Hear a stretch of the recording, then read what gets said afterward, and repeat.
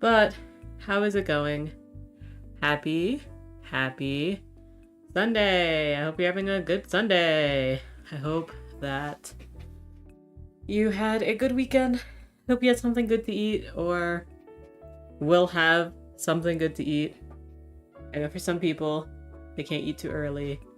So I get that. I went to the farmer's market today and I've been telling anyone that will listen in like my personal life where they go, hey, what are you doing for the weekend? And I'm like, okay, I got shafted out of getting a granola I really wanted because the person in front of me took the last one. And I took that to heart. So this weekend, I was like, I gotta get granola, guys. I gotta go early and get granola. And that's all I've been telling everyone in my real life that will listen. So I did, in fact, as soon as we got there, we woke up early. We got there, the farmer's market opens at 9. We got there at 9:30. I beelined my way to the granola person. And I was like, yeah, I want 3 of these. Thank you. So now I'm set. I'm set for a while. It's really good. This was her first year doing the farmer's market, and she's had some really good success, and I'm not surprised because this granola is so good. Like I'm sworn off of other granola.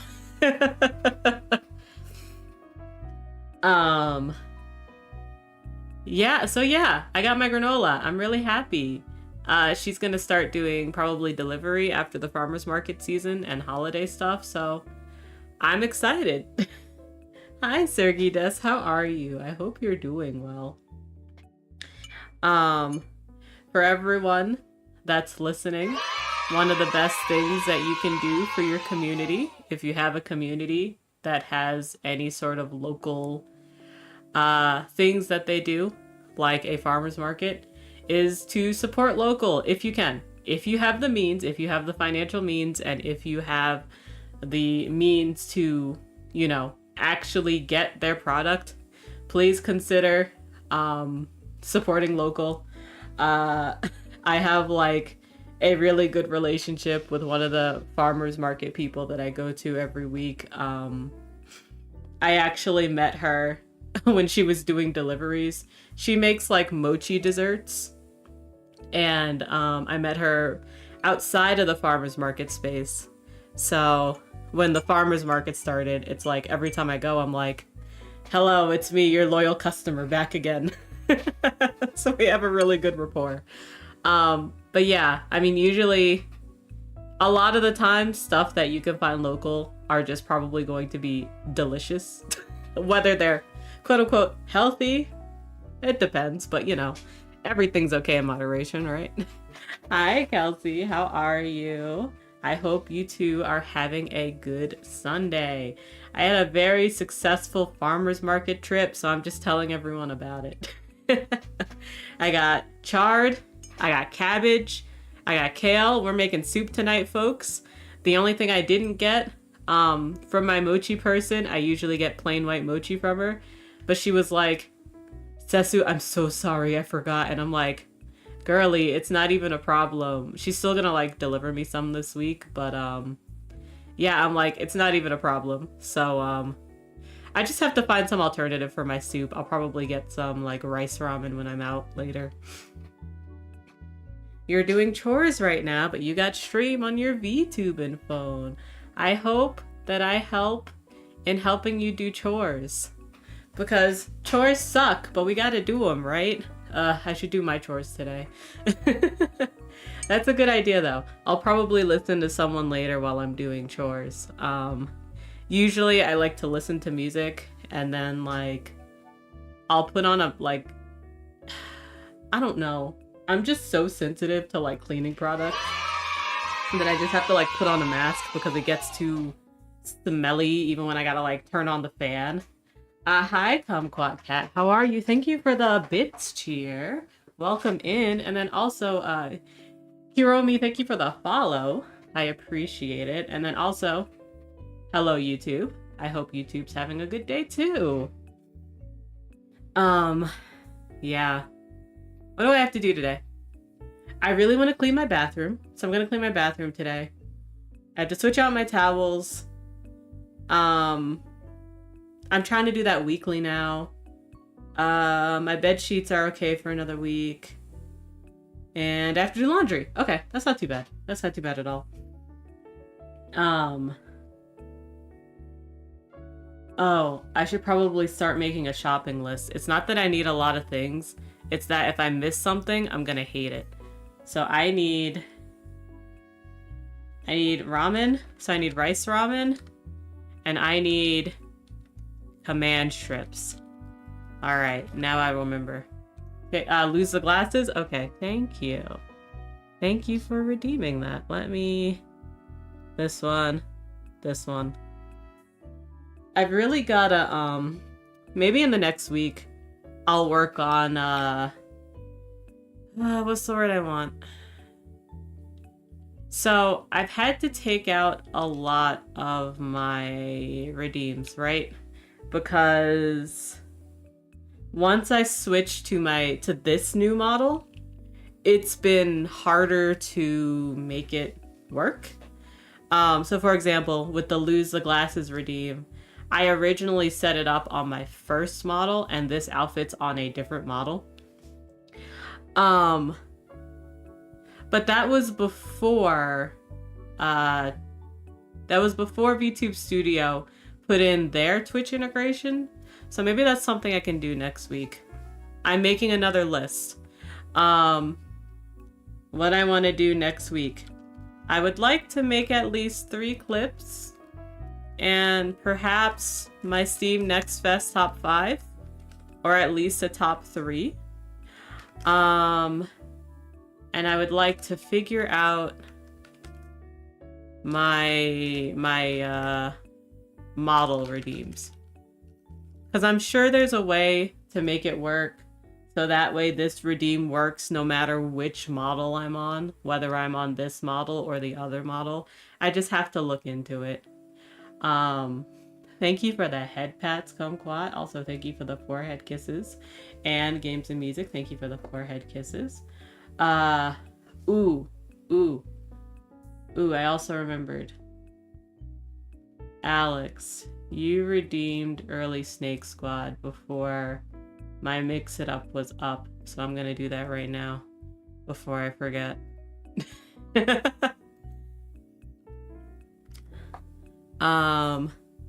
Clips are always fun to look back on. Yes, they are, but my problem is if I don't remember, then I don't do it.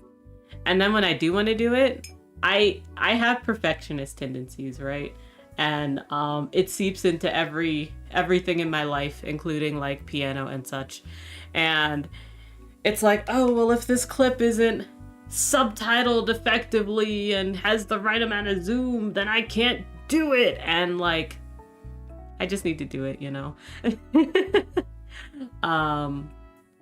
And it's silly because it's like, I even have like a friend that's like, hey, if you have the clip, I will make it good. I just need to do that, right?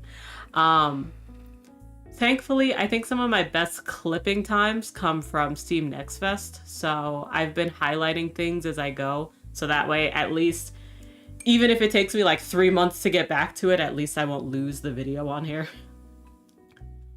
When you made your raid trailer, you were going crazy from editing. Right. Exactly. There's something about us that we're like, this needs to be completely perfect, when it's like, okay, at the end of the day, I'm doing this as a hobby, right?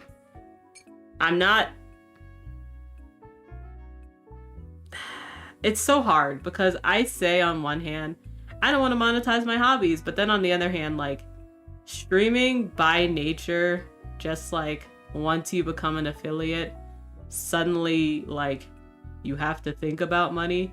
I don't think about it in the way of, oh, I need to make a profit. I think about it in the way of, oh, great, that's some income, that's some cash that is flowing in from an unknown source, you know? And then it makes me stressed. but not stressed enough to like not be affiliated. It's just something I just deal with, I guess. But it's like there's expectations, you know? And most of these expectations are things that I put on myself, saying, if I don't give the 100% immaculate performance to my crowd, then I am not a good streamer and I am the worst and I should just stop streaming. It's a lot. And I'm sure that a lot of streamers can relate. Yeah, being unemployed and streaming is like a curse because yay, money, but also I can't make this a job. I am too disabled for that hustle. Right. Exactly. And then it's like, so there's the one side of unemployed and streaming where it's like, yay, I make money, but I can't make this a job. And then there's the other side of unemployed and streaming, or, you know, lower income and streaming where it's like, yay, I'm making money, but also this needs to become a source of income. I have some friends that are going through that, and it sucks. It really sucks because streaming right now and trying to make a profit from it is really, really difficult unless you meet a lot of particular criteria, you know? Particular criteria and then just luck. It is 100%, there is a large amount of luck in it, you know? That's not to discredit the hard work that everyone puts in, but people can put in a lot of hard work and then no one will see it, you know? Like, I'm friends with a lot of streamers that put a lot of hard work into what they do, but then it's just the luck of the draw, you know? I didn't mean to get really like, I don't want to say this is negative. I wouldn't say this is negative talk. I would say this is realistic talk, right? Where it's just, it's really hard to do these kind of things. And that way, you know, a lot of feelings come up when it comes to like doing things like this. And yeah, exactly. Non-magical thinking. And I don't know, for me, I have to constantly remind myself like, hey, don't take this too seriously. But also like, it's hard. Because I can just tell myself, don't take this too seriously and I'm fine, you know? Because it's like, whenever I get into something, I get into it like whole ass. So I'm like, bro, you need to kind of pull back from whole ass at least a little bit. And I mean, burnout helps. It's not great, but it helps. I'm pretty sure I've been recovering from burnout. Just in general this year. And like, yeah, forced relaxation. It's not the best, but it really does help from, you know, making you take things seriously. Yeah, like, pretty much okay, this isn't dramatic, but it sounds dramatic. But basically, everything in my life I had super structured, and then everything fell apart in June. And I've been picking up the pieces ever since. And it hasn't been like, it hasn't been insane, right? Like nothing wild has happened. Like I'm still employed, I'm still happy, I'm still doing things I love, but like I have been struggling to try and bring everything back into some semblance of, I need structure to function, but I had way too much structure. And so it's been a lot in trying to figure that out. Thankfully, I meet with like my therapist. Well, okay. I have 2 therapists. One is an autism coach, but I kind of treat him kind of like a therapist. And then my other one's my actual therapist. Also, they're married. It's cute. Or at least, no, they're definitely married. So I see one of them every other week, and that's been really helpful. Just getting different perspectives on it all. And, you know, trying to get to a point where it's getting a little more doable.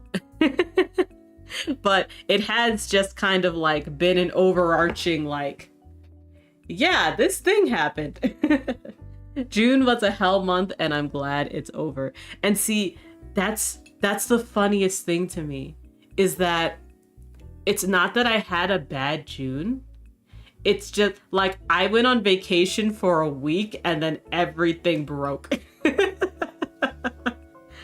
And I had gone on vacation, I think it was April or May. And I think that was also a week. And that's when stuff started to like, if you imagine all of my chores and obligations as like a stack of books, I think in April or May is when it started wobbling. And then June, it just fell over. Hi, Brass. How are you? Welcome in. Happy Sunday. I hope you're having a good Sunday. We're talking about burnout and forced relaxation. Things of that nature. But yeah, I mean, it's definitely gotten better. I've been slowly making routines again out of things that are important to me. And I've just been doing them less consistently, I guess. So for example, it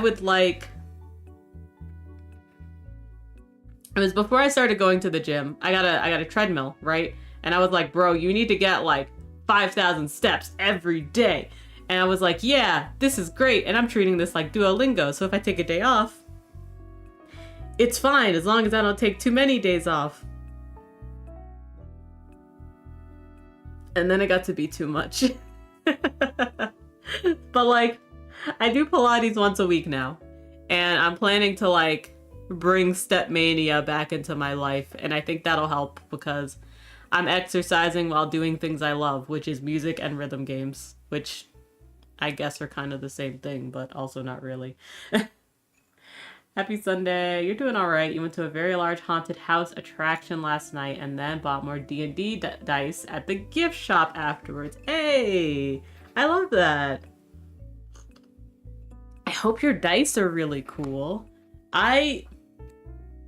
You've reminded me, Brass. I need to find my dice. They're in my room somewhere, but I don't know where.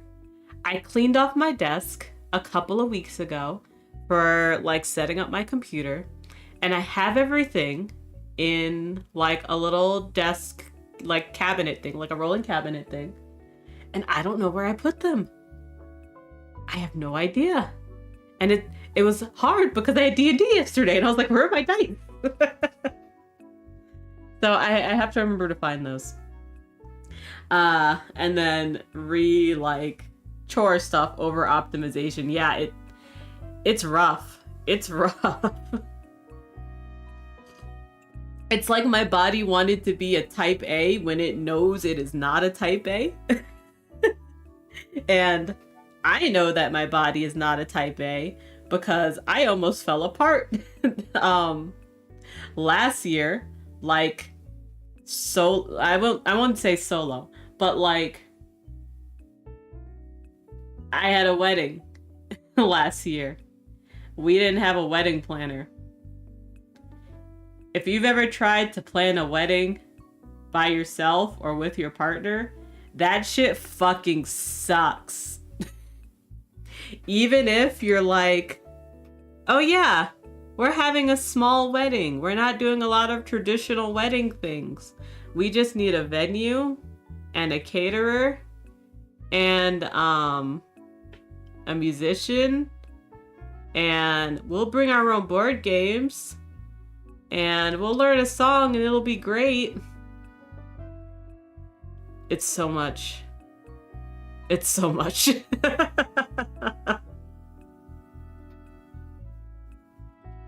So, I mean, I'm all together again, but I kind of fell apart last year. But yeah, I'm a lot better this year, I promise. A lot of therapy, don't worry. But I know that I'm not a type A. That's the whole point of this is I can't like super schedule to save my life. Your dice are Halloween themed. That's really cute. I have like, I swear I have like paw print dice. I saw this really, really cool set of bee dice, like bee themed dice that look really good. But I was also like, bro, you are not in the market to buy dice right now. You don't need them. I have so much dice. I'm like, I don't need these. I could spend this money on anything else I want. But they were so pretty. They were so pretty.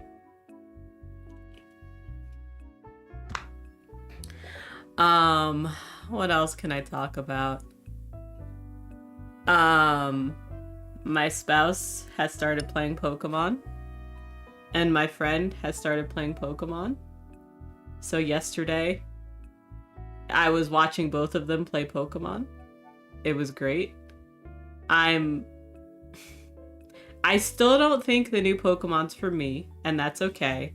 But it does mean that my spouse can just borrow it on his Switch. So that's great. I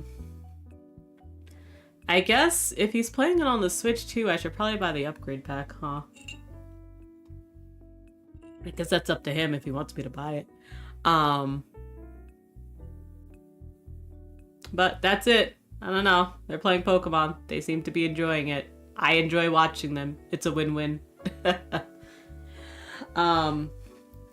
Kumquat, you say, I can't even underschedule. If I have more than 2 things to do in a week, I get overwhelmed. Ugh.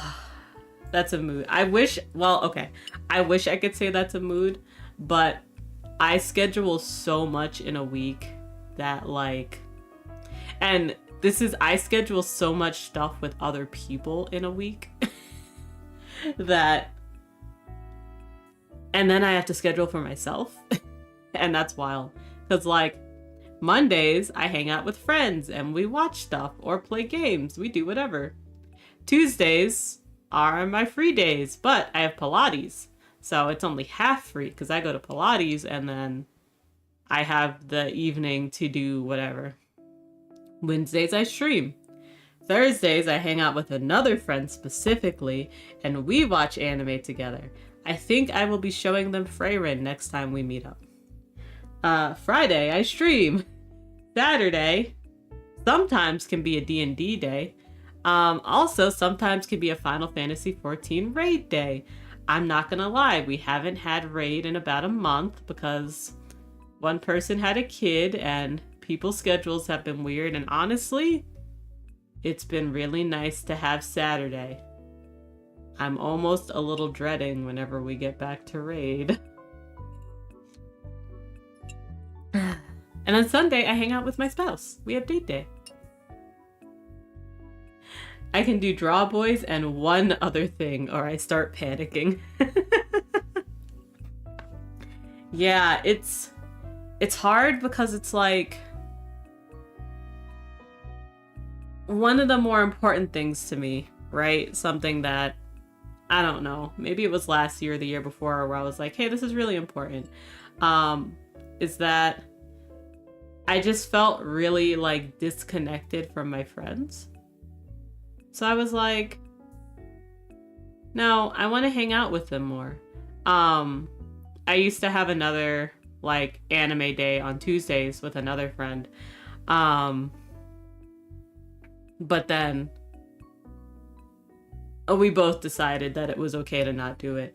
But yeah, there was just like a lot of like, because I'm not the type of person to message my friends all the time. I'm the type, because it's like the out of sight, out of mind thing, you know, like very neurodivergent. So sometimes it'll be like, depending on the friend, it'll be like a month and I'll be like, oh, hey, I'm checking in. Or sometimes like once a week. And so I was like, I don't have that many friends. I should probably check in with them more often and do things with them. Like, mostly like IRL friends, you know? So now we do Discord dates. And it's fine, but it's just something I need to schedule every week. Just like you, for real, for real. Yeah, it's so hard. It's so hard. And like, I really appreciate the friends that need more attention, that will tell me like, hey, I do friendship a little bit differently. I prefer like more communication. And I'm like, perfect. Thank you. I will make sure to make it like, you know, a priority to message you often. And that's really easy. But like, I don't know. For a lot of my friends are neurodivergent. So we tend to have those types of conversations a lot. And it works out really well for me. My friends that don't seem to be neurodivergent, they don't seem to mind that I come to them every month and go, hey, how's it going? I remembered you, I promise. I remembered you the whole time, but this is the time I have to you now. I should message my friend today. Yeah, I'll message him today. It's been about a month. So it's time for me to check in and say hello. So that's perfect. That's great. Okay. I want to be mindful to my own time today, and I think that we are going to start demos. We're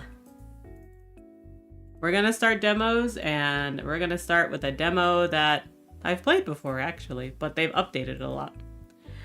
Your conversation starters are almost always... Look at this thing I drew. But it's a great conversation starter.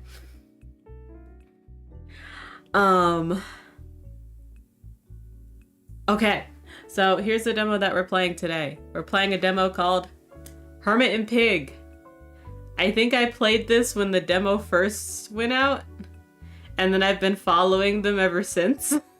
So I've been missing a lot of the playtest sessions just because, you know, when a playtest goes out and they say, you got a week, go play it, I suddenly forget everything. But Hermit and Pig is a story-rich turn-based RPG where you fend off wild assailants, forage mushrooms, survive social anxiety, and stumble into a corporate conspiracy with your trusty pig. It's a turn-based combat game, and it's silly and fun. And yeah, they updated the demo a lot, so I wanted to play it. So let me put it in here. And then we will start it up.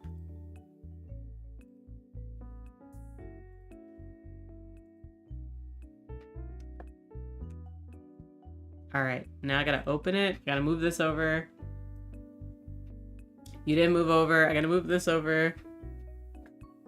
It didn't move over again because it hates me. I gotta move this over. There we go. I can close this. Close this. I need to bring in my audio software so we can get that guy in. Oh, especially because it's so loud.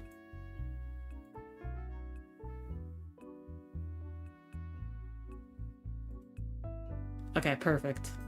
That's better for my ears. All right. Hello, how is it going? Thank you so much for the raid. I really appreciate it. You've raided us right before we were about to start our first demo, which is really nice. For those that don't know, I am Sesu. I am a Cozy Gorgon streamer.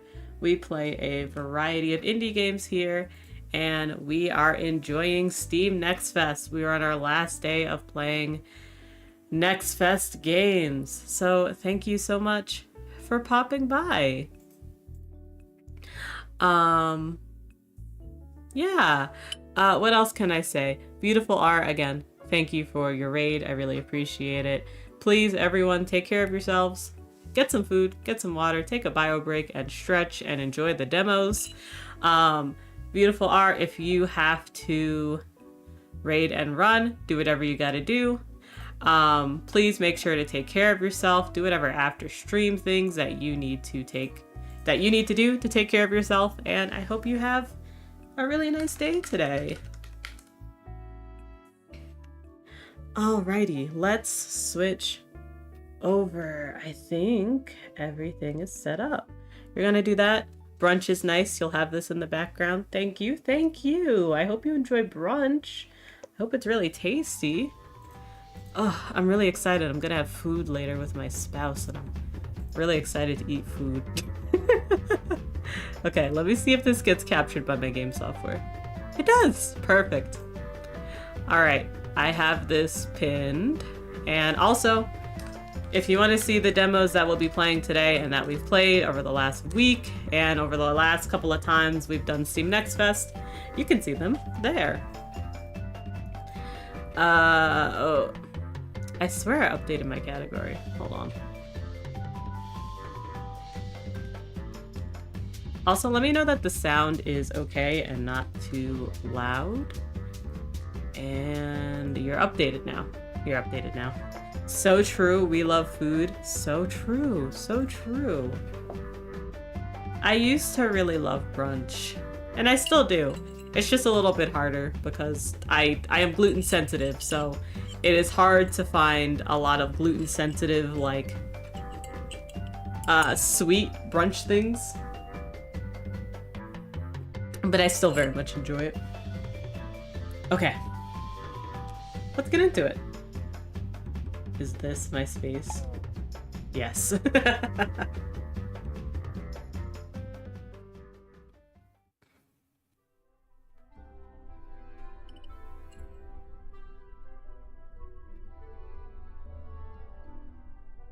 So, when I first played their demo, I really loved their art style.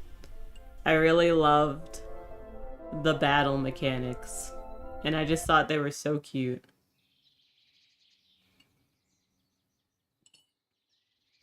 And I just love the pet pig. I love that they're just matchy-matchy with hats. You gotta love it, you know? Another fine day in paradise. Oink. Let's get this day started, shall we? Oink, oink, oink. Perfect. Okay, use WASD to move, space to interact with objects that display a notification bubble. K to open the game menu where you can access your inventory, your books, your map, and more. Escape to open the pause menu where you can exit the game, load from the last checkpoint, change difficulty settings, audio, controls. Press P to pet pig! You could pet the pig! That's the most important part of all this. Come here. Come here, buddy. Hold on. Come here. Come here. Oh, yeah. Oh, yeah. Let me give you another. Love this for both of us. You just picked up Wilderness Self-Defense for Older Adults, Volume 1. This book will help you in battles. You can access it in battles or in your menu. Exactly. Petting the pig. I forgot how I get to my menu. I think it's K. Yeah, okay. So there are items for health, revive, attack, support, cure, and special. Yeah, they've really updated this since I played it last. That's awesome. We've got Hermit and Pig. We've got our references for slap, stomp, slingshot. We've got the map. And we've got trinkets. You gotta love trinkets. All right. Is there anything else I can interact with? I can save here. There are mushrooms here. You hungry, pig? All right, pig. Breakfast time. You know what I have a hankering for? Oink, oink. Golden chanterelles. And with all the rain we've been getting, there should be some close by. If we find 5 big ones, we'll be set. 5 of these bad boys! These ones! Where's my journal, actually? I was hoping to find that.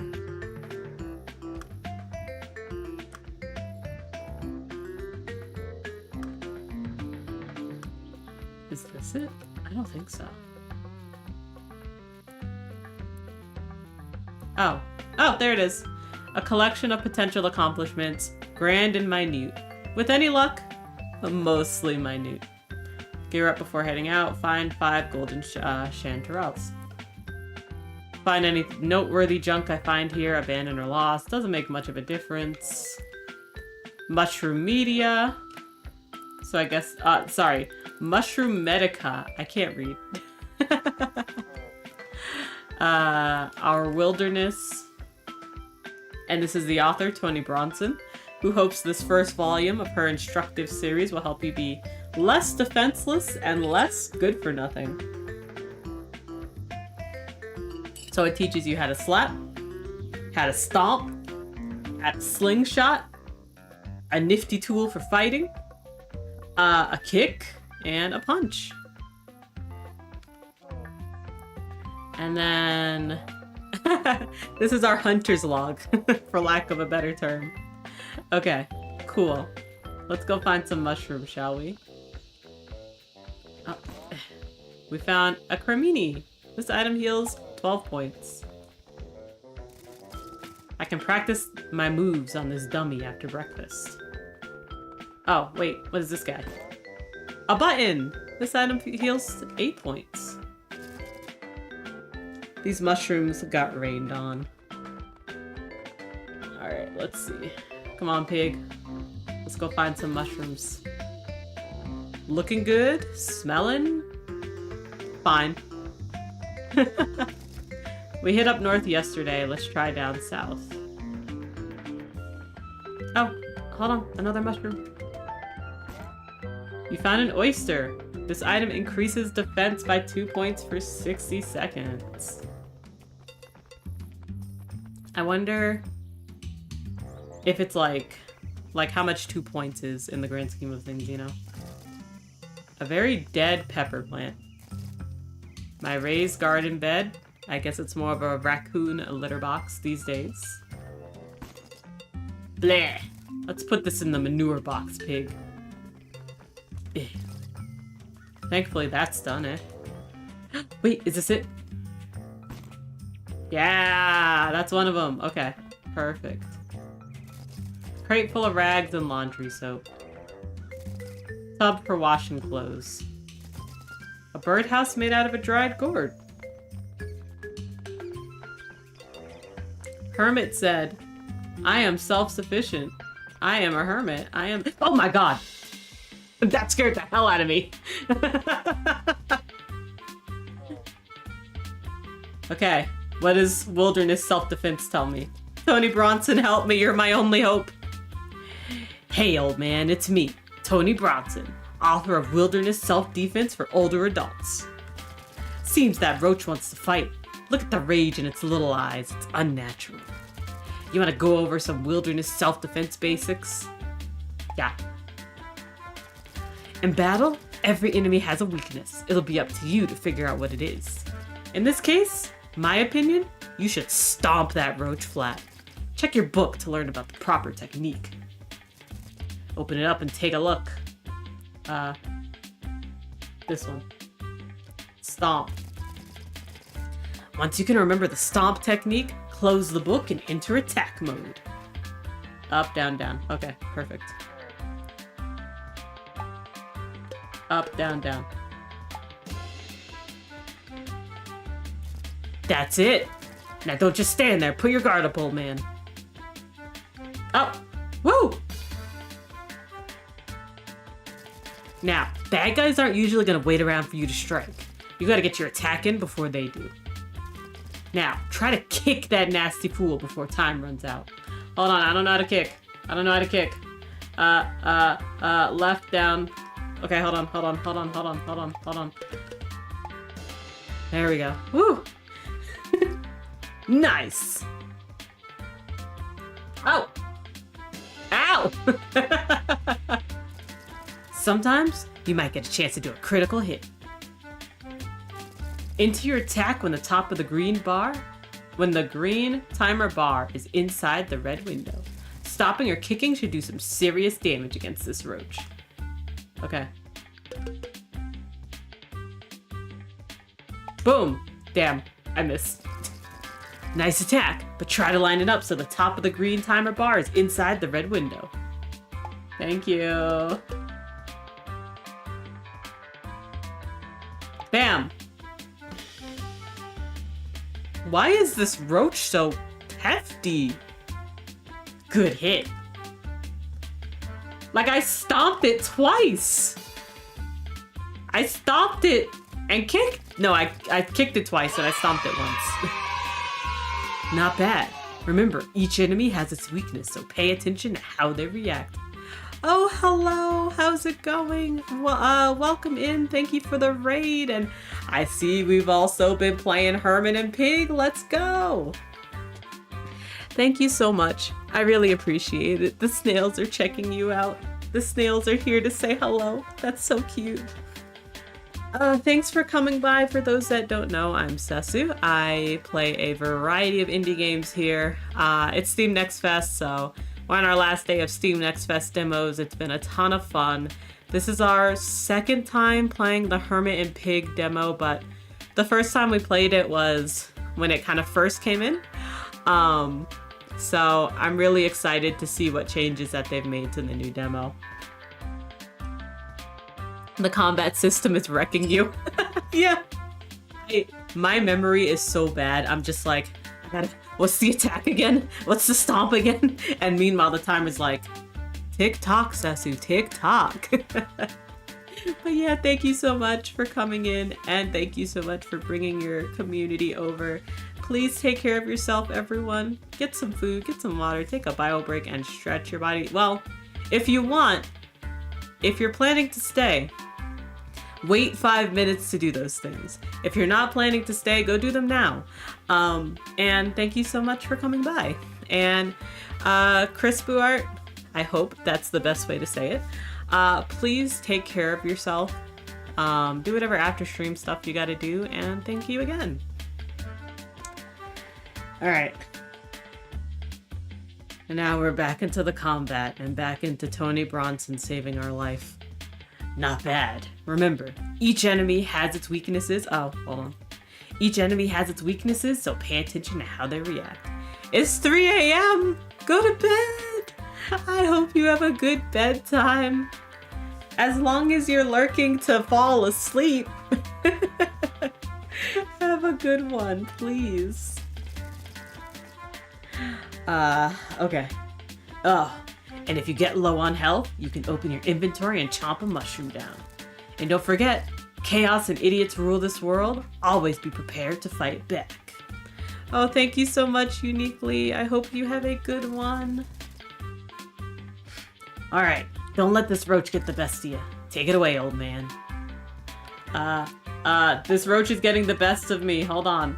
Okay, up, down, down. Up, down, down. Okay. Why did, I know that it's a tutorial, but also that roach took like 20 damage. Like, I guess it's a roach, but like, why is it so hefty? The roach needs to take a breather. Well, that's a first. I wonder what put that roach in such a foul mood.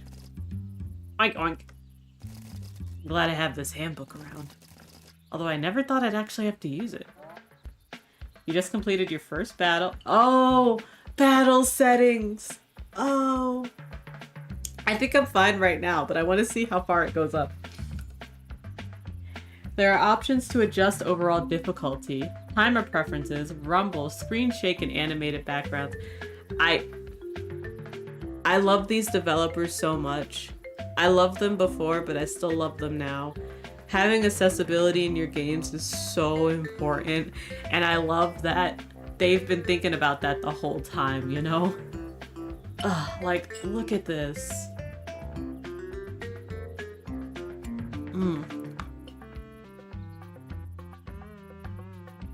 You can change your battle combos controls at the bottom of the controls tab.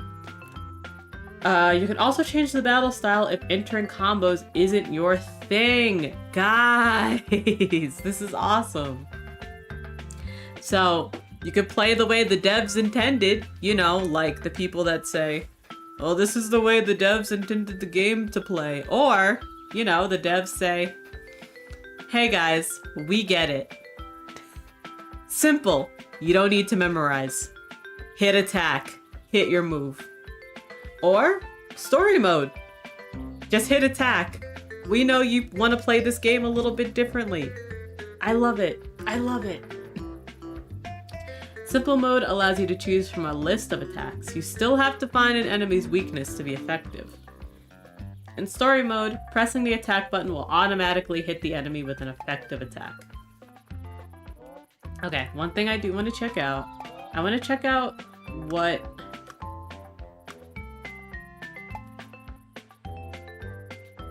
So the length of time messages and battles stay visible. Okay. We'll see if I want this to be longer or not, because that's just like the messages in it, but right now I'm okay with that. I love the animated backgrounds. But if I didn't, I could just turn them off, and that's really cool. Pause timer in menus. Oh, that's so nice.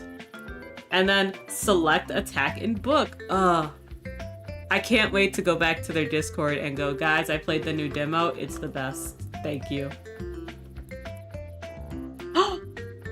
Can I? Oh my god. Oh my god. Oh my god. I can remap. Again, a really simple thing, but I use a split keyboard, so when I have to press space on games and also use WASD, it gets really hard. So I always really appreciate games that put in remapping, and sometimes it's harder on demos and indie games to make that work, but I'm just really happy that they're doing that here, you know? I want to change the cancel. I want to change cancel combo. But I'm trying to think about what I should change it to. Because again, if I'm just using one hand, that J is kind of annoying to go to. But I don't want to, you know, press something out of order. So maybe if I use G? Or would X make sense to me? X might make sense to me. Because that's what I use when I'm playing like Toho or whatever. I think X is usually used as the go back button. So I think that makes sense to me. So I think I'll make this X as well. Oh, I love it. I love it. I love it. We have ads coming in about 40 seconds. I do 3-minute ads on the hour, so we have as much time together as possible. I'm gonna take an ad break with you guys because I just drank a whole mug of tea and I have to pee.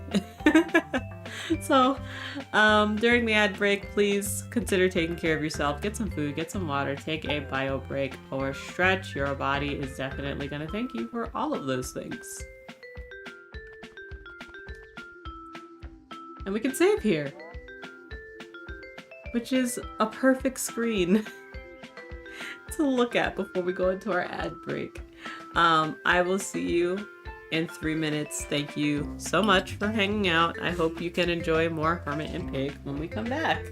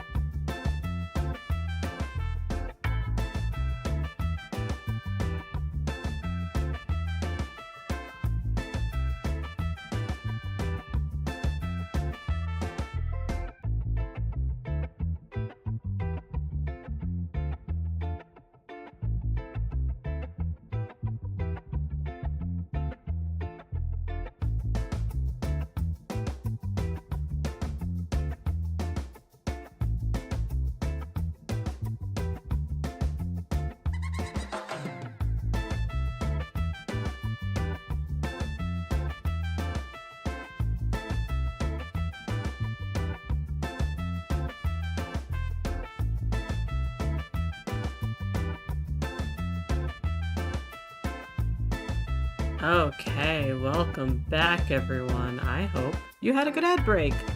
Let's go back to it, shall we?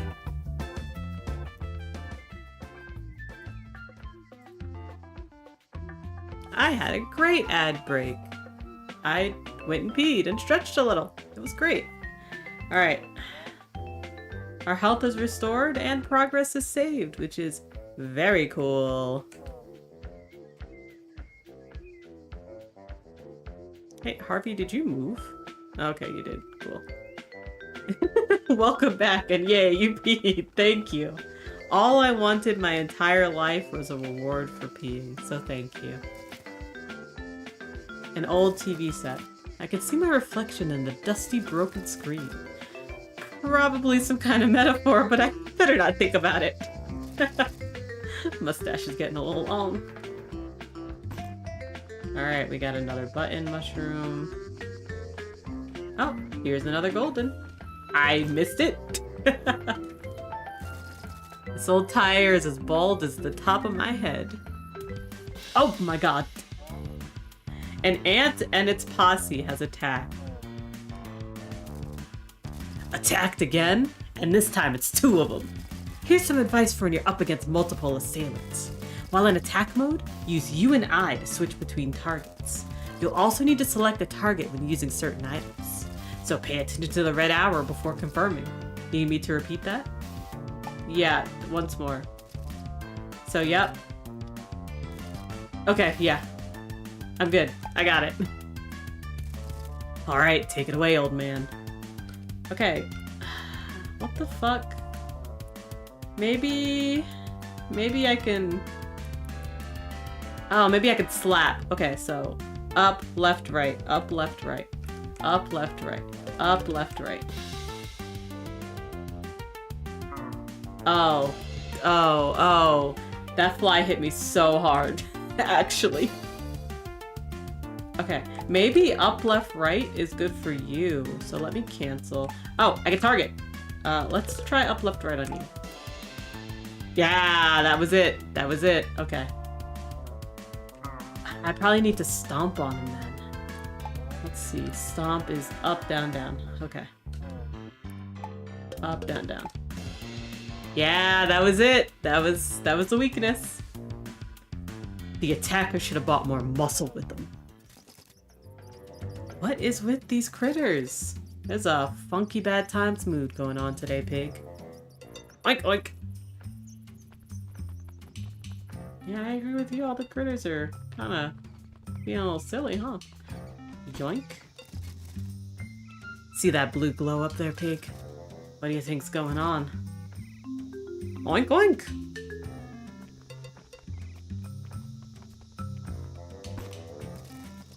I don't recognize this one. Weird flavor. I love that he saw a mushroom and just immediately ate it. Don't recognize it. Immediately ate it. Probably not poisonous. Guess we'll find out. Let's keep going, pig. Oh, we are off our rocker. I'm sure it's fine.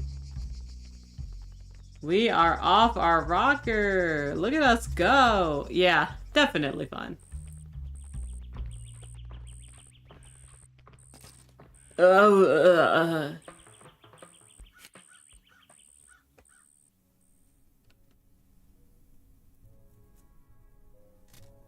Yep. Definitely fine.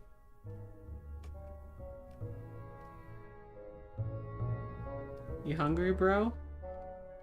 Oh. Hello?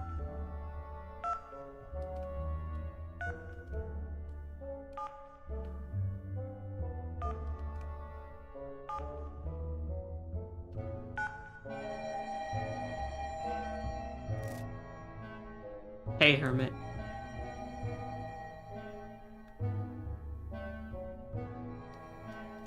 Hello? God?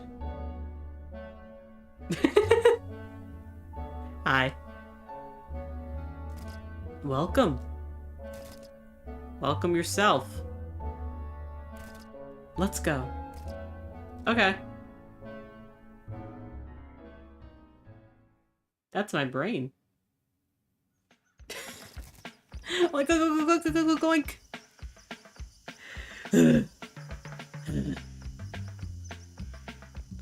Ooh.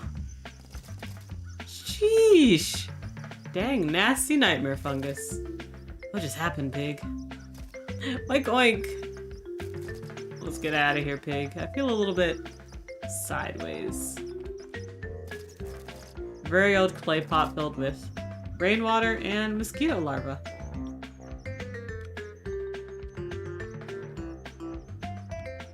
Isn't J my... No, K's my journal. Okay. What we got in the journal? Get back home. Okay. Well, we still have to find one more, chanterelle. It's somewhere around here. Guess we'll save again.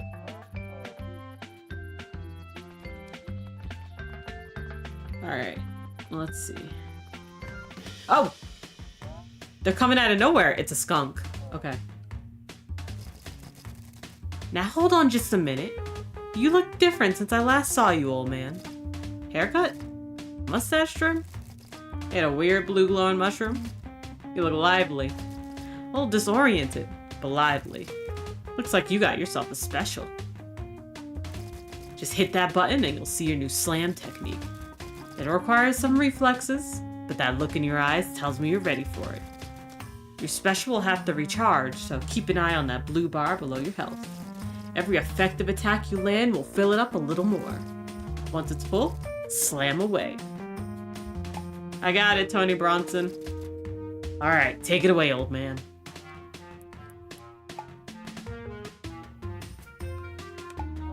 Oh, okay. Press the correct combo arrow when the needle is in the blue area. Okay. Blue area to earn some points. The more points you get, the stronger your slam will be. Okay. Boom. Boom. Slam. Wham. Slam. Thank you. Ma'am. Boom. Oh, I missed. Oh.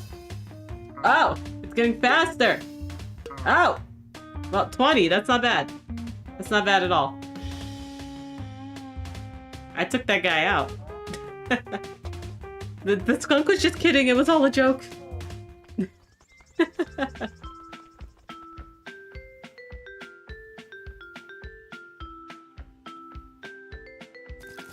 What's she doing at my house?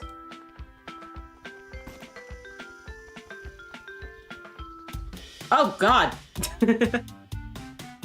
Mary Costa wants to talk.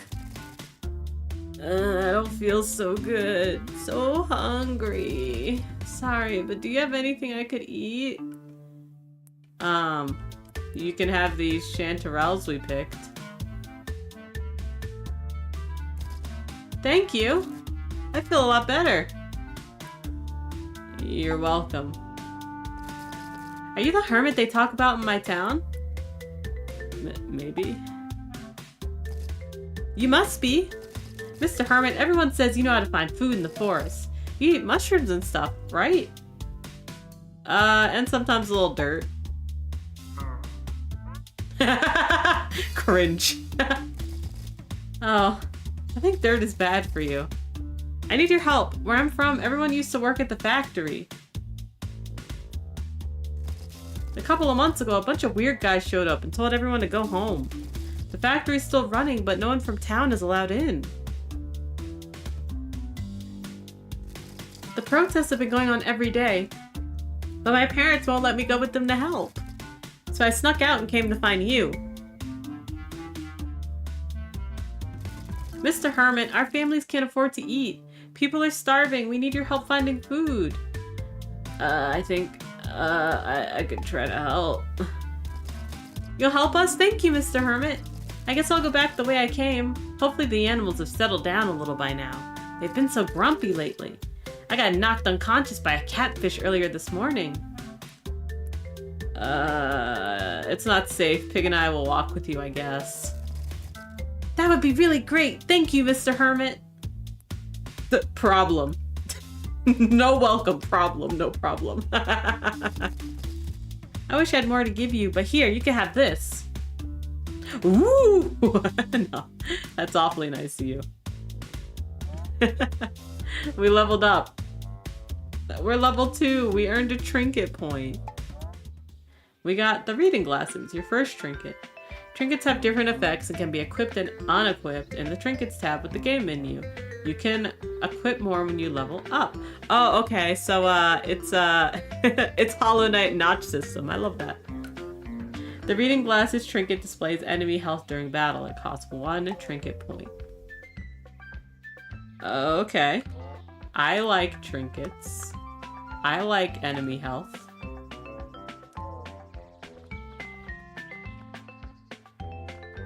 Oh, I guess this child's in my home now. Alright, come on, chat. Where are we taking you?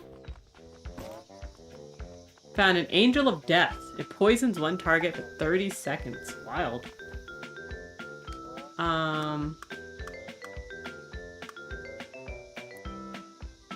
Hermit Slam. Journal. Escort Mary back to the hike drill with as little conversation as possible. It's the hiking. It's not this way? We gotta take Mary up north. Okay, cool.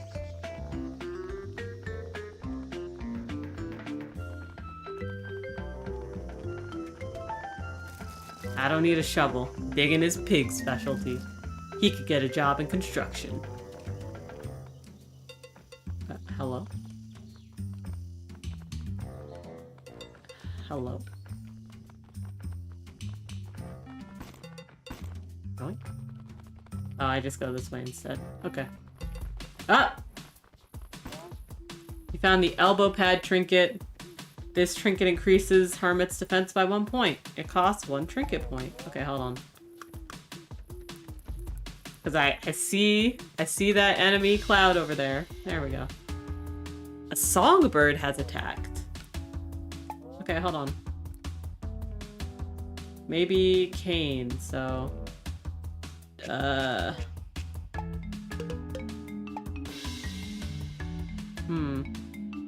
Maybe. Boom. I think the cane worked. It sounds like it did, right? Oh, he's pecking at my ankles! Whew. Why is he so strong? Oh, probably slingshot. No, not a slingshot. Maybe...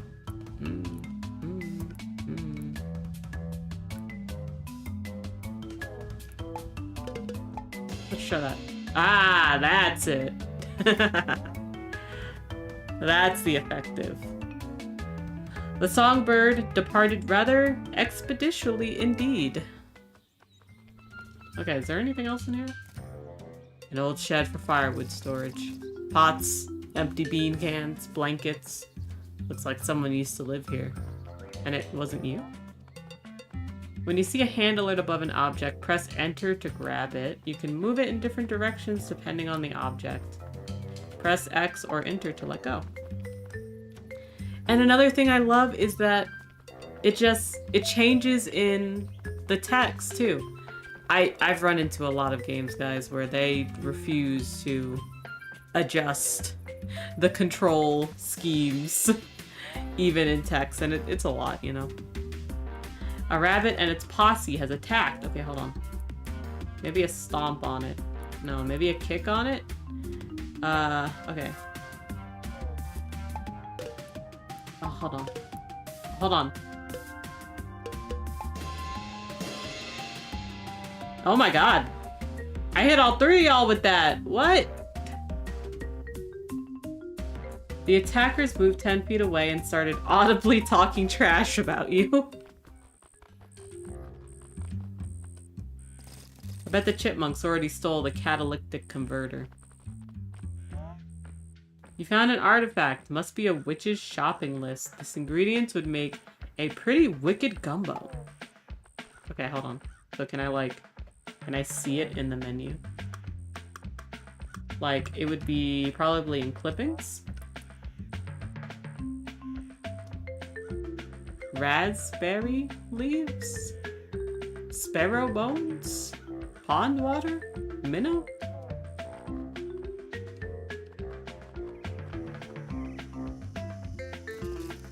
Look, we can go through here.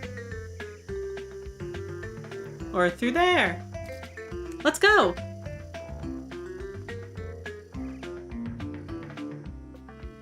I don't know. I seem too old for that. I don't think we'll fit, Pig. Ah! Mr. Hermit, help! I guess we're gonna have to fit, Pig. We gotta find a way around. She's in trouble. Okay. This was not the way around, I'll tell you that. Oh! A spider has attacked. We're stomping it. We're stomping it. We're stomping it.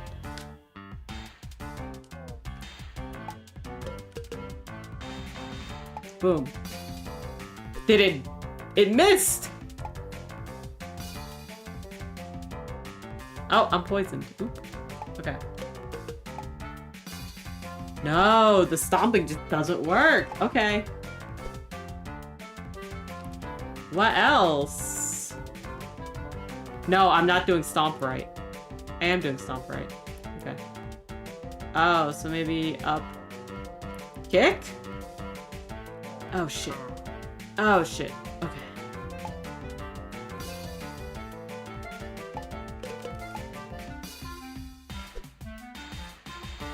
Yo, why is this spider like... Oh, and I'm poisoned again. I need to eat an item. Yeah.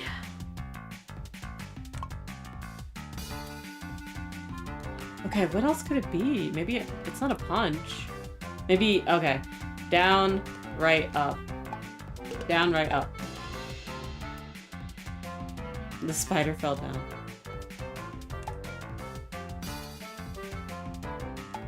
Down, right, up. That's it.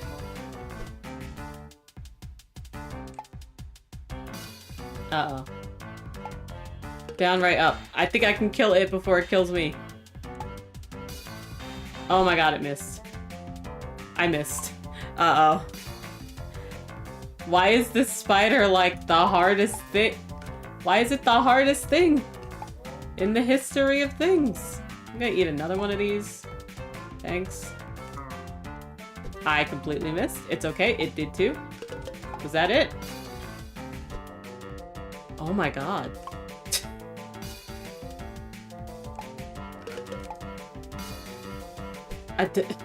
The cane is not working anymore. Okay, hold on.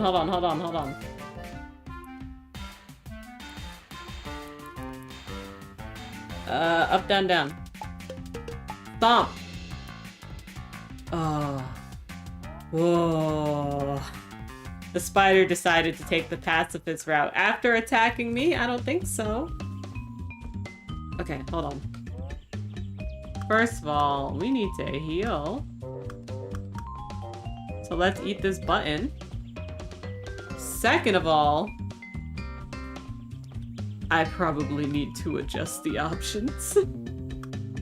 I think if I can pause the timer and menus. That's it. That's the one. Looks like an old chicken coop. Smells like an old chicken coop. Ain't no door.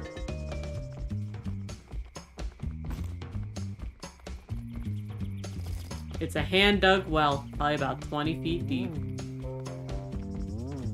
So I go this way?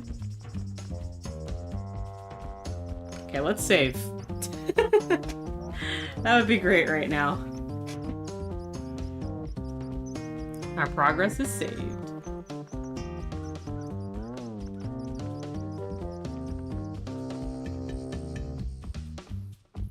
Hello?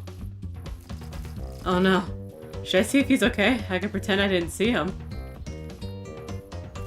An old cabinet full of cobwebs. Intrusive thought. Stick your head in there. This guy looks half dead, Pig. Oink. We need to find him a truffle and a funky one at that. You think you could find us a red one to revive him? Oink, oink, oink. Let's check near the well, since we found one there before. You found an artifact. A photo of some barrels, maybe. Can't see much else except a big ol' finger. Which well? Because I didn't find one this way. But maybe it just didn't exist until now. When you see a truffle alert above pig, press enter to forage. Press X to tell pig to stop foraging.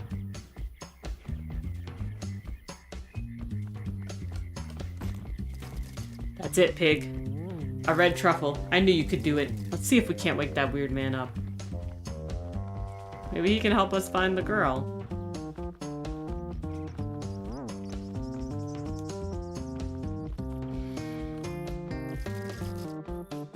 Okay, guess I'll just drop it in his mouth. Boink.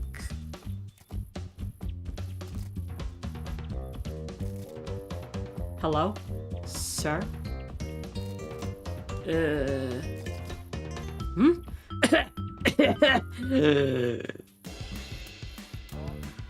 Garrison Obbs wants to talk. What's that smell? Why is that dirt in my mouth? Oh no, you're with them, aren't you? You're an assassin. You came here to... This dirt doesn't taste normal. We're trying to help you. Listen to me. Things are gonna turn bad, Jack. I saw everything and they know it. I got pictures, man. I've been on the inside. Of what? Inside the factory, man! I'm an undercover journalist writing an article about what's going on in town. But the situation got hairy and my cover was blown. They saw me taking pictures inside the factory. There are people looking for me, man. Dangerous people. I have to live here with you now. Non-romantically, of course. Landlord won't be happy.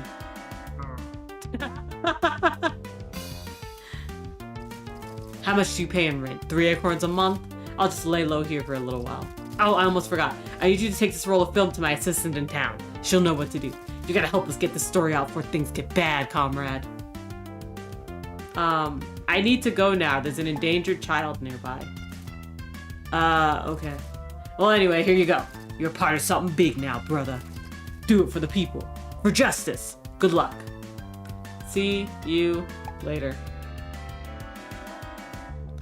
You gained 10 experience points. Garrison gave you a film roll. He wants you to take it to his assistant in town. I know it was cringe, but I just love saying, landlord won't be happy. It reads, here lies Arthur. Snapping turtle got him. Bertha rests here. Buried, obviously.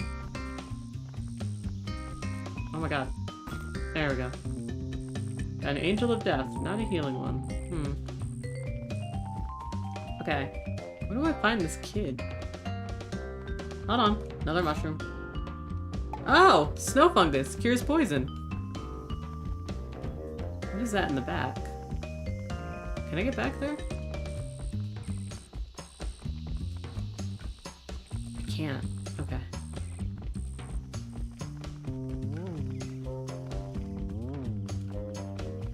No, doesn't seem I can get back there.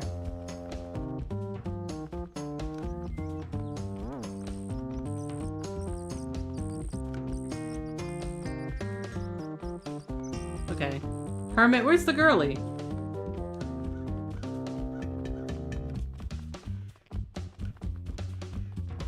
So she went in this way.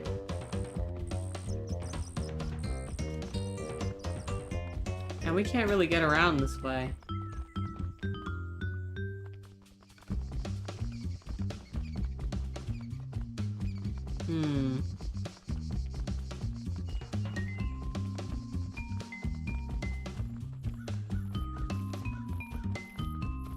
Like, it would make sense to go this way.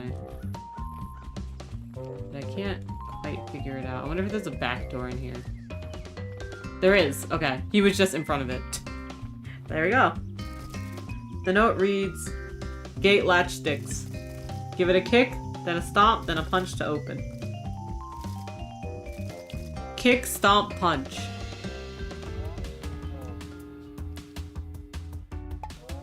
Kick. Kick, stomp, punch. What?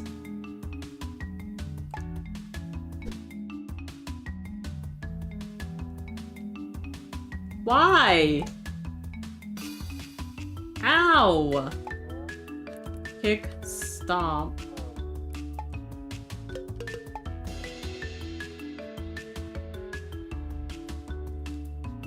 Great, now I gotta deal with all these termites after.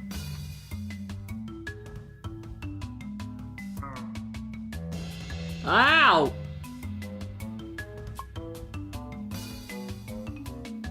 Okay, kick, stomp, punch. Jeez. Now I gotta deal with these guys. I really have to heal. To be honest. No, let's heal. Let's heal 12 points. Boom. Yeah, termites ew, indeed. Okay. I think a stomp will work. So up, down, down. On this guy.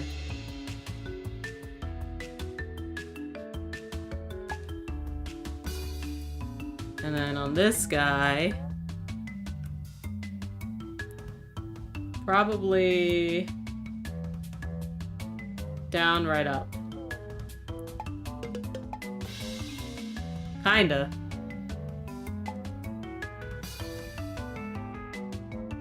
My back hurts!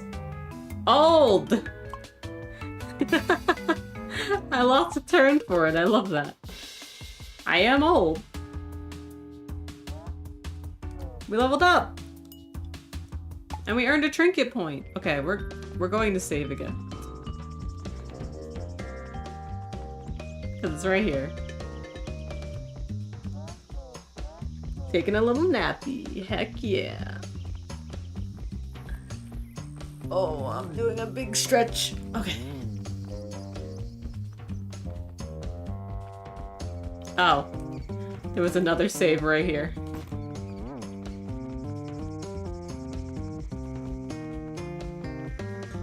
Oh, yoink. Yoink. Anything over here? Oh, plank of wood. Plank of wood's always helpful for something. There we go. It reads, swim at your own risk. The frogs in our neighborhood must be really tough.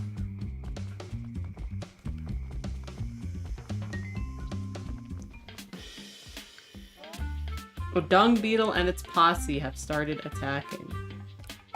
I'm gonna stomp that guy. So up, down, down.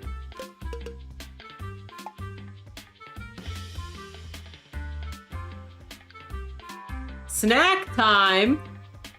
Oh. I see. Okay. What might work for a fly? Maybe the cane? No. Yeah, maybe the cane.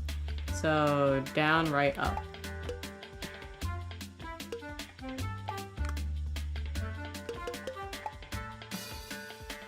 I missed.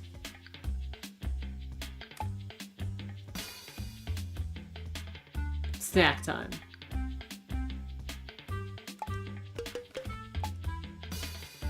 Oh my god, I keep missing. I don't know what else to do. Let's see. There might be one for flying enemies, right?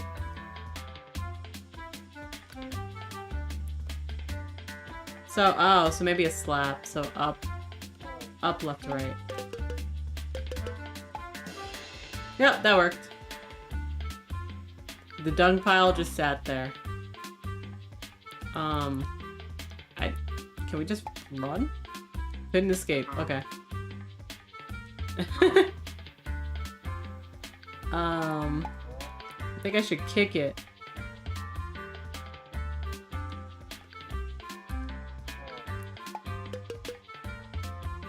Boom. We did it! The attacker said they'd get back to you in a week. Which way was I going? This way? This way. No, not this way. This way.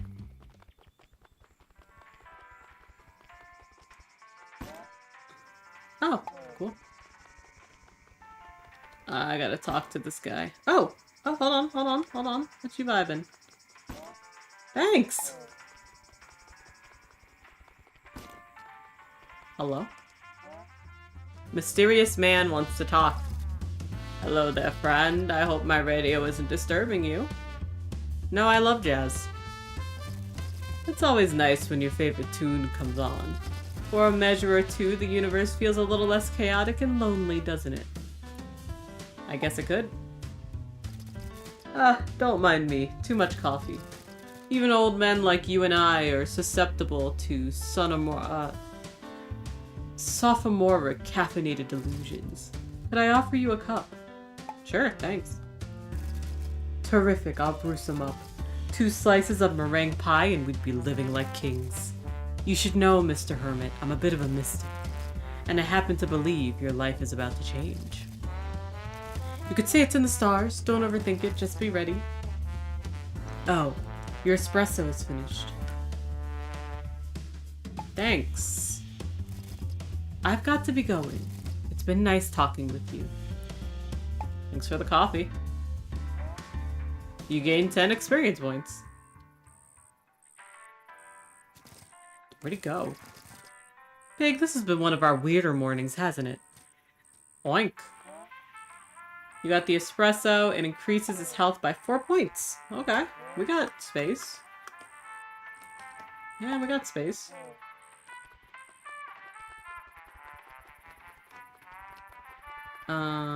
Let's see.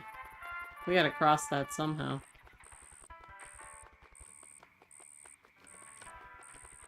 I'm pretty sure we gotta cross it somehow.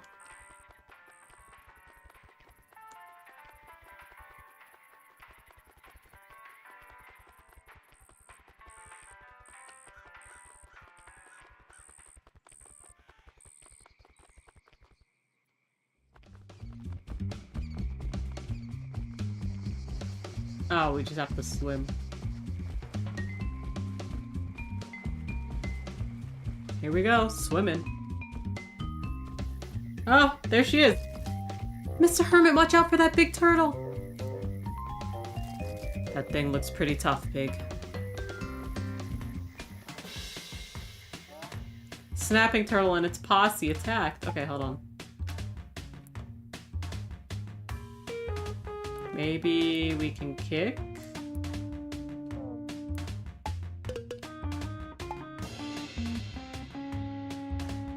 Cool. The snapping turtle is attacking!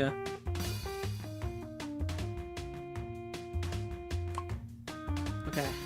Let's get the gnat out of the way so that way we can deal with just the turtle. Slap. Up, left, right. Woo! The turtle's attacking. Ow! Okay, hold on. Can't do anything when he's in there, I'm pretty sure. Alright, well, let's heal.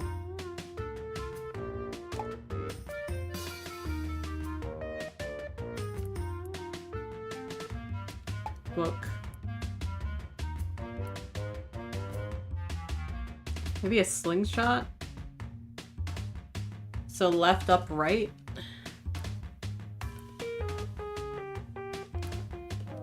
Yeah. Maybe left, up, right. Nope. Snapping turtle's defending. Oh. Left, up, right. Not a slingshot. Okay.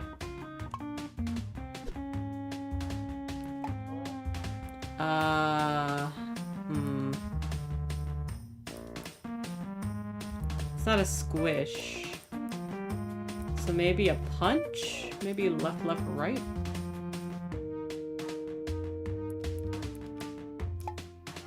Oh, I didn't mean to hit escape. Fuck. Okay, hold on.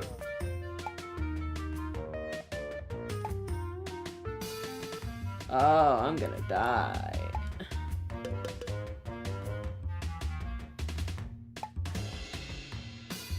Ow! Okay, he countered.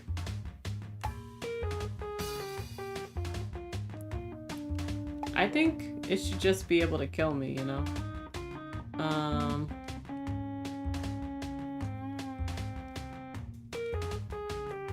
Let's heal.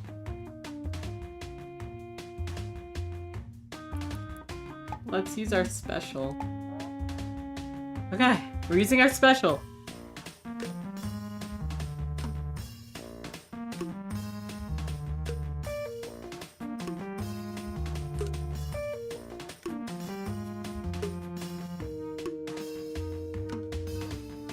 Bam. Oh. Oh. Oh. Okay, 22. That's not bad. Woo! Woo, it saved us! The attackers need to work on offense, defense, and not crying publicly. That was close! Thanks for scaring that guy off.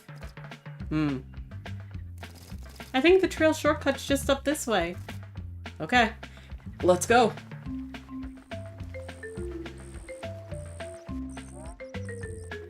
You found an artifact, the CEO's business card printed on premium paper. Skid's gotta be a rich guy. Anything I can get around here for grub? Oh. None of them heal. But that's okay.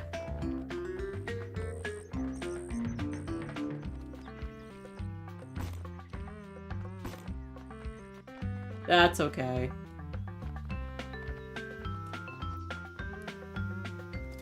We made it!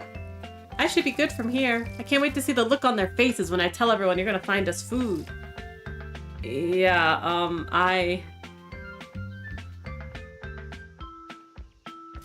Thank you, Mr. Hermit. Bye! Well, I guess that's that, Pig. Hope she makes it the rest of the way okay. Oink! I'm not sure we can help these folks. There just ain't enough mushrooms in the forest for a whole town. Seems to be less every day. And heck, I'm just one regular old goat. Oink oink! I seem to remember an old story from back in the day. Folks would talk about a giant mushroom called the Jumbo Fungo. Some kind of fungal North Star. Some foragers claim to have seen it. Said it could feed an army. What do you make of that, Pig? Oink. Oink, huh? Well, I guess we could give it a try. Even though staying home sounds better. Oink oink. Let's keep going and see what we can find out. Oh, there's so many mushrooms everywhere. Oh, want to heal. A dirty old washing machine. I guess they need to invent a washing machine for the washing machine.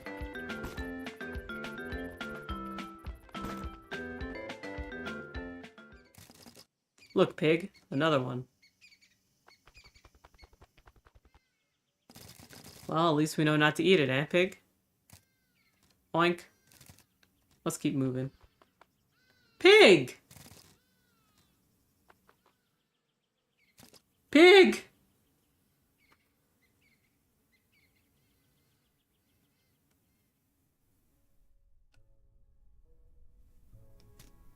Oink.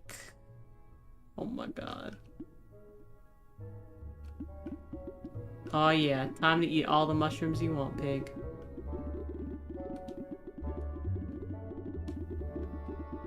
Oh. Yeah.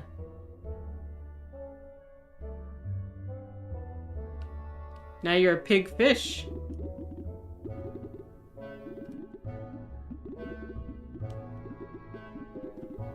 Pig is going on a trip about evolution, I guess.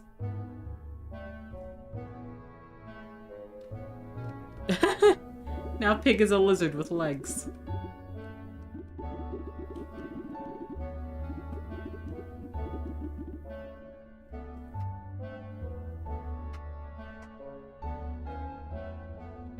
Now Pig's just Pig.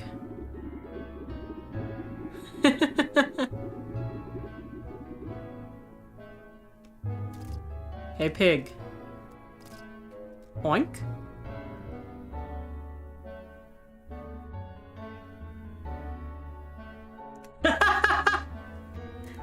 Pig, you've come a long way.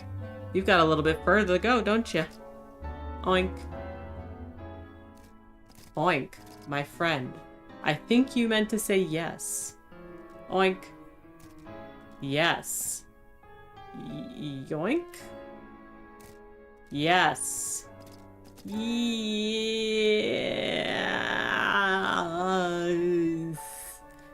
Yes. Bingo. Excellent work, Pig. Now forgive me, but I gotta run. I got a quiche in the oven.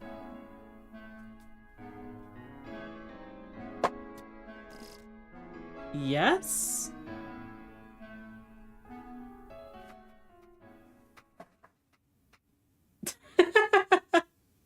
Pig, what happened to you? Pig, can you hear me?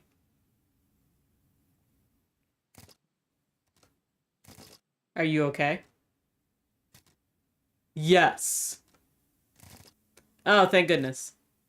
Wait. Did you just say yes? Are you okay? You look sweaty.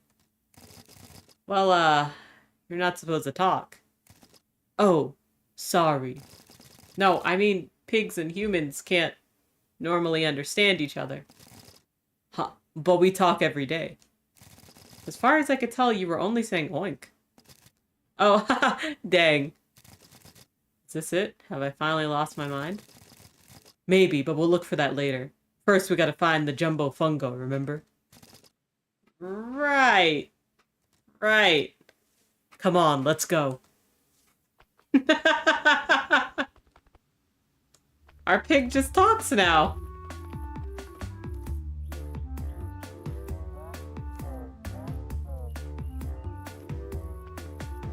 I think if we don't finish this demo by the next ad break, then we'll probably go to our next one. As much as I love Hermit and Pig, I do have 2 more demos to do today, and I'm trying to be, you know, somewhat conscious of my time. A stag beetle and its posse is attacked. Wait. Slap.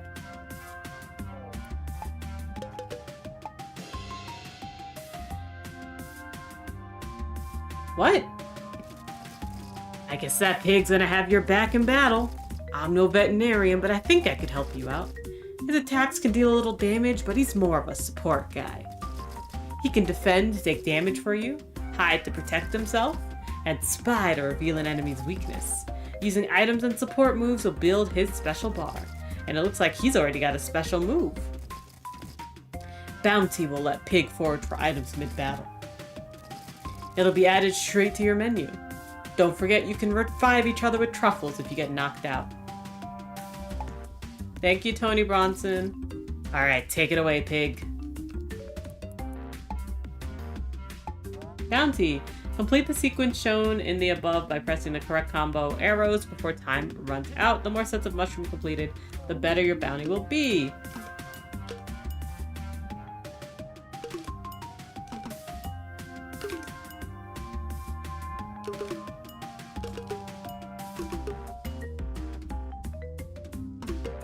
This is great.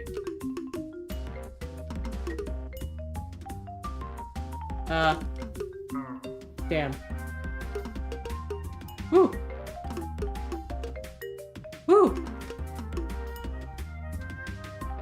I got you. Oh, not enough. Woo!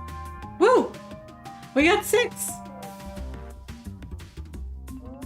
You just found 6 mushrooms? Great for the immune system. Elixir, red truffle, portobello. Jesus Christ. Thanks, buddy. Okay. So we're gonna slap that guy, right? Before he finishes charging his attack. Bam. I kind of feel a little bad about it. The attacker fell apart like dried cornbread. We got him. Yeah, we did. He still doesn't know what to do about this.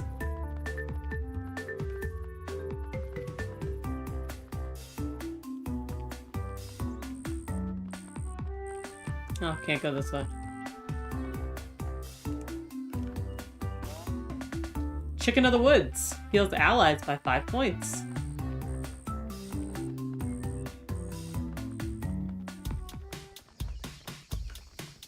Oh. Well, there it is. Alright. Oh, a sparrow. Okay, hold on. What worked last time? Maybe a slap.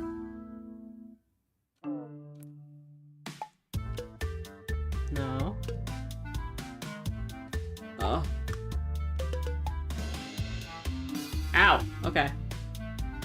Songbird countered. How about we defend? Boom. The ticks suck your blood! He's beefy!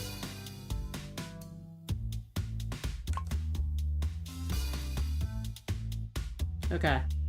So we probably need to use the cane then. Down, right, up.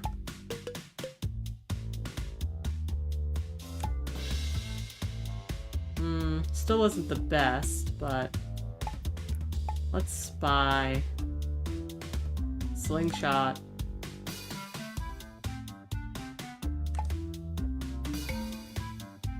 Stop sucking my blood! I wonder if he does it enough, if he'll just be,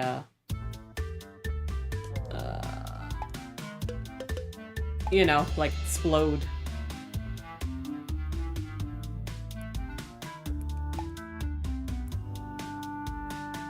Yeah, go ahead.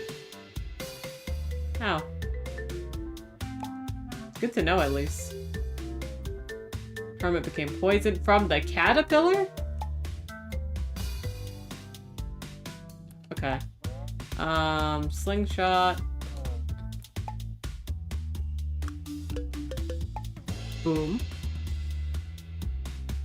Now we just got this tick.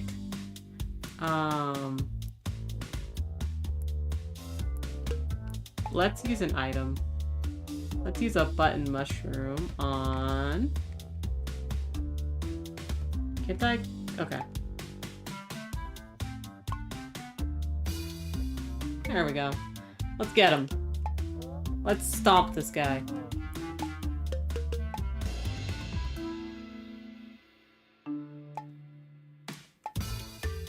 Yeah.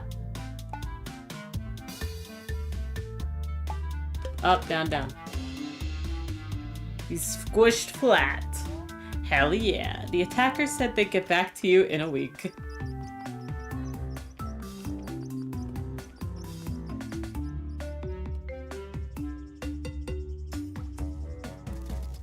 Alright, just let me do the talking, because I'm human. I can talk, and pigs can't actually talk. Yup, good plan.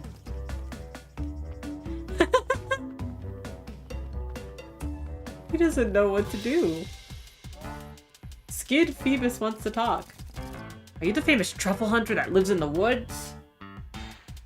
Apparently. You're Ren Gleason. You know the fungal network of these woods better than anyone living or dead. Unbelievable. I'm Skid Phoebus. I read all your books. I'm with a truffle hunting outfit called Truffler. What? I'll explain. We're new to the area and we're hoping you could help us with our truffle mapping. Give us a little edge on the local competition, you know? We'll pay you well, Mr. Gleason. Or can I call you Ren? That's not my name. Oh. You're not Ren Gleason. You're just a regular old bum no one's heard of. How irritating. But you did say you hunt truffles, right? Yeah, with the help of my pig named Pig. That means you're my competitor. I guess Ren Gleason lives further west. Time is money and you're not worth either. Please leave now. Goodbye. We leveled up. And we gained a trinket point. Okay, we don't have to deal with that guy, which is great. Oh, mushroom.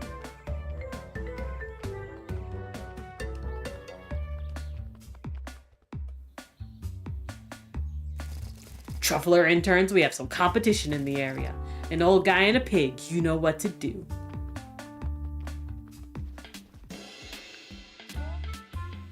Jeremy Narrowview wants to talk. Bonjour, nice day, isn't it? Finally some sun after all that rain.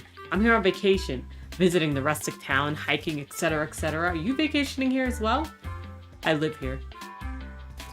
Oh, that's good for you. Wait a minute. You two look like you might be a truffle hunting duo, am I right? How could you tell? The pig and the filth! I have some items I'd gladly trade for a truffle or two. I got all the ingredients for a cacio e pepe back in my campsite and I'd love to spice it up. Okay, let's trade. Truffles are always welcome.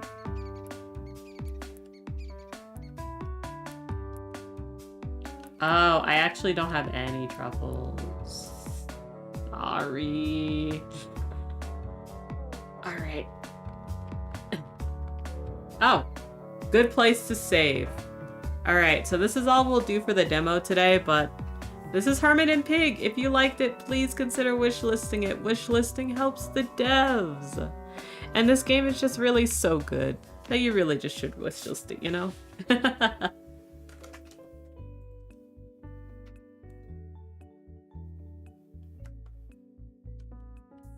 I'll probably play the rest of this demo on my own time, but please, again, check it out. I'll tell you about our next demo and then we'll go into it as we do after the ad break. Pretty fun overall? Yes, I agree. I love it so much. I wish I switched around my demos a little because now I have to talk a lot again. It's okay. Our next demo is going to be the left eye. What it says about the left eye: a honey trapping, backstabbing, high stakes story with the romantic heart, featuring problematic gaze and to suit a variety of bad tastes. Set in 1920s New York, this episodic visual novel follows an audacious con man juggling friends, enemies, and the most outrageous scam he's ever tried to pull. I will time box this for an hour, so we'll start after our ad break and then we'll go to the next ad break, and that's going to be the time box for it. Because sometimes visual novels go really long, and again, I have stuff to do today. So I appreciate it. But let me get the store page for you so that way, if you like it, you can wishlist it.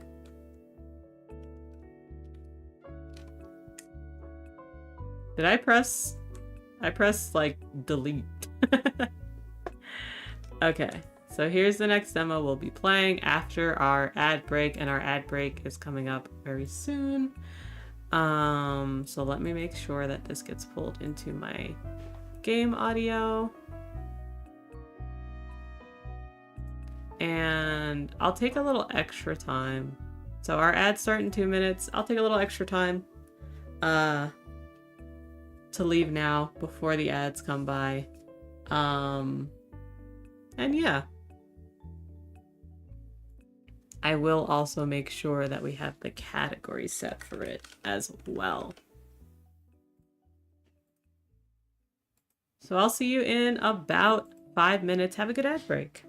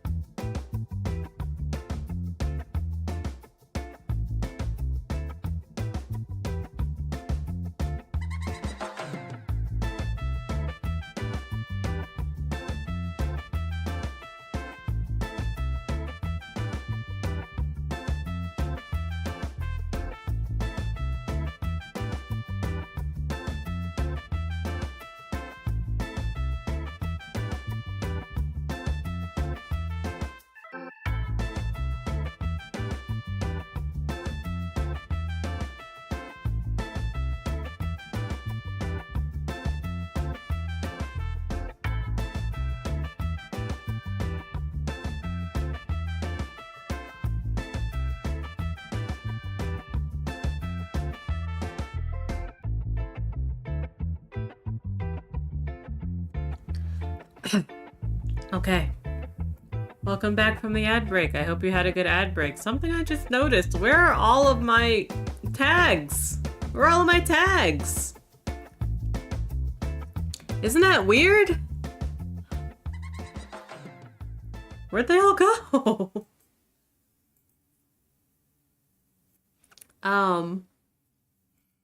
I swear they were there yesterday. I don't know, and I don't know if I'll be able to find them again. I think I have to do them all over again. Which kinda... it's silly, you know? I don't know what happened. Anyway. Welcome back. I hope you had a good ad break. Okay. So, some things I did for this is that I've censored the derogatory language in it. I don't want Twitch to get mad at me. One thing that I do have to mention is that I'm not very much of a fan of how this game handles the content warnings.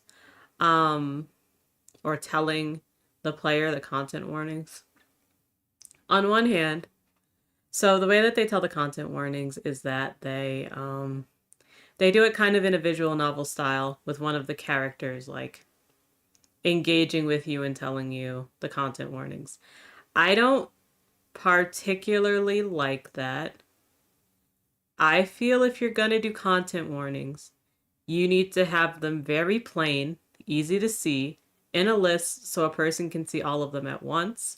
If you want to spoiler tag them, I'm pretty sure that you can make a way to spoiler tag them in your settings, like when you make your game. Or you can, if you want to give general spoilers, and then if you want to give general content warnings, and then if you want to put content warnings behind spoilers, you can direct a user to an external site where you have all of your content warnings for all of your different episodes, right? Since this is an episodic visual novel. I just think that putting it into a visual novel style and locking the content warnings behind separate dialogue boxes and dialogue that you have to engage in with the character, it just feels like a lot, you know? If I'm looking for content warnings, it should be very easy for me to find. I shouldn't have to go through a whole thing just to get to the content warnings. That is my opinion. Again, I think it's really neat that it was kind of put into the way that it synchronizes with the game. But also content warnings are serious and a lot of people do need trigger warnings and that should be easy to find. And that's my 5 cents.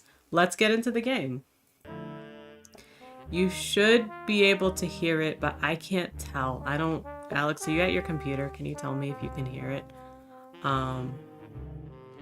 As soon as I click out of this game, it decides that it doesn't want to do it anymore, but I'll just do it anyway. It's fine. Okay. The game sound looks like it's coming through, which is good. So let's get on to it. Anyway, again, the trigger warnings for this are period typical language around homophobia. We do have that censored, and death. This is a visual novel. 1926, New York City, Central Park.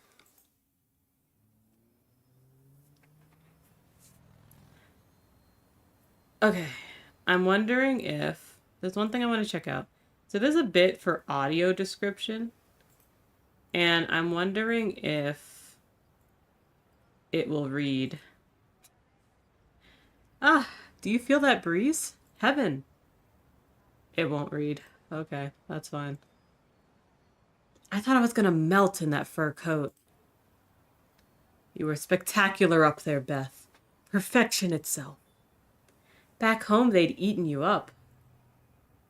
Oh, you're just saying that to be nice. Beth, I'm Parisian. We don't do that. James, tell her. It's true. Parisians are all obnoxious, self-obsessed, rude, with fantastic fashion sensuous. Ha! You are amazing tonight, really. I'll be spending the rest of the year chasing off my classmates from trying to marry you. Well, don't chase them too far. I should at least have a bit of fun. Ha ha ha ha ha ha. This is your fault, you know. You've been a terrible influence on her. She's a very modern young woman. So how was that for a send-off, Emil? Your last big night in town. We aren't finished yet, are we? It's not even midnight. Let's go dancing. I'll show you the real New York now that you've had your debut. Ha! I love you, Emil, but I've been dancing for hours. I just want to get home. Another night, then. Maybe you'll come see me in Seattle sometime? I don't know. This fall, maybe? Share my uncle's beach house with me while Beth gobbles up to all your school friends? Then in the spirit, go down through California, San Francisco. I can't. Mother would have a fit. And people would talk. Hey, James, how old are you?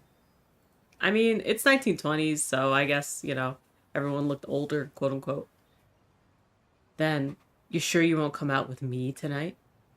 One last time. You should go. I can catch a cab with Mother. I don't mind. It's jazz night at the 86. Let's go out with a bang, taking everything New York has to offer. And do everything you've been imagining. Everything? Is that a promise? Mais oui, don't die wondering. James leans in, just for a fraction. And for a moment, we're in a different story. To kiss him now feels more right and natural than breathing. Oh my God! Did you two? Don't be dumb, Beth. That's how they say goodbye in France. That's right. And hello.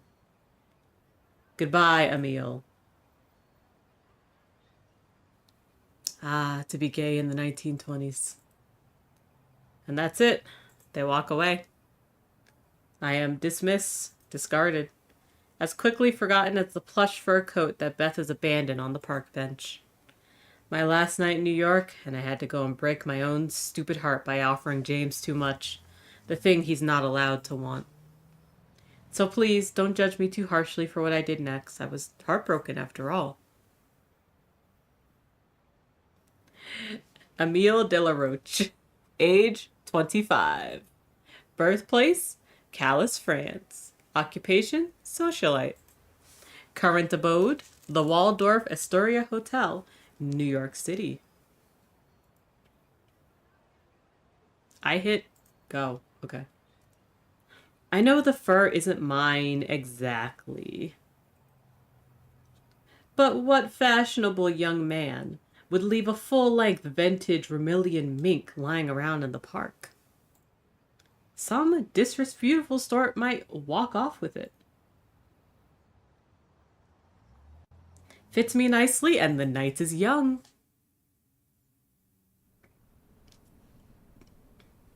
Hey, Marie Antoinette, don't go making a scene up in there. On Pansy Night? I would never. The street outside the Candeza instrument store is buzzing with musicians as always, a few strangers, a few familiar faces, and jazz, jazz, jazz all night long.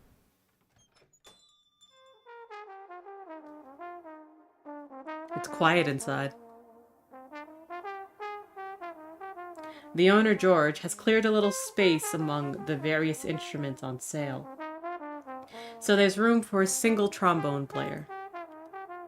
He strangles out a solo for a small, sedate audience.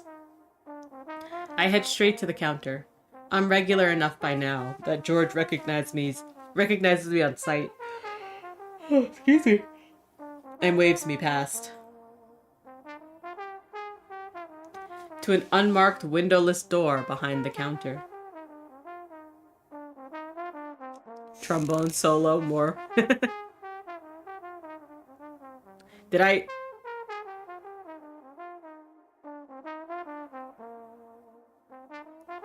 Sorry, I'm listening.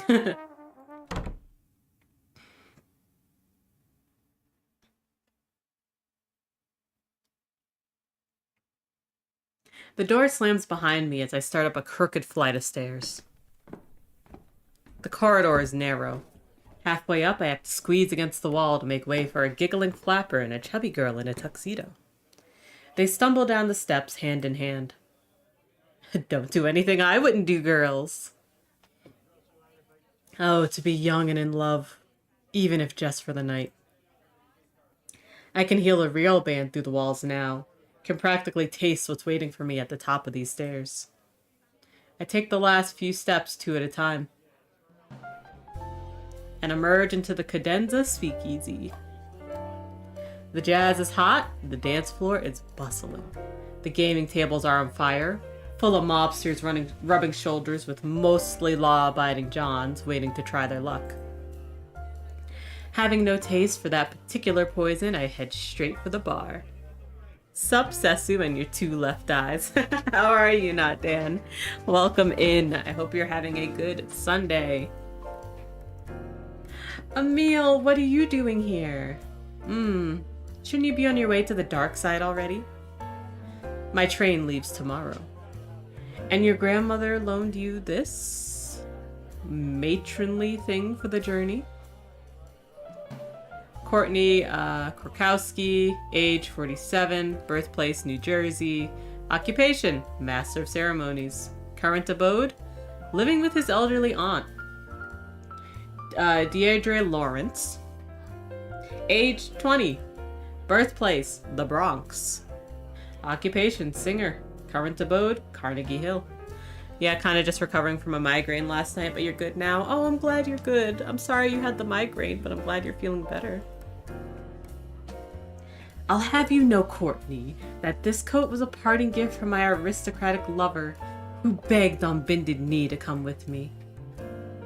You and your rich boys, what's wrong with getting your hair pulled down at the docks like the rest of us?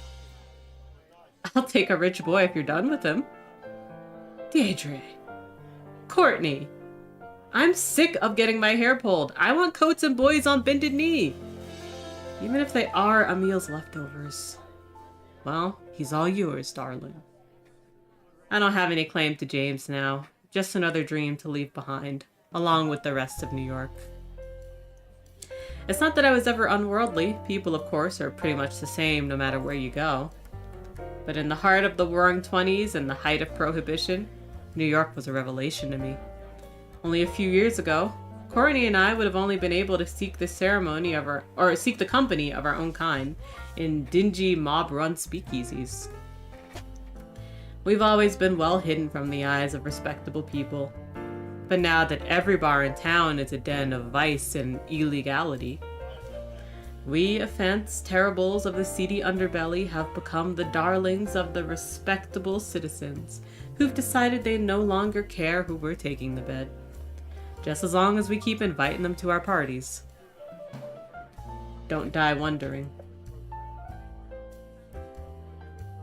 Ugh, we came so close.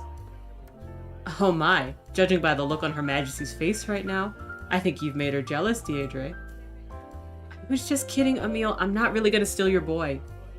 Oh god, am I pining that obviously? Pull yourself together, Emil. Men aren't my preference, but 20 million bucks is 20 million bucks. That's fair.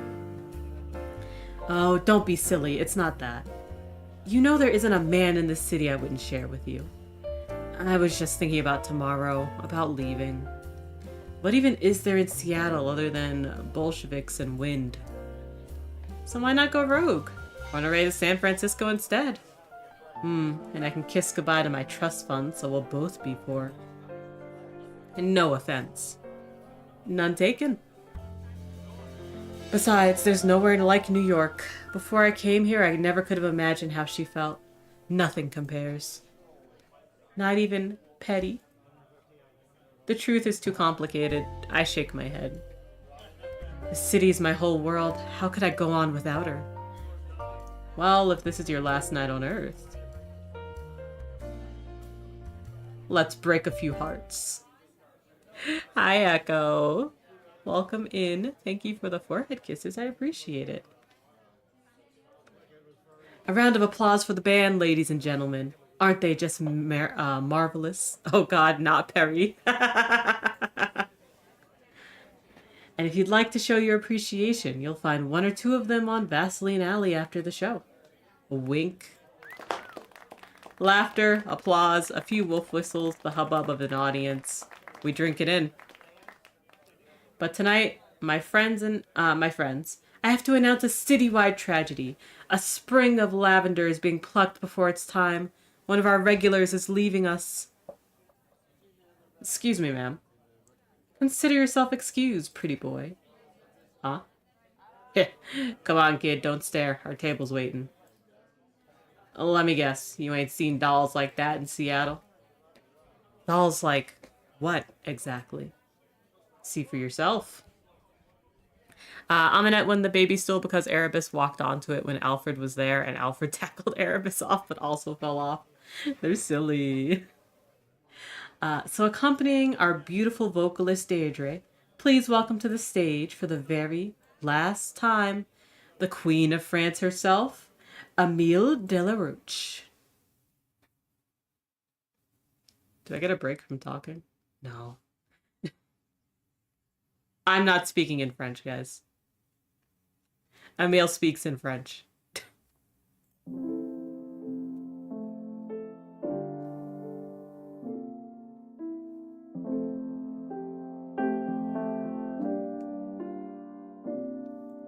I'm not gonna sing either. Deirdre is singing. And Emile is singing back in French.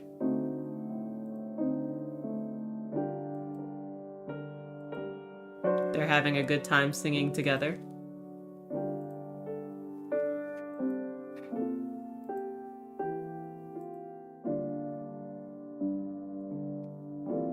Pansy night. One of our biggest earners, if you can stomach it. Again? Hold on. Sorry, hold on. I'm trying to... Alex, can you put the left eye link and the content warning in the same message and pin that? I can't do that.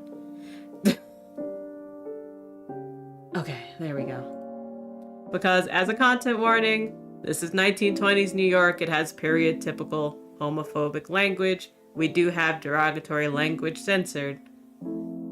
But just so you know. This game was made by and for queer people. So just so you know, there is period typical language around homophobia. There is also death in this. No kidding. All these people are... It's a spectacle, Al. The queers throw a good party. Respectable folks show up for the jazz and the scandal. The fairies get to flap their wings, and the money all spins the same.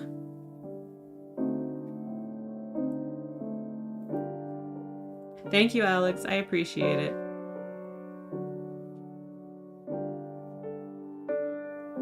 Are you laying on the piano? You're so dramatic. I love this for you. This is New York at its sweetest.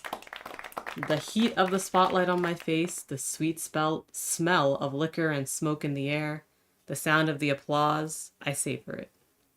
And when I open my eyes, there he is. James? Or someone else? Oh, this guy.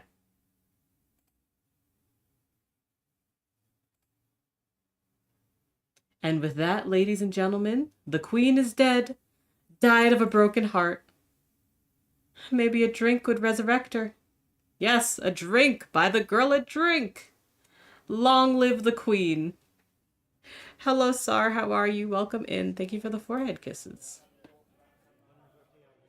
Are you going to buy Emile a drink? Skinny young man? You're a damn star, Deirdre. That voice of yours. Oh, it's nothing. It's a gift. You belong in Carnegie Hall. All you need is a manager. Or a wealthy patron. I feel the warmth between us turn awkward.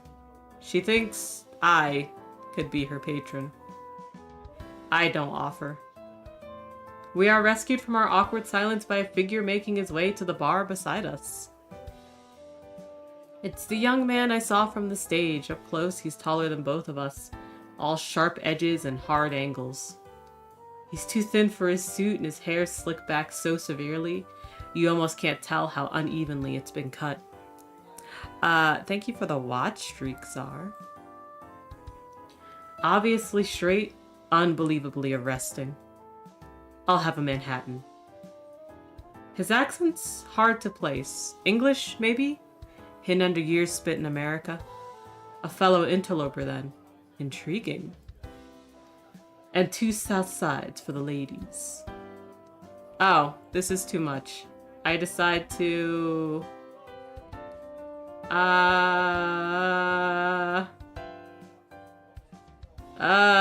should we play along or play it cool? I don't really know which one's appropriate in this case. I mean, someone did say buy a meal a drink, so I guess... play along? That's what we'll do. Yeah. Who says we drink South Sides? I drink South Sides. I'm Emile. This is Deirdre. She can have your Manhattan. I extend my hand to him, palm down, expecting it to be kissed. He takes it. There's a look on his face like I've just handed him a live grenade. Al, pleased to meet you both. He shifts his grip on my hand so he can awkwardly maneuver us into a manly handshake. Oh, he's so straight. I permit it. Honestly, he's so far out of his depth, I find his discomfort adorable. And I'm not the only one. First time at Pansy Night, Al? Yeah, it's actually my first night in New York. And my last. You have awful timing. Our drinks arrive at the bar in 3 china teacups. Al grabs one and shoots me this cool, crooked little smile. That makes my chest tighten. Hope you make it a good one, Your Majesty. Enjoy the Manhattan, Deirdre. And with that, he pulls away, twists his skinny shoulders towards one of the card games at the back of the room, and I just... Wait! Huh? Oof, girl, you just made the straight guy have a girl drink. Can't help myself. I know he won't let me keep him, of course. Maybe Deirdre, but not me. But if I could just borrow him for a couple of more drinks, it would really take the sting out of the rest of the night. And I happen to know that Deirdre and I can make for a very diverting double act. So I turn up my accent and give it to him with both barrels. Ow, Shetty, tell me you weren't thinking of joining that card game, were you? Is there a problem with that? Deirdre catches on and performatively gasps in horror. I throw an arm across my face in abject dismay. Your first night in town and you were walking straight into the lion's den. That's right! Everyone in that table's some kind of crook, con, or killer. Like, look, see that old timer? That's Henry Warren, as in the Warren family. Owns a dozen clubs and has half the PED on his payroll. Heh, sounds scary. And there, beside him, Jacqueline Butcher, the Black Widow. She goads men into betting big against her, and when they can't pay, she sends her partner in to take the debt back in blood. Her partner? Which one's he? I've never seen him, just heard the stories. A half-blind woman at a card game. Men would think they could cross her. Next thing they know, they're dealing with him. Her fearsome left eye. Oh, title drop. But there on her other side, with the blonde hair and the big red nose, that's Daniel Harbour. He's the worst of them all, a villain among villains. A police officer. Oh, the worst. Why is he here? ACAB, bro. He burst out laughing, bright and warm and surprised. We've got him. Hi, Luna. How are you? Welcome in. Thank you for the forehead kisses and happy Sunday. I hope you're having a good Sunday. Please check the content warnings for this game. I'm just telling everyone that comes in. There is stereotypical homophobic language in this, so everyone just be careful. I'll periodically remind you every couple of minutes. You two really had me going. I mean it! How can you drink with a man who'd be happy to arrest you for it tomorrow? It's bad enough that the other two would kill you, but at least you'd know who you were getting into bed with. We don't associate with dangerous types, and you shouldn't either. Alright, alright. You're switching to the new OS! I hope it goes well! Oh, hold on. Okay, cool. But if I'm not playing poker, you two had better entertain me somehow. And oh, did we entertain him. We drank, we sang, we told him all of our best jokes and most sordid stories. We even tried to get him up on stage himself. He fiercely refused, of course, but our urging made him blush a lovely shade of pink, so it wasn't all in vain. We gave him a taste of New York to remember. And the three of us danced for hours. Hands above the belt. This isn't a petting party, ladies. That's it. I'm done. If I keep dancing in these shoes, I'm going to bleed to death. The crowd has thinned out. People have lost their money, found new lovers, and moved on to private parties and hotel rooms. The band's moved on to slower numbers to mellow out those of us they fear they'll have to throw out at the end of the night. Deirdre slumps into a chair and reaches down to loosen the straps of her shoes. I lounge against the bar. Al, drunk and loose and much improved by us having crumpled his oversized suit a little, leans against one of the small cabaret tables, taking us both in. Oh, also at Not Dan, it's Linux. Luna's switching to Linux. Like, he still hasn't quite figured either of us out. Another round of drinks! Georgie, just fill a teapot with whatever you got left. So you two are both singers. Oh, no, that's just Deirdre, really. And I'm not gonna be singing in speakeasies forever. No. I'm just here to make a name for myself, save a little money. Just for now, until I get a manager or a patron or something. Her voice wavers. I lean across the bar, craning my neck to try and seek out our server. Where are those drinks? So what's your story, Emile? Me? Well, the Queen of France bit, I mean, it's a slight exaggeration, but... Wait, you're not actually French royalty? Not quite. A fossil of the old regime, some land, an old title. He's a trust fund baby. Revolution didn't cramp your style? On the contrary, the revolution made some of my favorite pastimes legal, even if America has yet to catch up. I flash him my most suggestive smile, and find his expression in return to be completely unreadable. Have I said too much? Shaken him from the tightrope that we've been dancing along all night? Where we flirt and we waltz, but always with Deirdre between us? So he never has to admit to himself that he knows what I am. I hold his gaze even as it begins to feel dangerous. I got South Sides for 3 here. Ah, merci. Saved by the bartender. I'm forced to break eye contact and Al pulls away from the bar. This time, I don't stop him. Did I hear Courtney right earlier? You're leaving town? Against my better judgment, yes. Ugh. Which reminds me that I've got a tab outstanding. We'll settle up tonight, alright? At last orders. Don't let me forget. This wouldn't be the first time I stayed at the cadenza until the night became the morning. I can't count the times that Deirdre, Courtney, and I have watched the sunrise over teapot cocktails from the rooftop above the bar, after the serving staff have gone to bed. Now barefoot, Deirdre has pulled her feet up under her onto the armchair. I can hear her softly snoring. Damn, she fell asleep already. The gaming tables are wrapping up for the night. It feels like I'm the only one who's not ready for it all to end. Time to go, Al. And take the back exit. I leave the teapot on the bar and go in search of Courtney's coat. I find it draped over the back of a bar stool, so I swipe it and wrap it around Deirdre as a makeshift blanket. I'd have given her mine, of course, only it isn't technically mine, is it? Besides, this is mink, and Seattle will probably be cold. Hey, Emil. Let's get out of here. He catches my arm. His hand is warm and firm. Surprise, surprise! I haven't scared him off after all. Even so. I'm afraid Deirdre has lost her fight for the evening.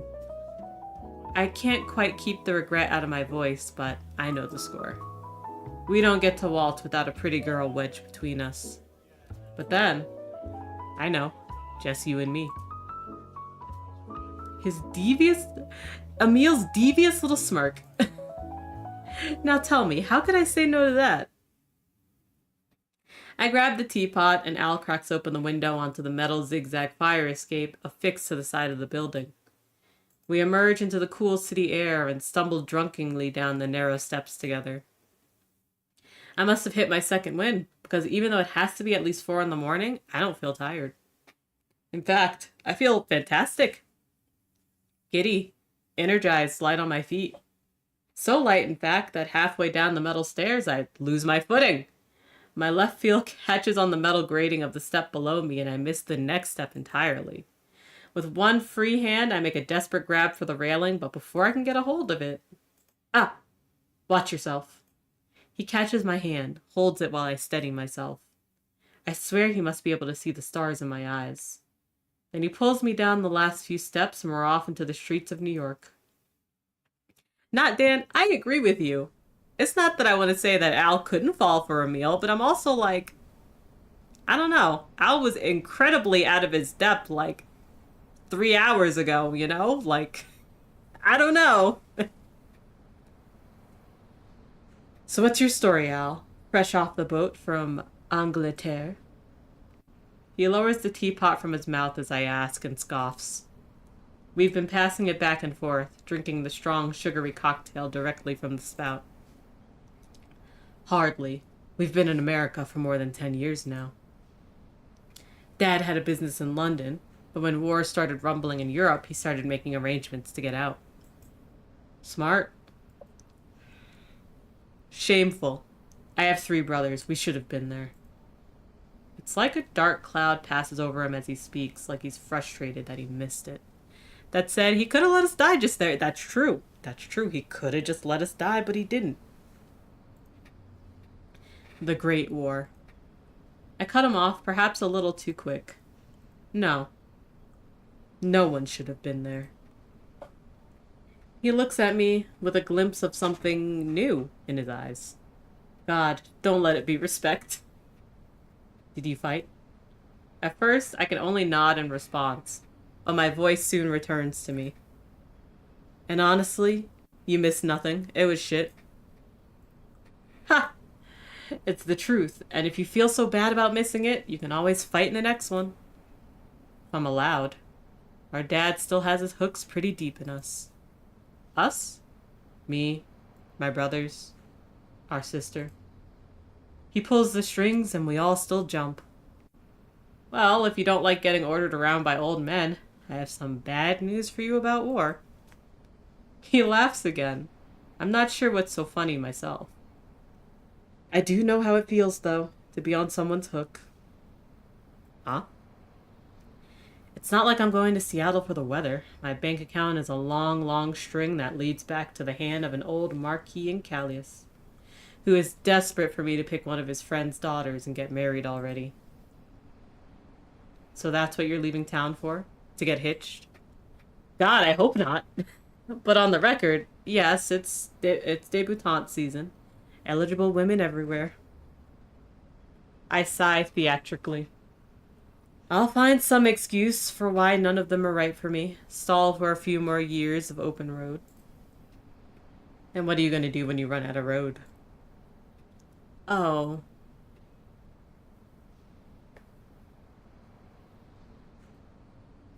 Crash out and burn, I imagine. I said crash out, but it was just crash and burn. Oh, shit! Everybody out. This is a raid. Unhand me, you thugs. This is an instrument store. Yeah, all they sell here are trumpets. Ow, jeez. Get off her. Does your mother know you spend your nights manhandling innocent young ladies? I'm sure she's very proud. Ah, I'm sure that fruitcake here was something else. The censoring is censoring. Save the preaching. You're under arrest. Get those barrels of contraband out onto the sidewalk. Oh, and that one's probably also a derogatory one. If these people want to drink, they can get on their knees and lap it out of the gutter.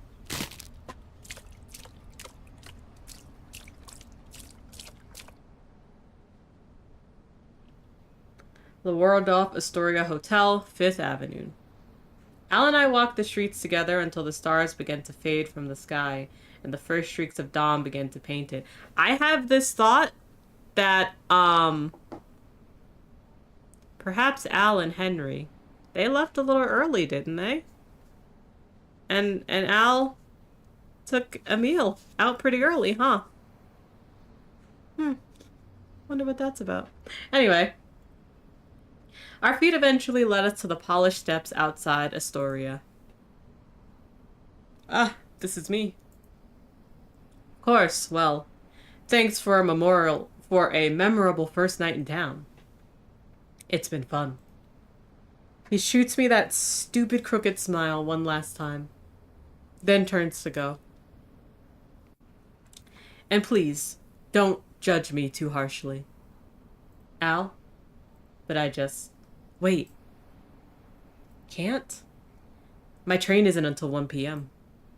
Help myself. Why don't we go somewhere private together?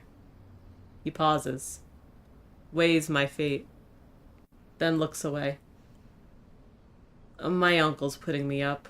Don't think he'd be happy with me bringing home an aristocrat. I could get you a room here. One without my name attached to it. Just a few hours. I'll be gone before they serve breakfast. Then you'll never have to see me again. He wavers, tempted. I step closer.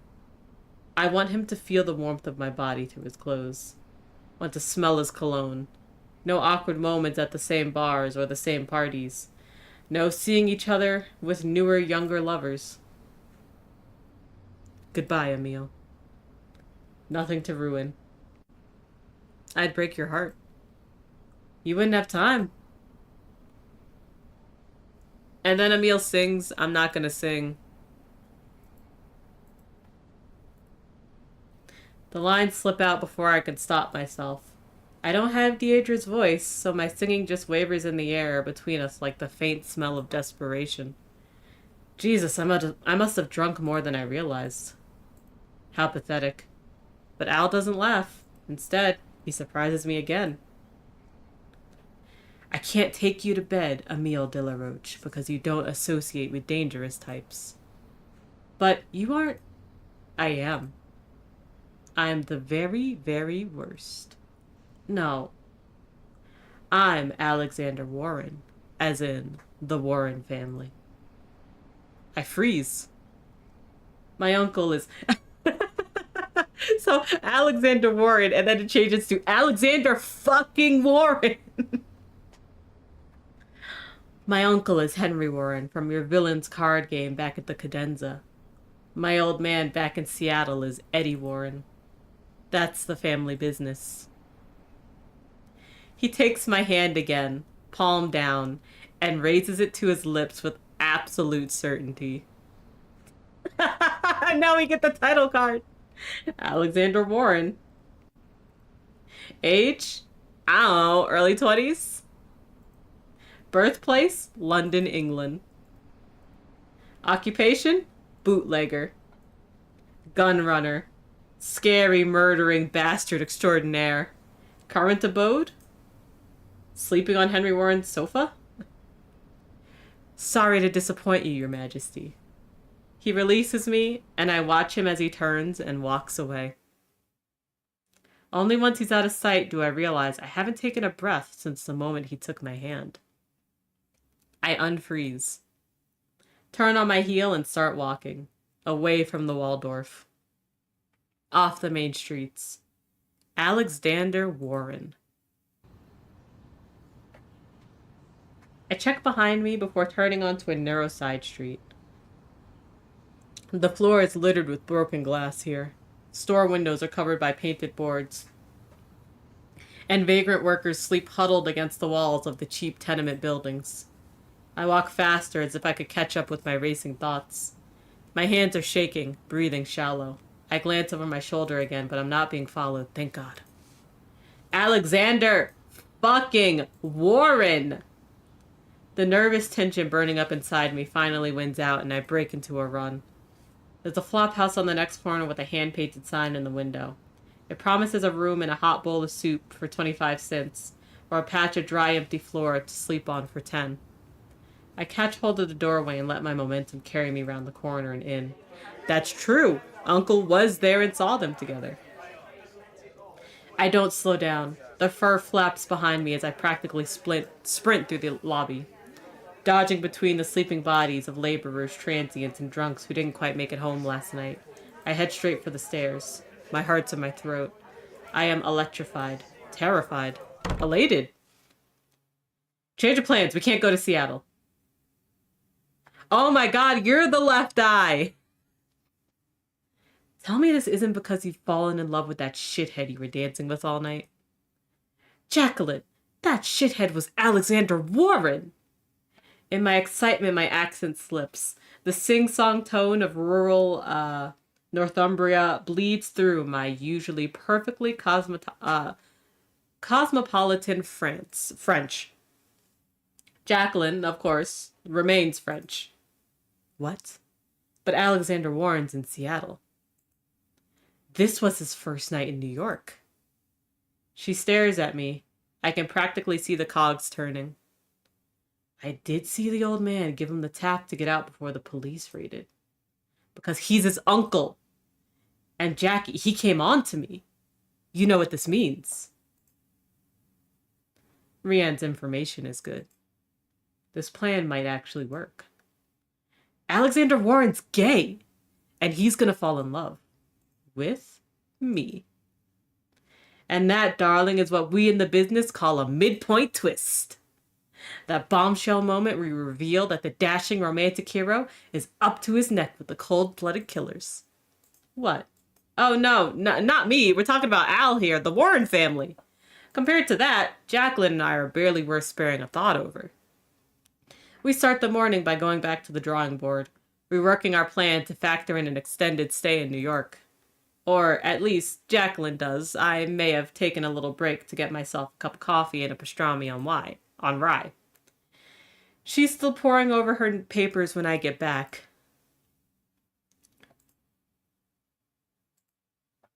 9 Manetas massacred. You can practice your reading later. This doesn't make sense. What doesn't? Rianne told us the Warrens are having a bad time in Seattle. The rumor about Alexander and his taste for men hasn't caught on, but the family's under attack anyway. These recent bloodbaths are just low-level thugs doing out a bit of retaliation, but the real players are keeping their cards to their chests. The Warren boys all went to ground a month ago, planning something. No bodies yet, but there will be. There's a gang war coming to Seattle. So what's Alexander doing in New York? Maybe he's asking his uncle for help? No, bad blood. I'm surprised they haven't shot each other. And we definitely trust Rianne? I mean, he can only send us prison rumors, right?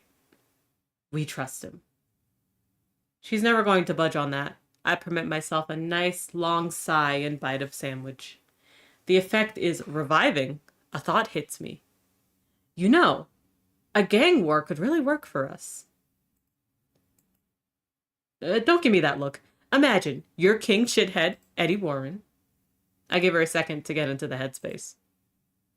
When is the worst possible time for the whole world to find out that your eldest son's gay, who got honey trapped and ripped off by, a little guy like me? It wouldn't be the best look in the middle of a gang war. We rob Alex now, and he won't breathe a word about it. Not even to Daddy. He can't risk it getting out. I watch her turn the thought over in her mind, finding the weak spots, the sharp edges, weighing its merits against its risks. She doesn't smile much these days, but she's smiling now. We're staying in New York then. At least this place is cheap. About that, I may have told him that I have a room at the Waldorf. Oh, fuck you! The most expensive palace in town, really? I was flirting, improvising. I didn't think I'd need to prove it. She snatches the sandwich straight out of my hands and takes a bite out of it. I am bereft. At least this coat should cover some of it. What is it? Mink? Should be good for a few hundred. Oh, right. I feel a pang of irrational disappointment, and Jacqueline reads me like a book. You're not keeping it. I know that. Who did you steal it from anyway? I hesitate. My friendship with Beth and James has opened countless doors into the expensive society brunches of New York. Jacqueline isn't going to like me risking that for the sake of fashion. Okay, but we really do need to know all the information, so I should tell her. We'll be straight with her. It's Beth Chadwick's. Floppy. I could probably still get it back to her. Say I only picked it up so she wouldn't lose it. Then how do we pay for the fucking Waldorf? Spend weeks kiting checks while you're playing Casanova with Warren and hope no one notices? Screw it. We'll sell the coat and keep our eyes on the big score. Just keep those idiot Chadwicks sweet and don't take any more stupid risks. Please, I'm the very soul of discretion. They're eating out of my hand. I say this with perfect, slick confidence. No hesitation, no tells. So why could I feel Jacqueline's eyes boring into me? Did something else happen last night? Huh? How? How does she always know?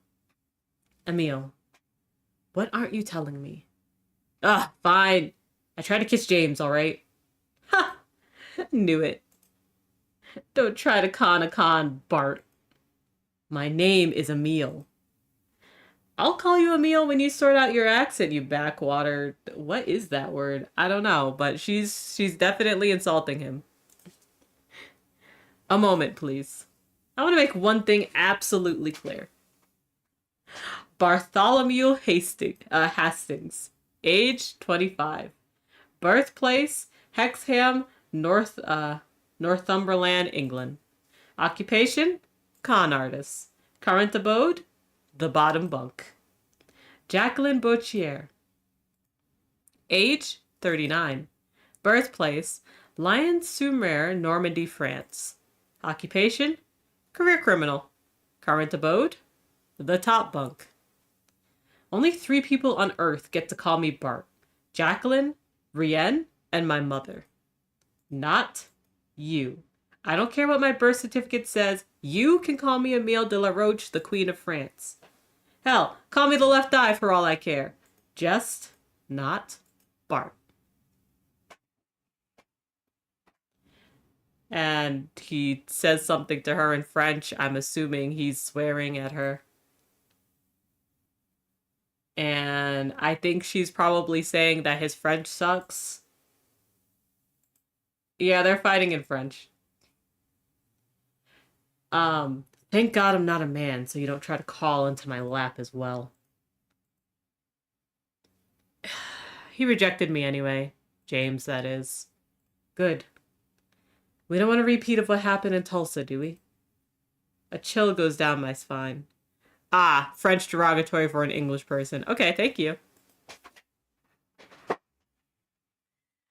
We don't talk about what happened in Tulsa. I know Jacqueline won't forget, but I do my best not to actively remind her of it. So, what now? Hmm, the old man's got another card game on tonight at the 86. I'll see if I can get him to talk about his, prodigal nephew. Oh, oops. There we go.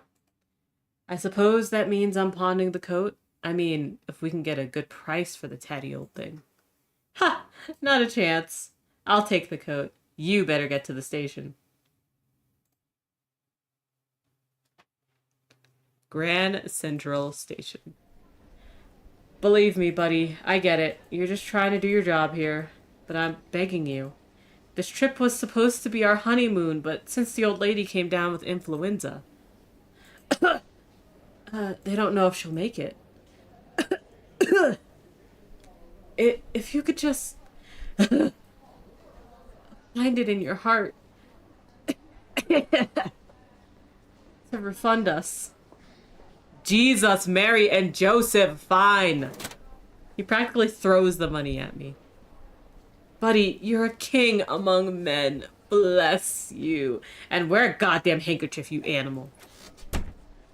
Then slams the ticket hatch closed so hard that the wood shakes. That was fun.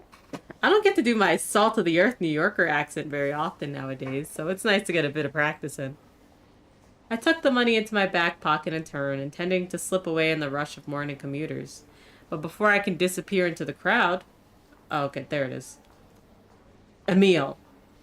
James is so close behind me that I almost walk right into him. His expression is flushed and urgent, like he's run all the way here. James? Fuck! Accent. Jacqueline would have slapped me if she'd been here to hear that. I correct myself. My train's... I'm about to leave.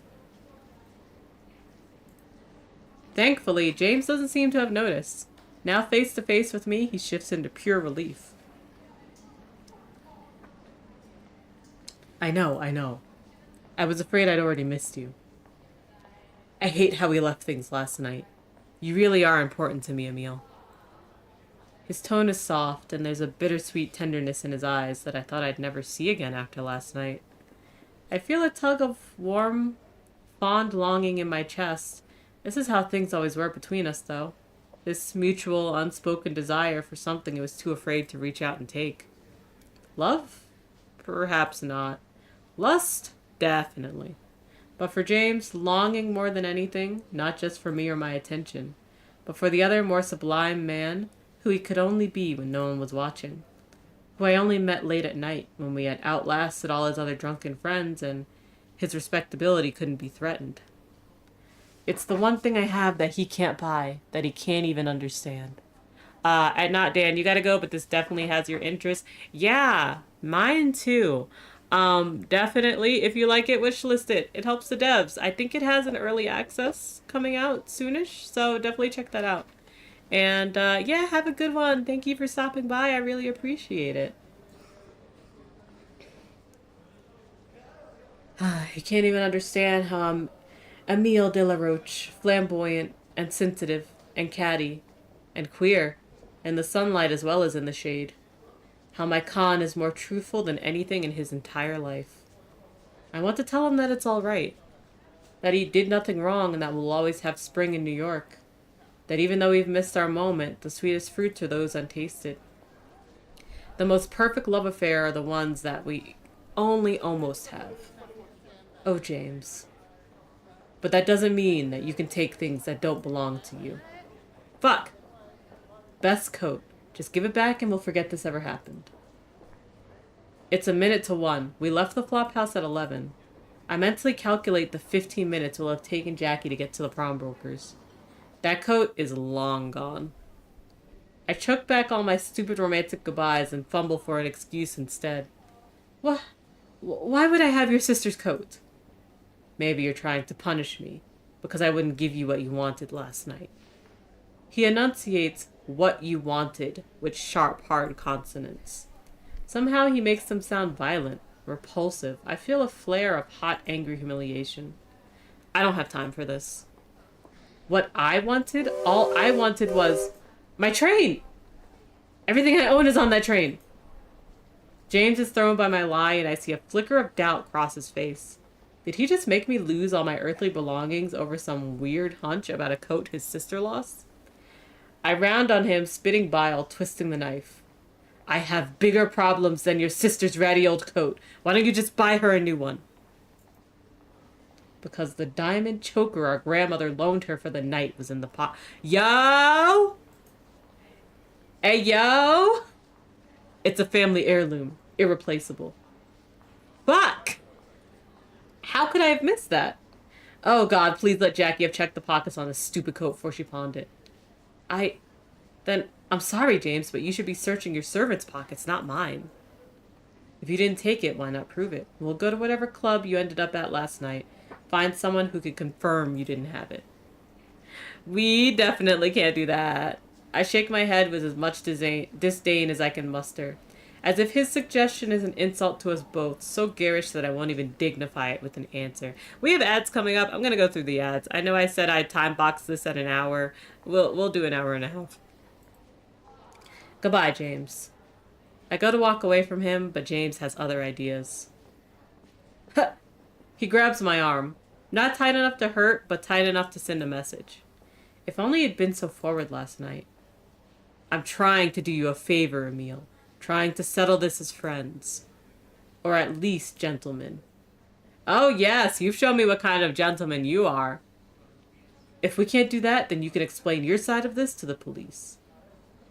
I give him a look of pure, wounded disbelief. But he is completely unmoved by my performance. Fine. Have it your way. To the cadenza, then. If I can't shake this perplexed little rich boy off somehow, he's gonna land me on a chain gang.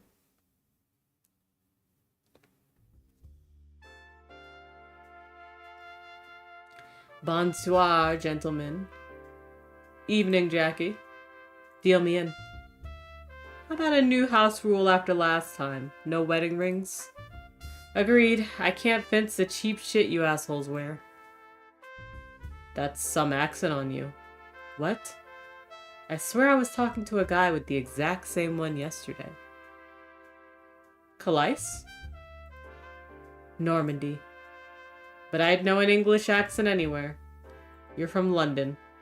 What the fuck brings you to New York? Hey, anybody in there? Well, isn't this embarrassing? A heavy iron padlock has been bolted across the front door of the cadenza. The street outside is littered with broken bottles and splintered casks of booze. James bangs on the door as if there's a chance that the owners are sleeping off a hangover in there and not in a police cell. I wait a few paces away and try to pretend I'm not with him. It's a good thing Jackie told me about the raid. Otherwise, I would have never risked bringing him here.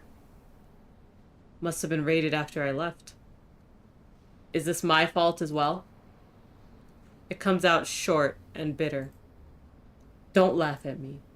I'm sorry, but you're blaming me for a coat that Beth lost. It's absurd. What's this really about? James doesn't answer. Doesn't even look at me.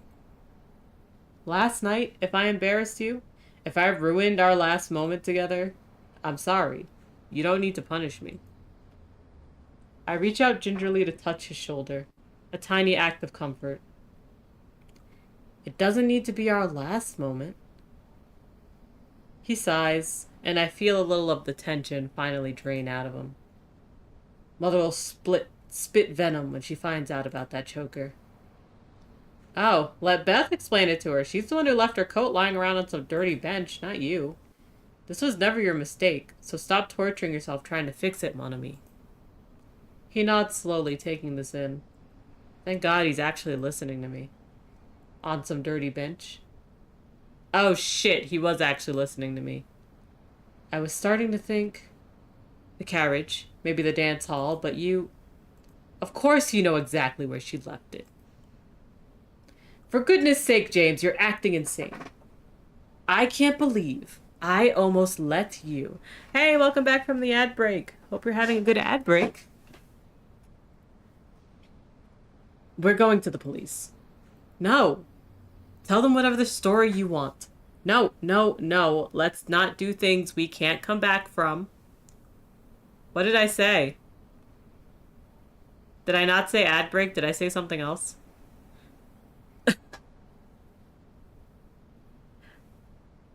My God. So, these fuckers. These fuckers, right? No, I was good? Oh, okay, okay. And at least spare me the indignity of being lied to any further. Oh, you were saying yes, it was definitely an ad break. True. James, listen to me. It was my last night in New York, my blaze of glory. I was all over town, hit up half a dozen bars at least, but no one will have seen me with your coat because I didn't take it. I didn't do this, let me prove it.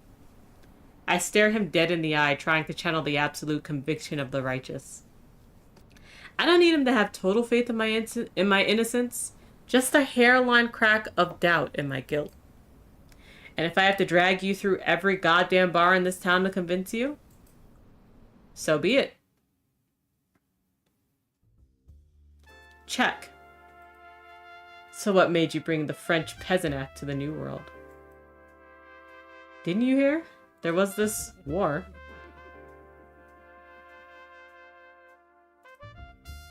That not a single person at this table saw but me. We've all seen death. No, we've all seen dead bodies. Some of us have even made a few ourselves. France has seen death herself. Where'd the music go? I couldn't leave soon enough. I raise. That's a lot of money, feeling bold.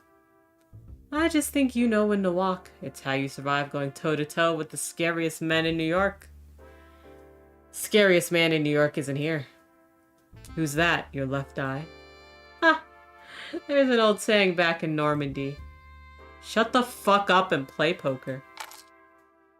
Oh my God! It's the necklace!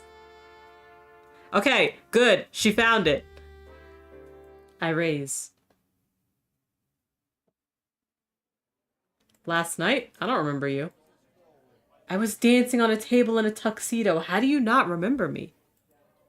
The bartender shrugs helplessly, but at least he doesn't poke any holes in my story.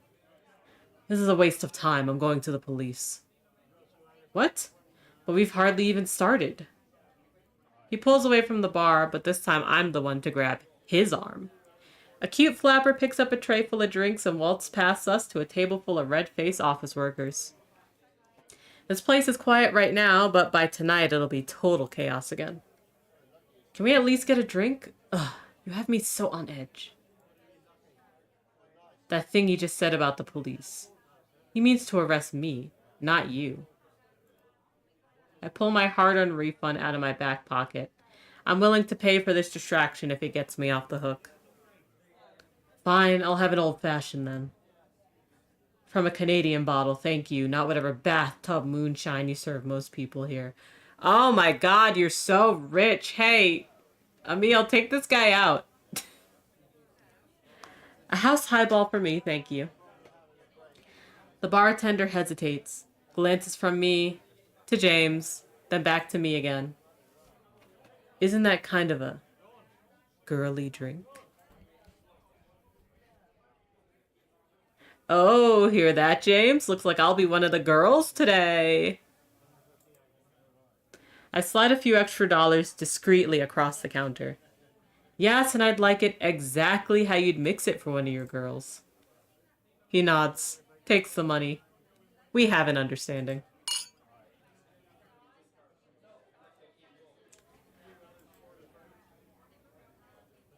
To the next bar.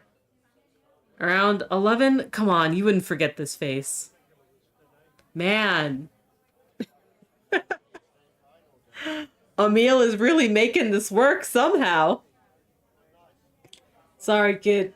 This place can pull in 1,000 faces every night. I only remember the ones who make trouble. I rinse and repeat. More drinks, another highball for me, while James moves on to a martini.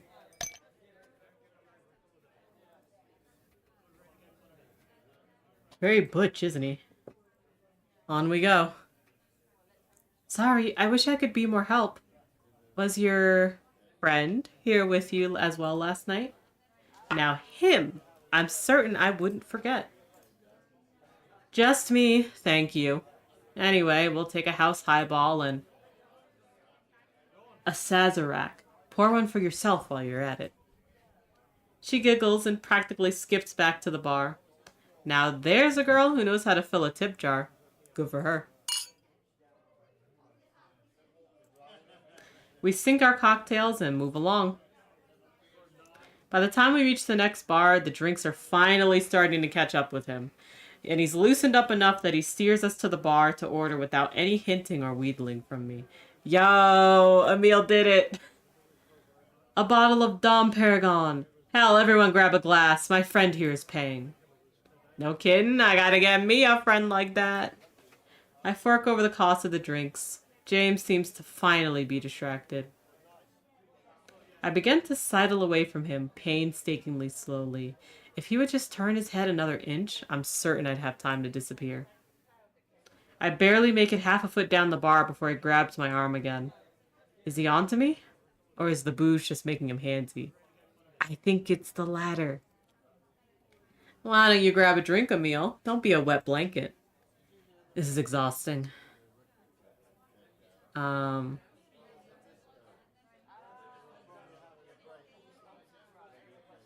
Should I stick with the plan or should I fuck it? I guess I'll stick with the plan. Of course. What kind of friend would I be to let you drink alone? Although his tastes are getting expensive, how many more rounds is it gonna take to get this over with? Garcon, one house highball, s'il vous plaît. My gaze wanders to a bored-looking hostess on the far side of the club, trapped under the arm of an old man so drunk that he's practically passing out at the small table they're seated at. She is stiff, poised, clearly stone-cold sober. She notices me looking, flashes me a brief, sympathetic smile, then lifts her drink in a silent toast from across the bar. I don't need to tell you what she was drinking, do I? I'm sure you figured it out. A house highball. A tall glass of ice, soda, and syrup.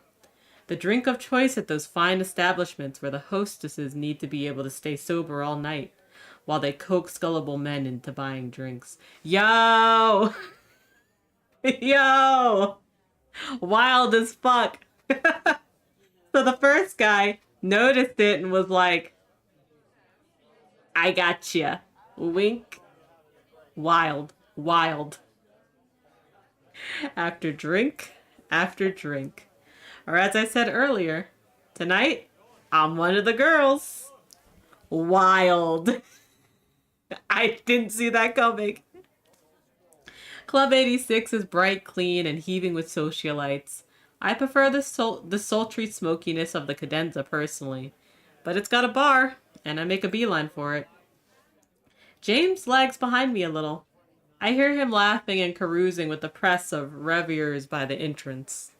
Inconveniently between me and the door, this is the most space I've had from him all night, and I can feel my exhaustion catching up with me.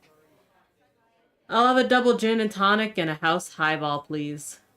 There's a clink of glasses as the bartender turns to face me. Trying to get someone drunk, huh? What happened to Seattle? Deirdre? What is she doing here? And why do I suddenly feel like I've been caught in the act? Missed my train. I didn't know you worked here. The cadenza's been padlocked. I need to take whatever work I can get. Her voice is clipped and tense with worry, and now all I want to do is break her out of this mood and make her smile. Oh, it won't be gone for long. You know how fast the scoundrels who run these places can turn them around. Excuse me. Give it a couple of weeks, a different venue. It'll be fine.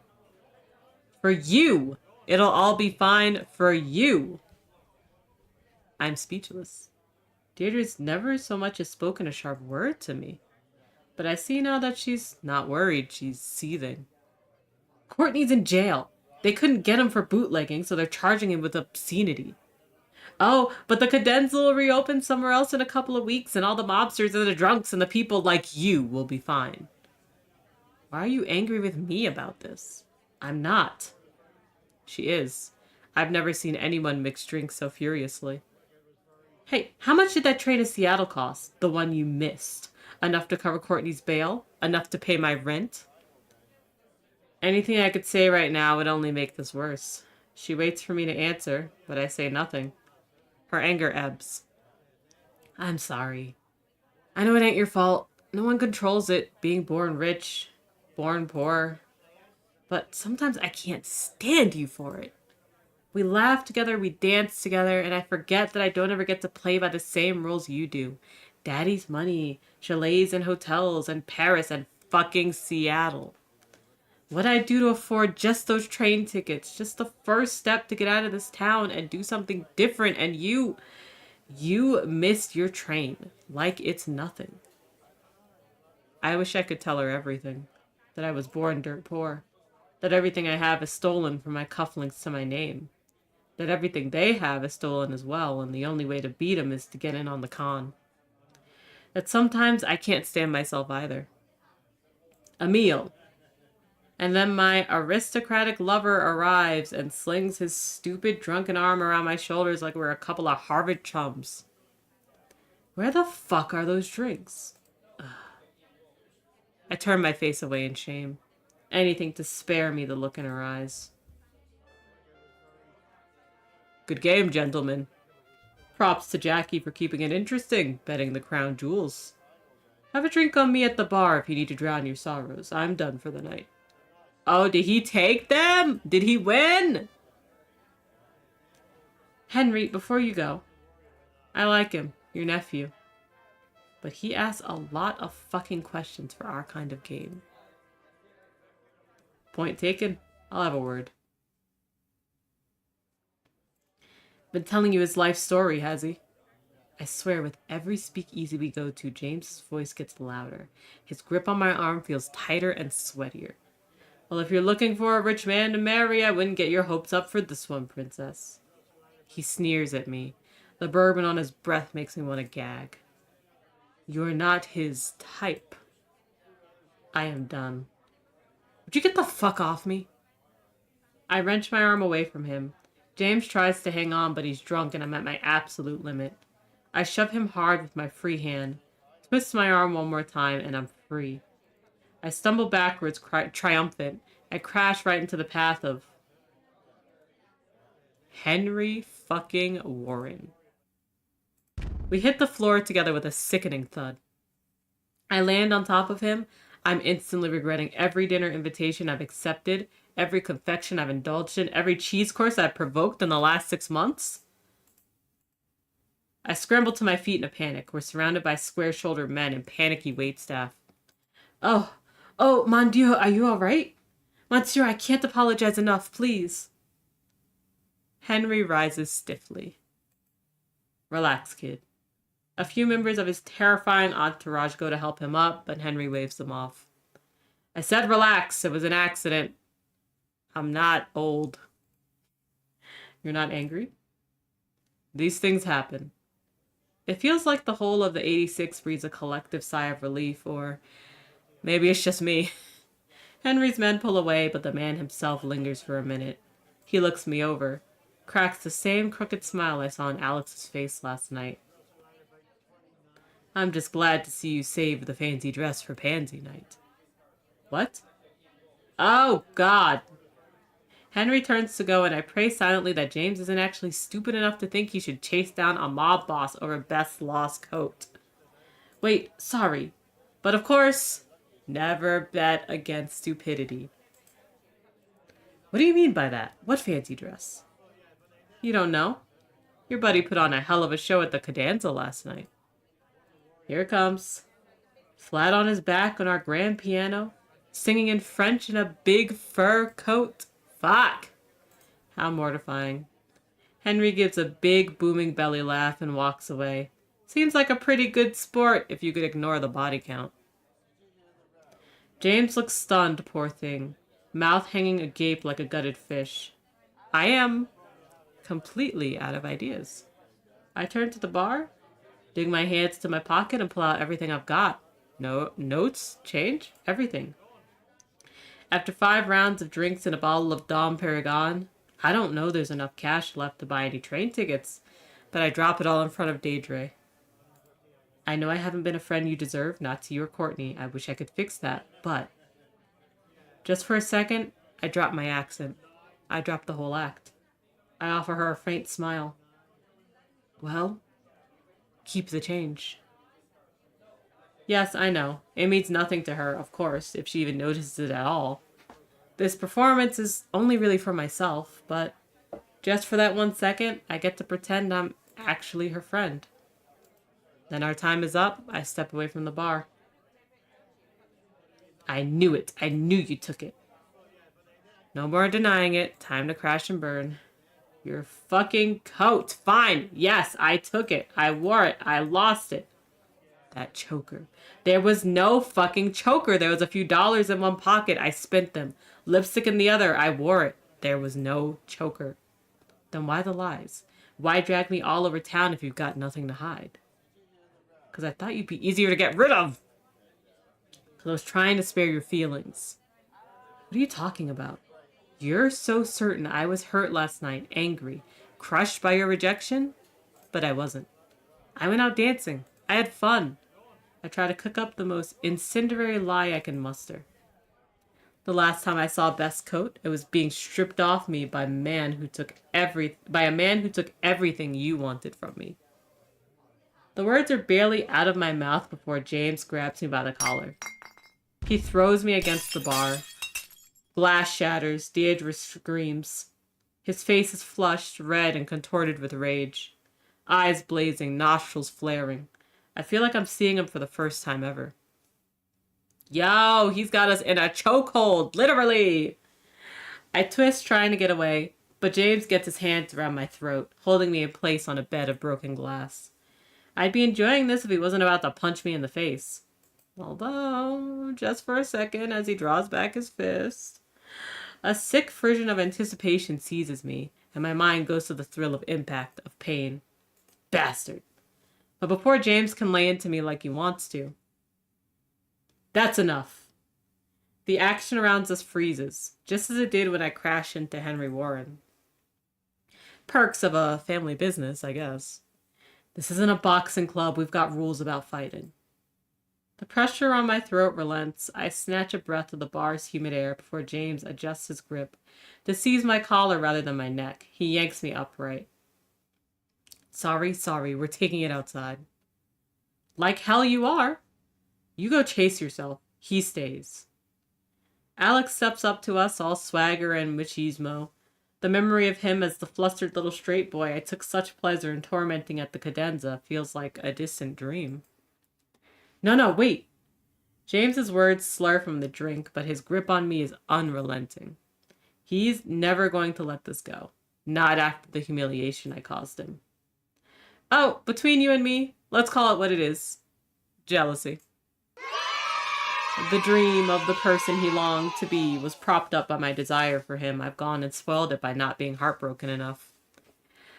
Hi, Echo. How are you? Welcome in. I hope that Elden Ring was fun today. Yeah, desire for him. Yo, this visual novel is wild. It was good. You beat 2 bosses. Let's go. I'm really glad. I'm happy for you. Why am I thanking you? Good job beating your bosses. Thank you, though, for rating me. I really appreciate it. For those that don't know, I'm playing Steam Next Fest demos. This is our second to last demo. This is called The Left Eye. And let me give you kind of a what's going on here, but also please take care of yourselves, get some food, get some water, take a bio break, and stretch. Your body's going to thank you for all those things. Echo, please do whatever after stream things you need to do to take care of yourself as well. First of all, the setting. 1920s, New York. Prohibition on the rise. What you need to know. This visual novel does contain period typical homophobia. Okay? We got it? Now, let me tell you about these guys. Our middle guy, Emile de la Roche. French, rich, queer. We love this for him. One of these things is correct. Queer. He is not French. He is not rich. Man is poor. Man is a criminal. He is a con man. Guy on the right, James. James is probably gay. But James is also like, I can't show any weakness. No one can know I'm gay. He and his sister Beth met with Emil, and Emil took Beth's coat after they left. Emil and his criminal buddy, who basically is the boss, she pawned the coat. In the coat, unknown to everyone but James, a crown of jewels. So we're trying to find the crown jewels. On the left, we've got who we thought was new straight boy in the speakeasy, you know? New straight boy in the speakeasy. And it's like, oh, well, you know, maybe he's not straight. Maybe he's into us. Maybe he's just an innocent boy. He is a criminal. He is from a criminal family. He is Alexander fucking Warren, and he is from the Warren family, who is a criminal, who like ships guns, does drugs, the works. That's the setting here. Let's continue. It's been amazing. It's been such a fun time. The dream of the person he longed to be propped up by my desire for him. I've gone and spoiled it by not being heartbroken enough. Cruelly killed his hazy fantasy that he could have my life if he just chose to. And now, how would he cope with the pain of losing something he still can't even admit he wants? Okay, so also the situation here is that James on the right came to Emil in the middle and said, hey, where the fuck is my sister's coat? And Emil is like, well, I didn't have her coat and you're going to make me miss my train. Because they were supposed to go to Seattle to find the Warrens, but the Warrens came to New York. Okay? So, James is like, I know you had that coat. And Emil is like, I didn't have her fucking coat. Why don't we just go to all of the like speakeasies that I've been to last night? Because I've been dancing in bars. So let's go. And no one's seen me with this coat. They go around. No one's seen. They go around to all the places he has not been to. But these are all places that get in like hundreds, thousands of people that come in. So he knows that no one would recognize him. So he takes James to all these bars. He gets James drunk. What is he drinking? A highball. What is a highball in this? Ice, soda, water. It is not an alcoholic drink. He is sober. He slips up and says that he saw it on the bench. So James is like, well, you did have it. You did have the coat. And he's like, no, I didn't have the fucking coat. Then he runs into Henry Warren, who is Alex Warren's uncle, right? And Henry's like, oh yeah, man, your boy put on a show last night, singing, laying across the grand piano in a fur coat. And Emil is like, oh, god damn it, I can't get myself out of this one. So what can I do? I can break his heart. So he's like, yeah, I didn't want to tell you that, like, you thought I'd be heartbroken, but I wasn't. I've been, like, all around with other dudes, and fuck you, bro. And then James got really angry and was about to punch him, and now Alex has come in and is like, you're gonna leave him alone. So that's the vibe here. I think we're almost done with this demo. I'm probably going to stop in the next 5 or 10 minutes regardless, because we've been at this for about an hour and a half. I said I'd stop at an hour, but here we are an hour and a half in. It's just too good. I'm going, okay? I'll get out of your hair, but this man, fling himself into denial, exists that all of this is about the coat and the choker. I'm taking him to the constables. And ruin my life. Naturally. What he did last night. He was with me last night. says Alex. So if I were you, I'd think twice about talking to the constables. It could be bad for your health. He doesn't know. James doesn't know that Alex is a criminal. Now go on. Fuck off. The really scary guys seem to have left with Henry Warren, but there are still a few tough-looking waiters and doormen hanging around, and all of their attention is on us. It takes a moment for reality to seep into his drunken little brain, but James finally takes the hint. He lets go of me, puts up his hands in a sign of surrender, and turns to leave. A couple of the brawnier-looking staff go after him, presumably to make absolutely sure he finds the exit. This probably isn't enough to save my good name among the New York socialites, but it's very satisfying. Whew. I sag against the bar, bruised, sleep-deprived, wine-stained, and thoroughly disheveled. Alex steps closer to me, and I shoot him a grateful smile. Hold still. I do as I'm told, and he pulls a white silk handkerchief from his pocket. He reaches forward to dab the back of my neck with it, and it comes away stained red. I hadn't even noticed I was bleeding. Just a scratch. Looks like you came out of that better than the bar did.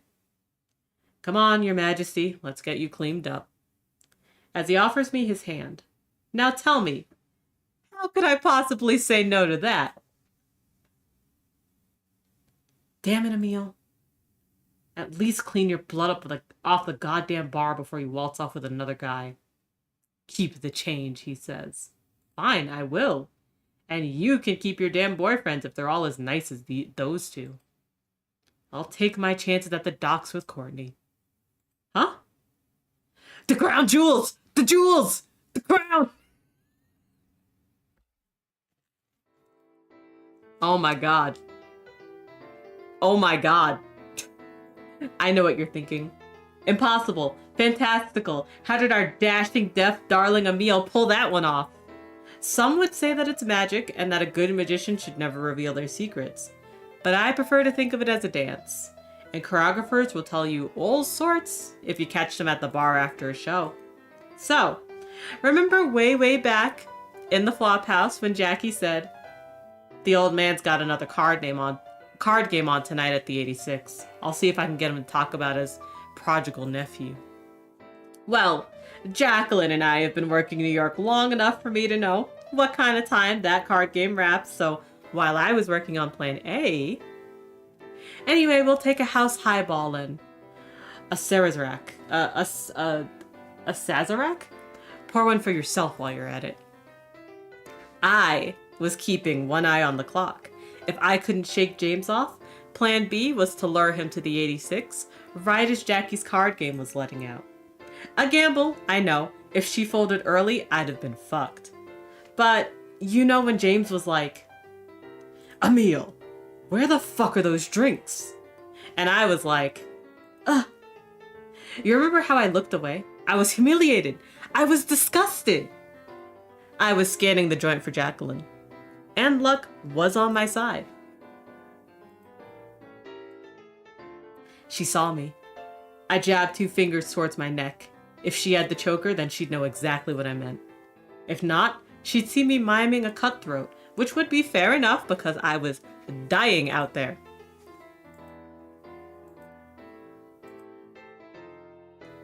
Henry, before you go, I like him, your nephew. But I watched her go closer to him, and I was like, hey girlie, what are you doing? What are you doing? And he asked a lot of fucking questions for our kind of game. It was a perfectly slick 3-step plan. I watched her palm the choker from wherever she squirreled it away, misdirect Henry with the comment about Alex, and then drop it right into his suit pocket. Fantastic sleight of hand. She's almost as good as me. And so when I bumped into him, Monsieur, I can't apologize enough, please. Relax, kid. I was able to lift it straight back out of his pocket. Obviously, I couldn't just give the choker back to James. That would be as good as an admission of guilt. I figured I'd end the night by forcing him to retrace our steps back to Central Park, where Beth first dropped the coat, and planned it there for him to find. Then I could make him feel terrible for putting me through this ridiculous ordeal when I was absolutely blameless. His guilty conscience could be enough to keep him at my beck and call for months, let alone what my story of how he treated me could do to his reputation. However, as you know, Plan B was about to hit a snag. Oh, you don't know? Your buddy put on a hell of a show at the cadenza last night. Flat on his back on our grand piano, singing in French in a big fur coat. Like I said, I was completely out of ideas. I'd love to tell you I was thinking 2 steps ahead, that I knew I couldn't be caught with the choker on me, and that this was all an elaborately planned ditch to get it into a safe pair of hands. But that'd be a load of horseshit. Well, keep the change.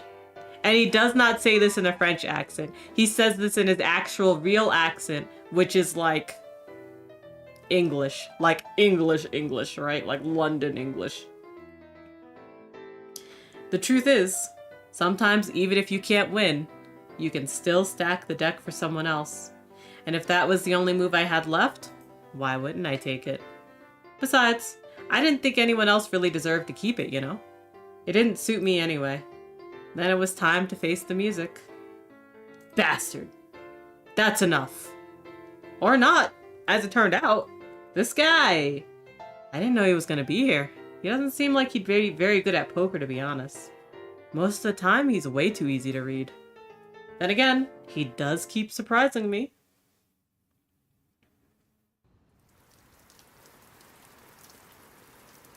Wild. Absolutely wild. Hit the road, buddy. And don't try showing your face around here again. You're barred. Hey, wait a minute. Take a message back for me. No, not to Mr. Warren, to that guy, Emil. So, this game has, you can censor the derogatory language. And I'm sure some of this derogatory language is probably things that Twitch will not like me saying. So, just so you know. Tell him he's done in New York. He's over. If he thinks he could take me for a ride, he's crossed the wrong man. Jacqueline! Jacqueline! Jacqueline! Are you killing him? Jacqueline! Holy fuck!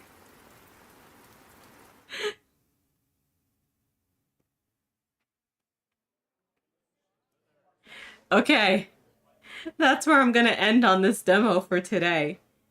If you like The Left Eye, please check it out. It is linked at the top here. Twists and turns abound. I genuinely enjoyed this. Let's go to our just chatting. I didn't know what it was gonna look like in the beginning, but I was like, yo, oh my god. Hello, a third of the Haunted Trumpet. You're the sprite artist. Hello. Thank you for streaming. Thank you for coming by. I appreciate it. I really enjoyed this demo. I didn't know where I was gonna be. I really enjoyed it. I do have to say though, I wish that the content warning screen was a little more streamlined, minimalized. I really enjoyed that it's like mimicking the style of the game, but it felt like it made me do a little too much work to get the content warnings. That's my only like thing that I'll say about this game, that I was like, this isn't the best, but I love this visual novel. I'm really excited to see more. And your sprite work is really good. Thank you so much. You appreciate the feedback. The other two we'll discuss. Headline warnings are also on the Steam page, which I saw and which I appreciate a lot. But I only saw it after I opened the game. So that was on me for not going all the way down to look. I usually do. But yeah, thank you so much for coming by. This is a really amazing visual novel. Not gonna lie, I like that you review the games and demos you play. Yes, I just feel like as I'm playing a demo, if I just say, oh, I like this, or oh, I hated it, that doesn't help you guys at all, you know? Like, for me, what I want out of the Steam Next Fest is, yeah, I want to play demos and find games I like, but the reason I stream it is that I want you guys to find demos that you like. But also I'm still gonna play demos I like. So I mean, I'm not gonna play things that you go like, hey, you gotta play this, and it's something so far out of left field that I'm like, oh, I don't know about that one, you know? But like, yeah, I want you guys to find games that you might enjoy. So I like to review them as I go. I also like to tag developers when I play these games, because some games I play are popular. Some games I play are not popular. And what I know is that what all developers have in common is that they want feedback, right? So I try to talk as much about like what I like and don't like about games as I play them. I try not to sugarcoat games and demos. If I am just really not vibing with a demo, I will say the things that I like and dislike about it. I will also say that, hey, this doesn't appeal to me for these reasons, but it might work for you, you know? So yeah, I appreciate that. It's just, that's kind of the behind the scenes of how Ceci plays Steam Next Fest demos. And speaking of which, we have our last demo of the evening. I'm excited. I get to eat after this. I have like 1.5 Oreos in front of me that I haven't been able to eat. But I also am getting like food. I promise, guys. I'm getting food. I'm going out to eat. But anyway, let's talk about our last demo of the evening, which is called Scrabdackle. And it is a Souls-like open world combat. That's some of the popular user-defined tags for this. The magical misadventure of a novice wizard thrown, literally, into the unfamiliar world outside. Go on a sprawling, hand-drawn adventure with spells to study, bosses to beat, and a huge handcraft world to traverse on the long journey home. This game is coming to early access soonish, just so you know. But yeah, this is a hand-drawn game.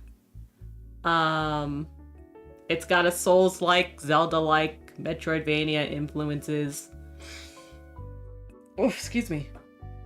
And coming in to early access is Act 1. And Acts 2 and 3 will be coming as free updates later. So let me put this in. You better be? Yeah, no, don't worry. Don't worry, I'll be taking care of myself. I had food before this and I'll have food after, I promise. So let me put these links in both here and YouTube. Let me get the sound through to my game software.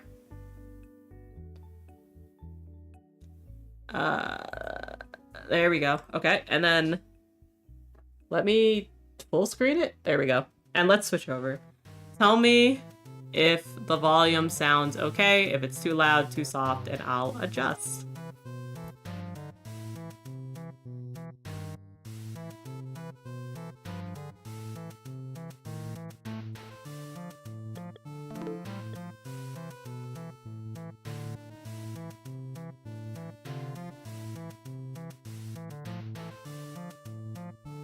You both contradicted each other. I'll turn it up just a little bit. Also, now I just have one Oreo in front of me. I just shoved half that Oreo in my mouth. That was great. Okay. I think I can also put the background music up a little. Oh! You can disable the animated cursor. Also, it has show death counts. That's really cool. That's really good.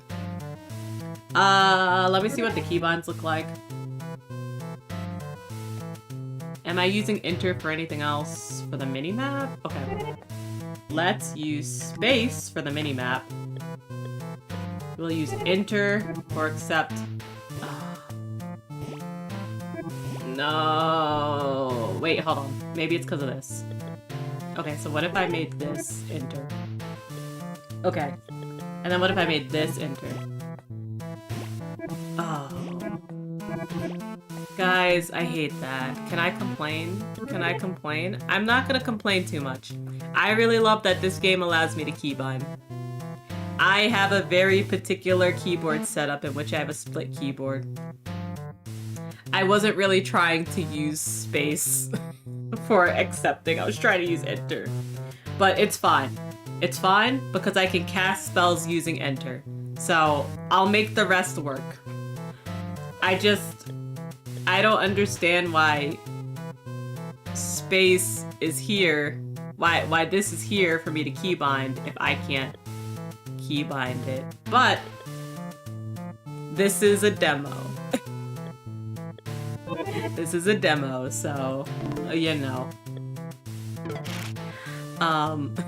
Alex has hearing problems. It's okay. We love you, Alex. That's really cute. Okay, this is gonna be our save file. My name is Cecily. Okay, honors. What is honors? The honors cabinet will be fully unlocked in Act 1 and will connect to Steam achievements. Oh, okay. Cool. Alright, let's play. Okay, and then this is the difficulty settings. So, the poet is tough but fair. It's likely most major fights will take several attempts, but perfect play won't be expected. Versus dramaturge, with heightened stakes requiring skill mastery and a practice to overcome a fight. What is this? Raconteur? Okay. This is the custom option. We're actually gonna pick this, but let me look at the rest. There's Troubadour, comfortable folktale, gentle and pleasant. Offers a lighter challenge where you'll need to pay attention to a fight, but you'll likely still win on the first try. Voyeur, which focuses on the narrative and treats combat as light spectacle, not a gameplay challenge. Hey, this is the stuff I love. I am always complaining about people that are good at games that go, oh, well, it was the game dev's intent to make it a hard game. Then why put a narrative? Did they want a hard game, or did they want a narrative, or did they want both? If you have a person that wants a narrative, that maybe their level of difficulty is different from someone that's really good at games level of difficulty, why would you not have a sliding bar for a game difficulty? These are the things I'm always complaining about. This game is doing it. This game is solving that problem. I really respect that. Yes, challenge isn't universal. Everyone say it with me. Challenge isn't universal.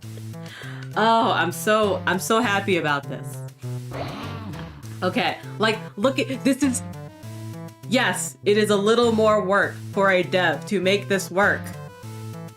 But how do you want people to interact with your game? Do you only want tryhards to interact with your game? Or do you want people that may be really interested in your story and may want to get into Souls-like and Metroidvanias to have a nice, easier stepping stone for them to get into, to learn the basics, to learn basically how these games operate. So that way, when they're ready, they can start challenging themselves to more games. This is how you get people into this type of game. Oh, I'm so happy about this. Oh man, and again, a lot of more games have been doing this lately. More games that are Souls-likes have been doing this lately. They have mostly been indie games. Nine Souls does this. If you ever want to get into Nine Souls, which is a Sekiro-based combat, it's great if you want to get into this, but Sekiro itself is hard. You've never seen me without the glasses? Yeah, I have it as like a redeem that sometimes people will redeem, and I'll just do it for the stream or whatever, but otherwise I can't be bothered. So, there's the cost of a quest hint. We'll leave that how it is. The purchase cost adjustment. Okay, so buying from the stores, we'll leave that how it is too. Toggles where their bosses drop a healing item pickup upon each phase change. So if you're like, hey, I want more of a challenge, you could just turn this off and it's fine. I will keep it on because access who needs healing pickups. You can adjust the boss health. We are going to have it at 100. I'm not gonna have it at 150, what the fuck? You could adjust the health of enemies. Hold on, what is this? You can use Q and E to scroll down. Oh, okay, here we go, I think. Hold on. Okay, here we go. So it multiplies the drop rate of magic bits from enemies and obstacles, and then other drop rates like health pickups and tokens. We're gonna keep that at 100, like, let's be honest. For the player, makes the player unharmable. This is restricted to the voyeur. There's one hit mode, where if you're like, hey, I want to try to be really, really good, and I want to, like, make it so this game one hits me. Except for hazard damage, which I love. That's awesome. Again, making games so that way people can customize it to whoever easy or hard they need. It's amazing. Let's see. Multiplies the amount of damage the player receives, ignores hazard damage. We're gonna put that down. We're gonna put that down to 100. I'd love a 75. I'd love this to be kind of more of a scrolling wheel, but I also know that that seems like it would probably be really hard for the dev. Adjust the amount of health a healing pickup restores. 100% is 1 vial. I would like it to heal 100%, thanks. Actually, I'll put it on 125. Why not? Set how much damage the player receives for falling in water. What if I said, I don't want to receive a lot of damage for that? I could just do that for falling into a pit. I'd rather take 75% damage. So that way, if I fall into a pit and then also fall in water, I'm okay. I wonder what the symbol view looks like. Oh. I hope that didn't change anything. I hope everything's still good. Yeah, we're good. Alright, let's do it. Sorry, it's just one thing that I'm really, really passionate about. Alright, we're at Wizard Academy. I think it's burning down. Oh, there's a bad wizard. Oh my god, he turned my friend to stone. I'm not very good at being a wizard. So I got kicked out. He kicked me out. He won and kicked me out.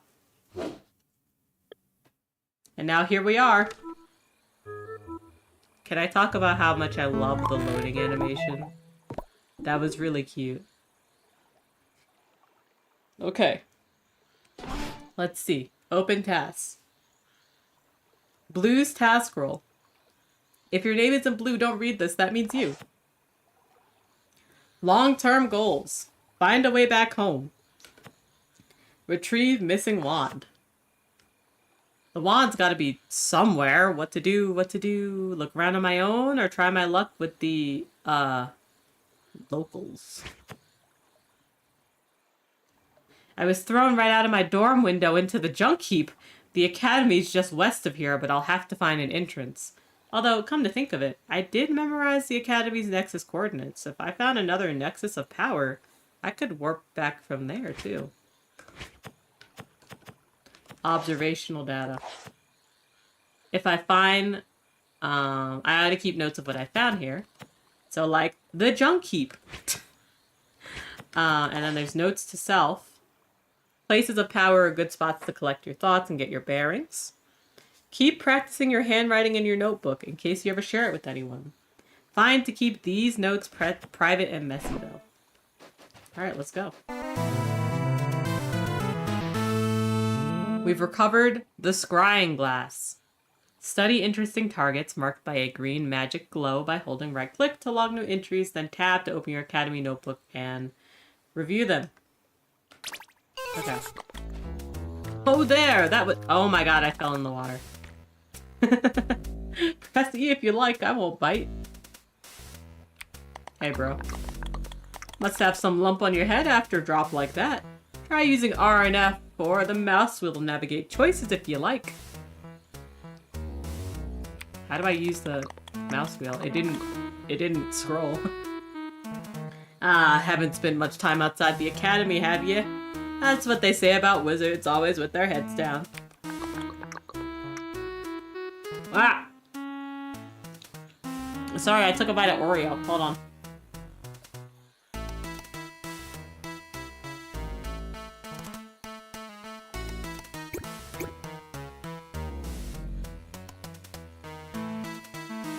Okay. Did you happen to see a wand recently? Oh, oops. That'd be some kind. Find. Can't say so. Everything washes up around here sooner or later. Might be worth looking around. If you're dead set on finding it, I'd say to head rightwards. Behind me. There's a little island in the middle of the bog where most things wash up. Best way to get there is counterclockwise round to my side. Counterclockwise? Okay.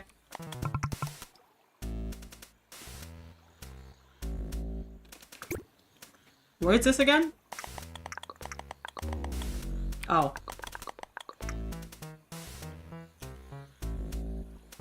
What's the fastest way home?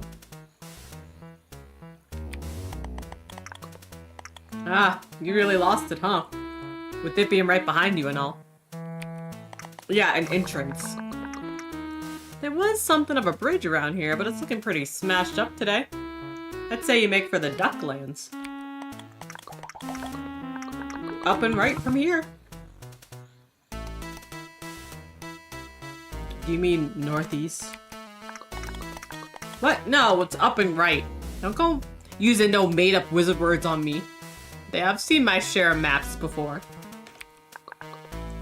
So what's next for you?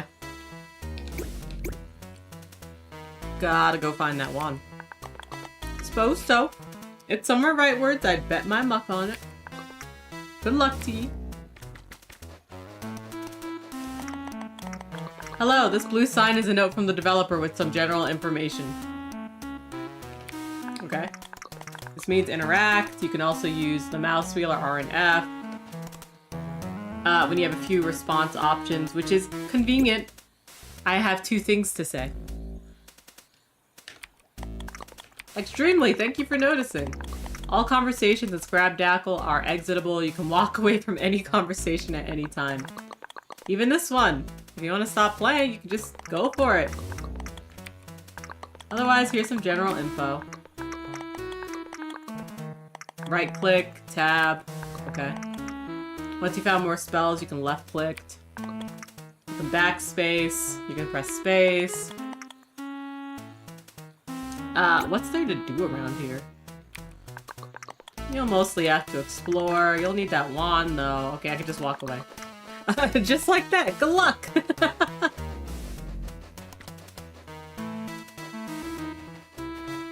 Ow! Ow! Ah! I don't have my wand! I feel like I went the wrong way.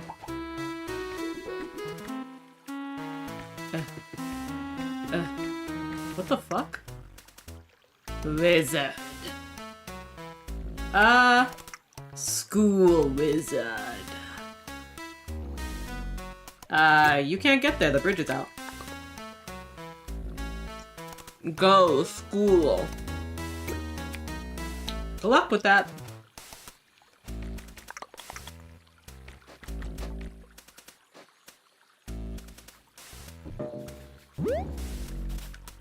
Oh my god.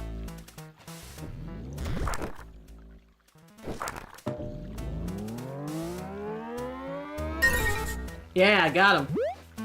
Hey, leave me alone. Ow, ow, ow. Leave me alone. What the? You friendly?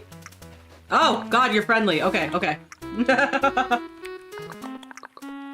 Sorry, I thought you were another bandit. Why? I've been looking for the trash bandit's lair. I know they're always prowling around the south side of the river. All these riches are gonna be mine. Don't they just steal trash? I wasn't gonna tell you. No more hints. Find your own treasure, bub.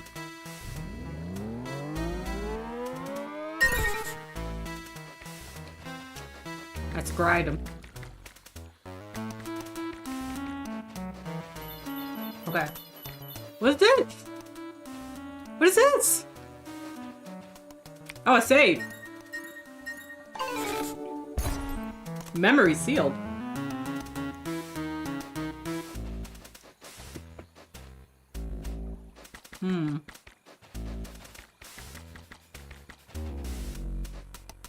Oh, there we are. Now you're back. Had some luck. Gotta find that wand. Somewhere rightwards. He'd bet his muck on it. Ah! Ah, my wand! My wand! Hey, hey, hey, hey, hey, hey, hey, hey, hey, chill, chill, chill, chill, chill. Chill! My wand!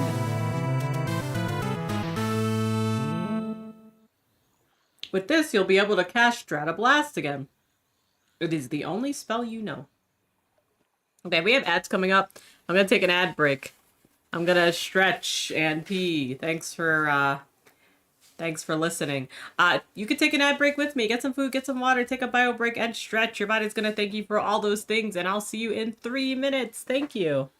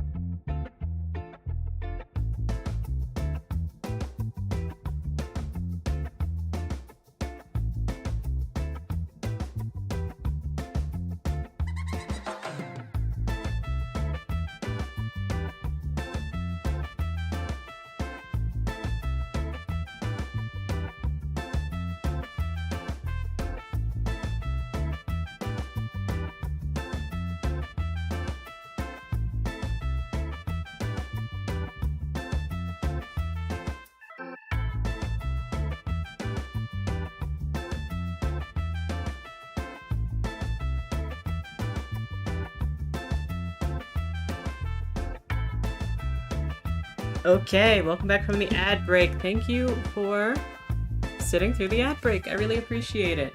Let us continue, shall we?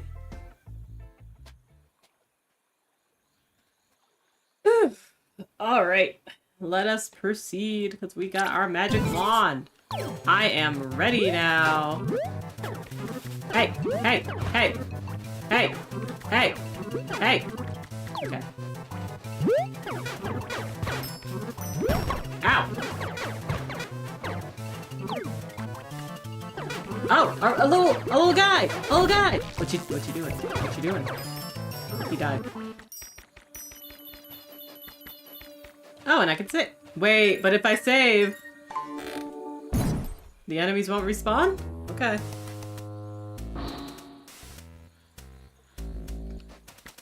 Alright. I don't know. Let's explore, you know? Who's in the trash can? Hey! Hey! Hey! Hey! What's in the mail?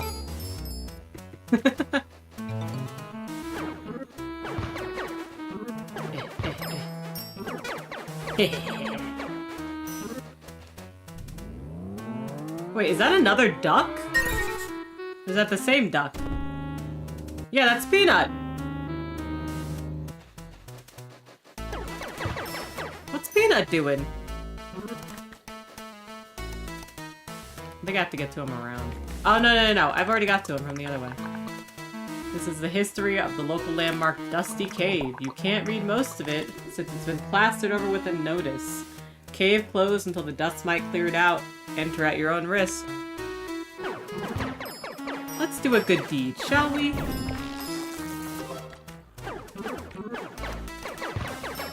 Where'd the dust mite go? I swear there was just one. Hey, I know you're in there. Hey, I know you're in there. Yeah, come on, come on. There we go.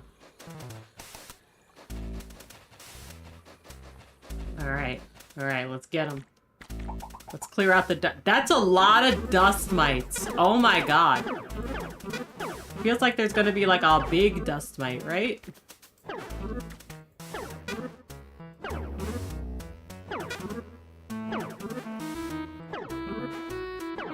Well, my wand doesn't go that far. Really? Really?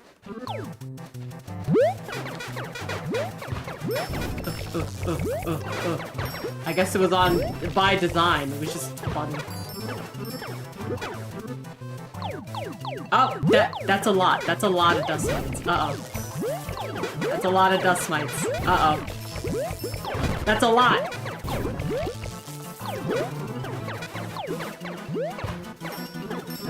Okay, we're okay. We're okay. There couldn't be any more, right? Uh-oh. Oh, no, we're good. I got a gold star. Uh-oh. I got a gold star.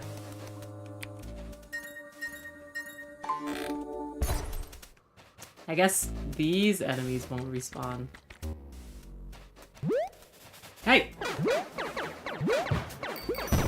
Ow. God damn. Yo! Hey! I can't see behind this. That looks like a shield. Hello.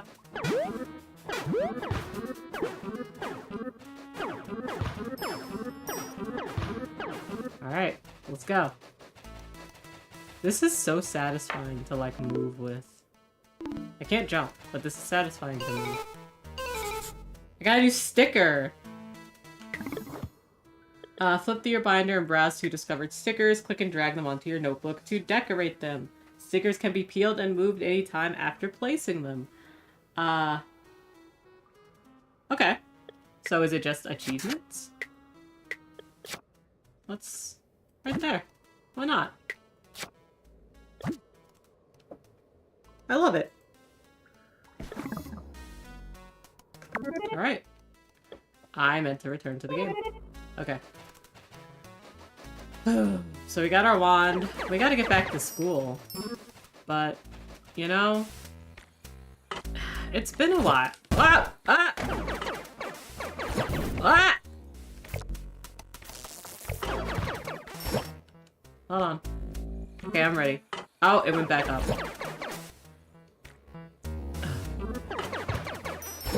Ooh.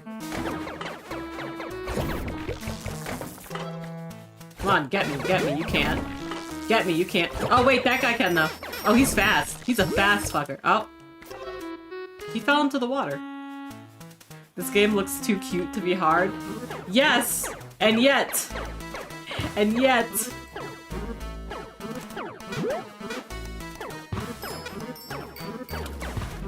That guy went into the water. I don't think he's coming back out. I want that mailbox, but...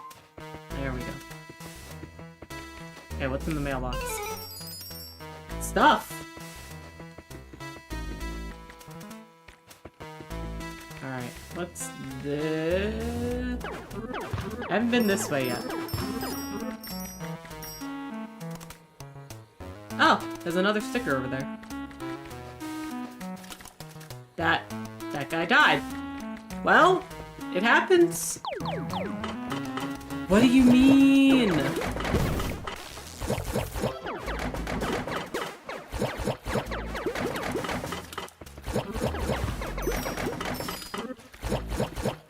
Oh, I fell in.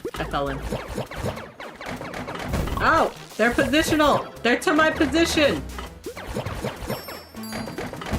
Ow, and they bounce. Oh, the sticker's really cute. Ow. Ow. Leave me alone. Leave me alone. I have... Oh.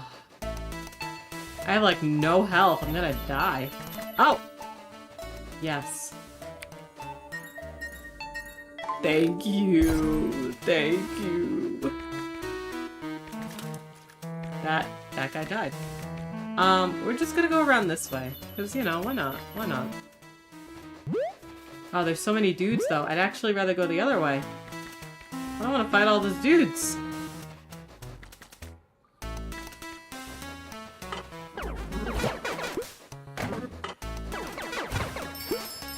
There we go.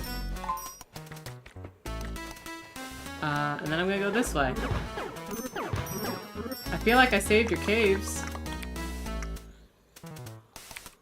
I feel like I did that. I feel like I emptied it out, but I don't know. Why is there blood on this one? It's been partially painted over. Now it reads, "Come visit scenic, peanuts are dumb." Hey you. Hi, up here. I'm the gate guard. Hoping you could do me a favor. What's up? A little favor. I'm not asking much. For a wizard, anyway. That's not very specific. Well, you haven't been very specific about helping me out. Fine. Great. Okay, see that big sleeping potato? I need you to beat it up. That potato? Yeah, the big pink thing with the horns. Potato, though? Are you saying it's not a potato? No, it's not. Okay, the whatever it is, then. You're being kind of rude for someone doing you a favor. I'm frazzled, okay? Cut me some slack. It's been making a mess of everything. We had to keep the gates locked for a week. We're going nutty here, okay? Just, I don't know, use some wizard magic and magic punch it or something. Something cool like that. But it's sleeping. Yeah, that's perfect. You get to jump on that bully before it knows what hit him. Yikes. It's not yikes, it's being clever. You have to think like a hunter. Just, you know, use some wizard magic. Can you not just let me in? Nope, gate's shut till that thing goes away. It's not doing anything. Sure, not now, but it's been splashing paint, tripping people, going on a total power trip. If we let it in here, it'll just rampage against the whole city. Not on my watch, bub. Just, you know, use some magic. Wizards don't punch. Okay, magic kick, magic whatever, just magic deal with it. I mean, it's kind of a you problem. You know what? Fine, be that way. You could be a dumb not getting in here wizard, but you'll come around. I have leverage. Gate leverage. I don't... Ow. I take contact damage. Really? Fine.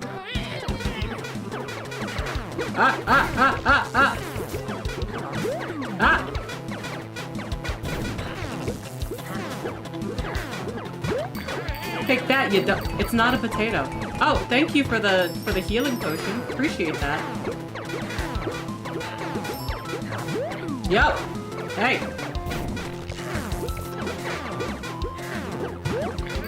Whoa, you sure you got this? Yes, I did!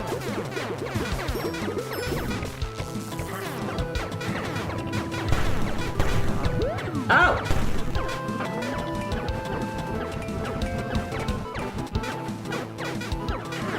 Oh! Oh! Oh! Come on, Doc. You come do it!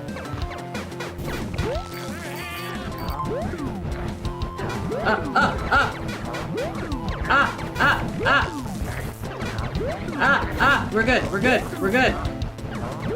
We're good, we're good, we're good. Little lord. Yay, money! Yay, money! We did it! We did it! I didn't think we were gonna. Peanut Village. Hey! Hey! Are you kidding?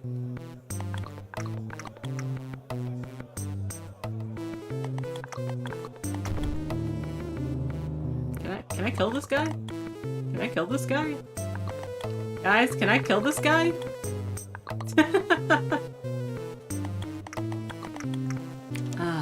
I don't care. Please get out of my house. Sure.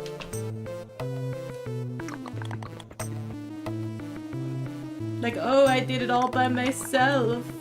I'm gonna kick your ass, buddy. Oh, this place is locked. Good, a person locking their doors. Can I go in here? No. Good, most people are locking their fucking doors. Happy about that.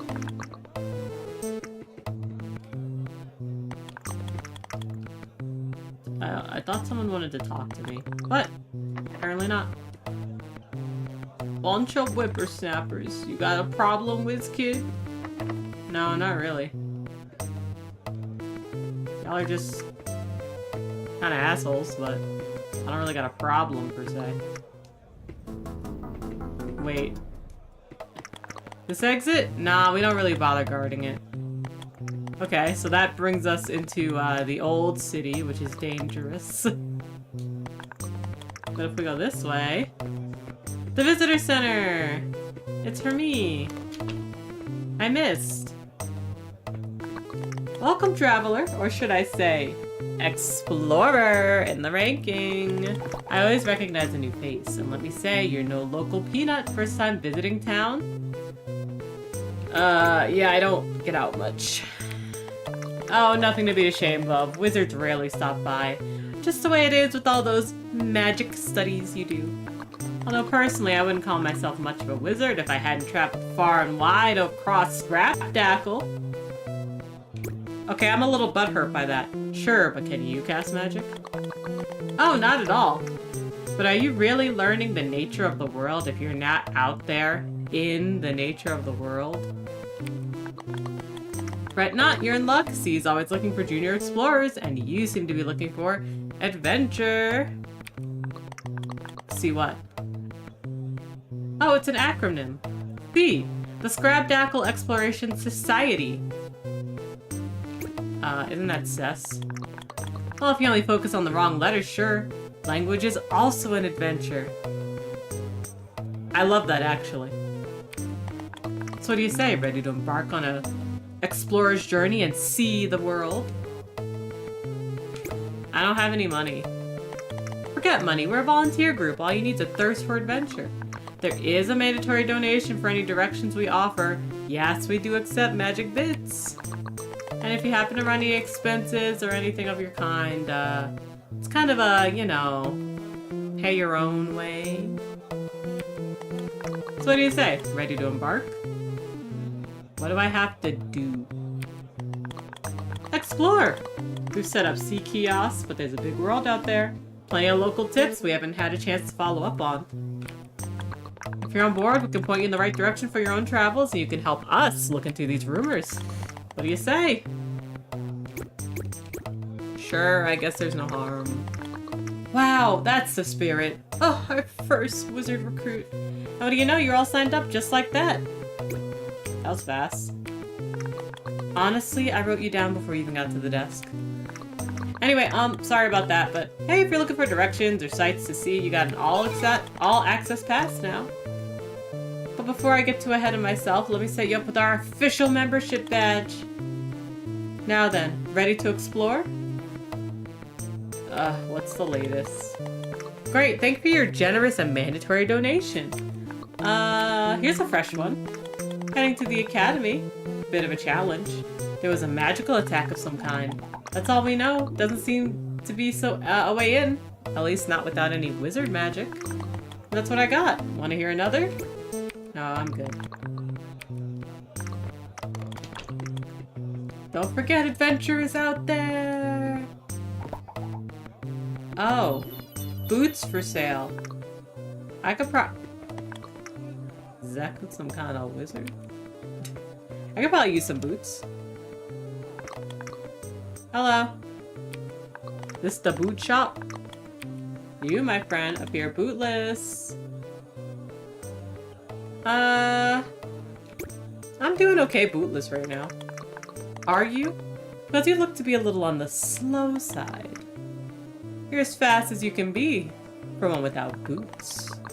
I can hear the doubt in your silence, but these dashing boots are worth their weight in mucks. They make you dashing. Dashing like speed or looks? Both! Maybe I could try them out. And maybe I could cast magic for a living. Ha ha ha. Oh, we both know that's not true. Pay up front, my friend. Is that the only pair? What do you mean? This is a boot shop. We sell those boots. I guess I thought you'd have more selection. What do you think this is? Some kind of multiple boot shop? I found my niche. I'm sticking with it, buddy. Are you interested or what? I don't have any peanut money. Oh, don't worry about that. We're used to trading in magic bits. We have other wizards around. There are others? Yeah, an artificer of some sorts. They visit every now and again. From where? The ruins, I guess. Ghastly place to live, but wizards, you know, what's to stop them? Sure, I'm interested. 80 bits? Okay, sure, I'll buy them. These boots just don't look dashing, they feel dashing. They can help you rush across thin, cracked platforms, or just scoot around. The dashing boots are all yours, my friend. Hold on. There's a sign promoting upcoming play, performing at the art gallery. Some kind of follow-up to a previous romantic drama. How do I get in here? Oh, cool. A save.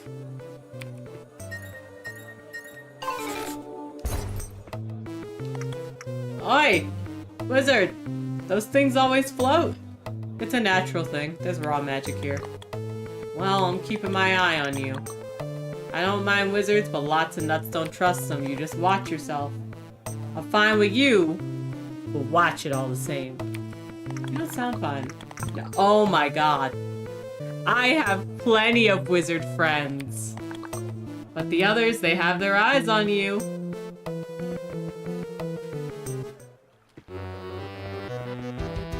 Oh, the Ducklands. What's going on here? Ow!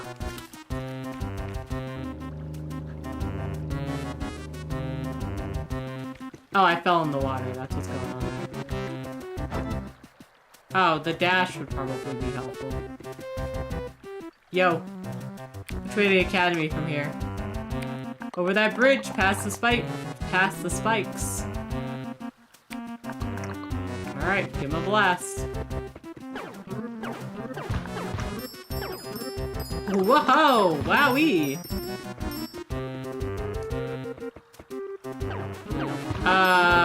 What the ducks doing? Oh, they attacking. They attack. I can't hit them up there. I fell in the water.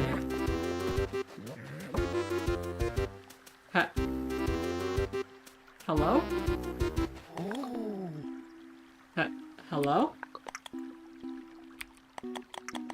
I like to sit and see who comes by. Who is this lost little wizard who crosses my way? I'm Blue. Blue, but I have no name for you. Why do you call me lost? Lost on the inside, in the soul, or am I mistaken? I don't know what that means. Come close, it's time for matters at hand. You are at a crossroads, are you not?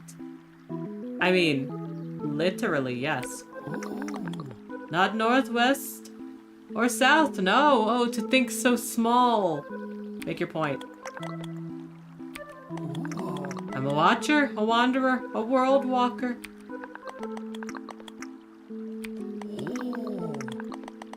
Seems you've fallen between destinies. Danger, failure, regrets, disgrace, heartbreak, misfortune. Piteous, truly piteous.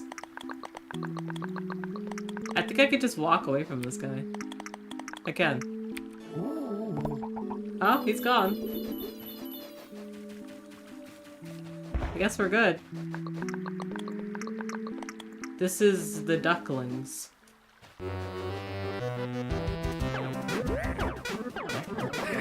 Ow! What is this? What is this? What is this? I'm just gonna go this way. Are these just your trees?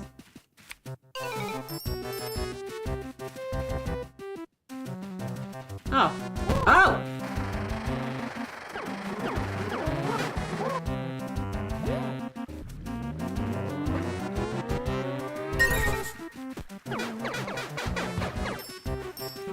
Alright, what's this? This is the limit of the demo territory, but you can explore the full area in Act 1 launch later this year. I miss health potions. Hey. Oh, hey, hold on. He doesn't see me. He doesn't see me going around. Bye. Oh, hey. Oh, this isn't the right way. Hoping to see the Great Castle. Reckon I'm out of luck, though. Can't find my way around these checkpoints, the military checkpoints. Thought I could find a path around, but when I was a young nut, visitors could come and go more freely. Won't keep you, but if you're gonna try and rush the checkpoints, have a plan. Alright. I'm okay. Got him. Let's go.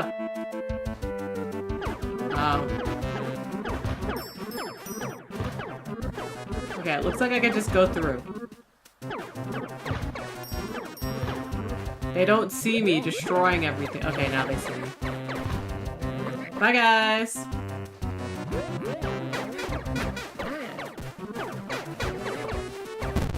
Ow. Okay, bye. I'm leaving. Bye-bye.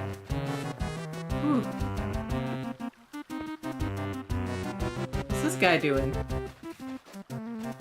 You chill? Are you chill? Oh!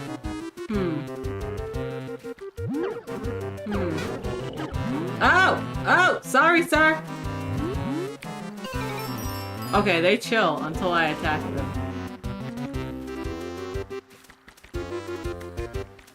But what is this guy doing? I fell. I might die just from falling.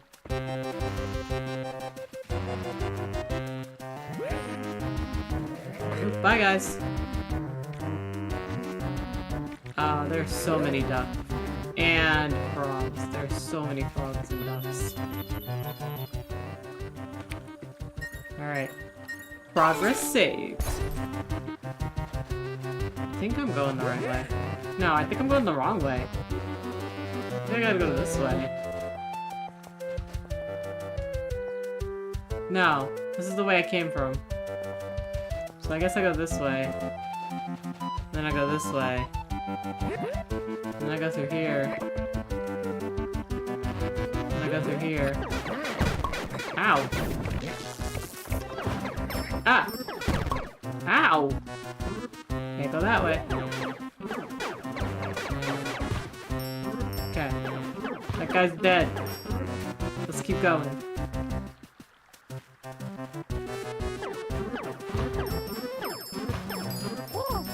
Oh! Don't mind me. Don't mind me. Just making my way through. Just making my way through. There's so many frogs. I can't make my way through this. Okay. Don't mind me, just making my way through. Thank you, thank you. Uh-huh. Bye. Thanks. They built this shit quick.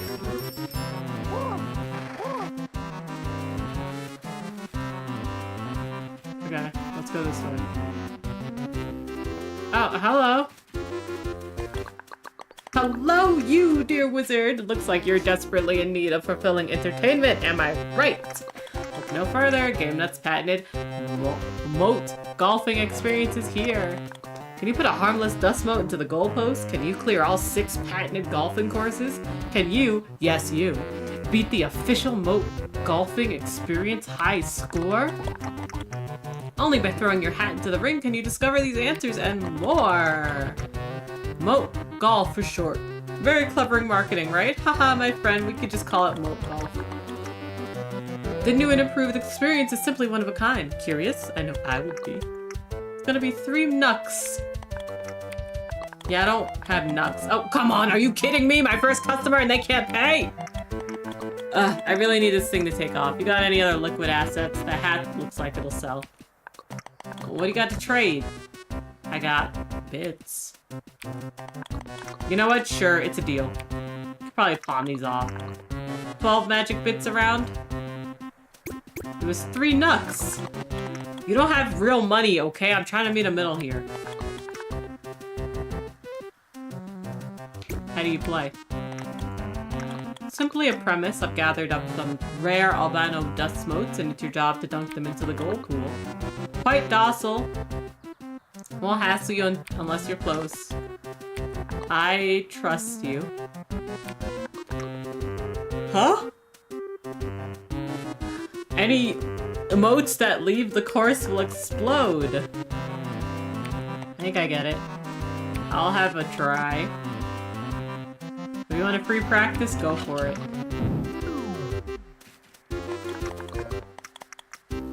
Oh. What? Oh. Oh, the green.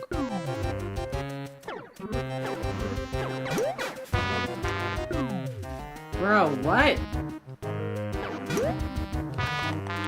Oh, I see. Okay, come here. Okay, come here. Oh! I fell. Okay, come here. I keep dying. Okay, come here. You can't see me. Hello? I'm too far. I'm right here. Hello?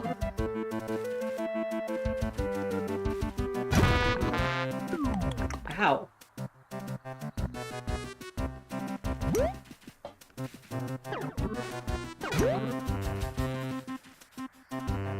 Alright, come on. Come on, buddy. Come on, buddy. I fell. But we did it! I am gonna die doing this, really. Alright, come on. Come on. Come on. Come on.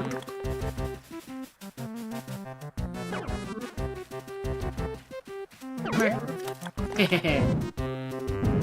Perfect. Alright, come on, buddy. Come on, buddy. fell in the water. I fell in the water.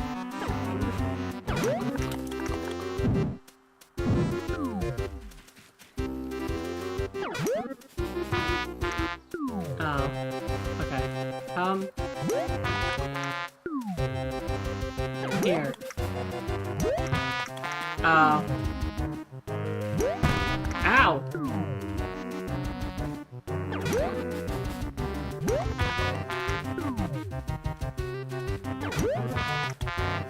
Bro, you gotta start jumping. This is hard.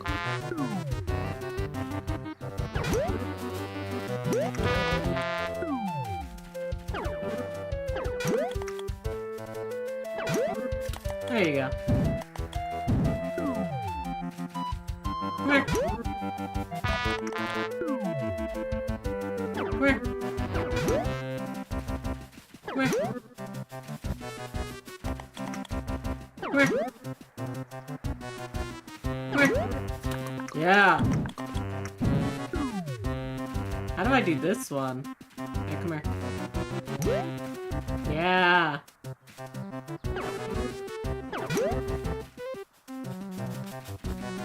Hey, come here. Damn. Anyway. Alright. I think I'm done. You don't want to finish your round? Nah, I'm gonna stop.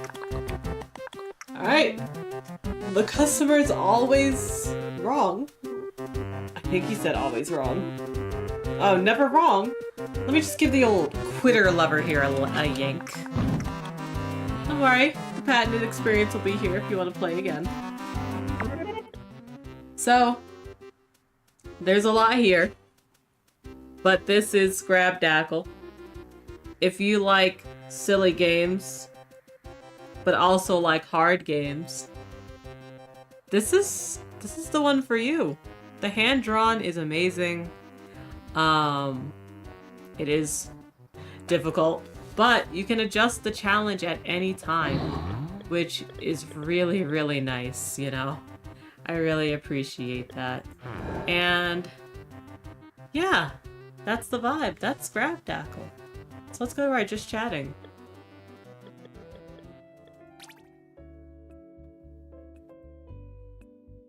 Alright.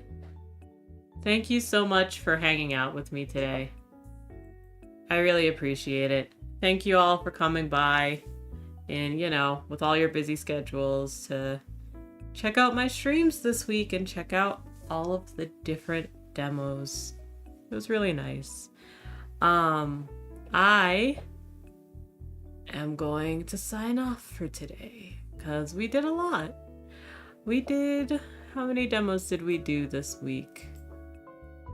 We did about 26 demos, which is a ton. It's not as much as the 50 I did in February, but we can't always do that forever and play a bizarre amount of games, you know, because that was a bizarre amount of games. But we played a lot of games. I found a lot of things that I really enjoyed and that I put on my wish list. I hope you found the same. Where am I gonna send you to today? Let me see if there's anyone that I watched that is playing Steam Next Fest demos today. Otherwise, we'll find someone new that is playing Steam Next Fest demos. And then just to keep you guys up to date on my streaming schedule, next week I'm taking a break. I always take a break after Steam Next Fest, and this time is no different. I will be taking a break next week, and we will come back the week after with new games and new fun. Yeah, we'll be picking up a new game after, since we finished Sea of Stars. I'll let you know. Thank you for the stream and Demo Expo. Thank you for coming by. I really appreciate it. Where am I gonna send us to today? Let's see.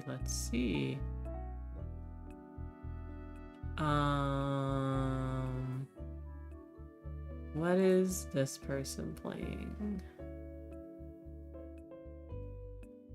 Oh, this looks really cute. let's check out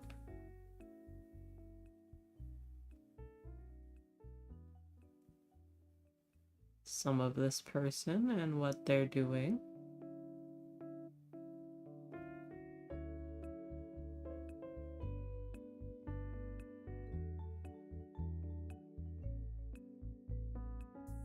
Okay, cool.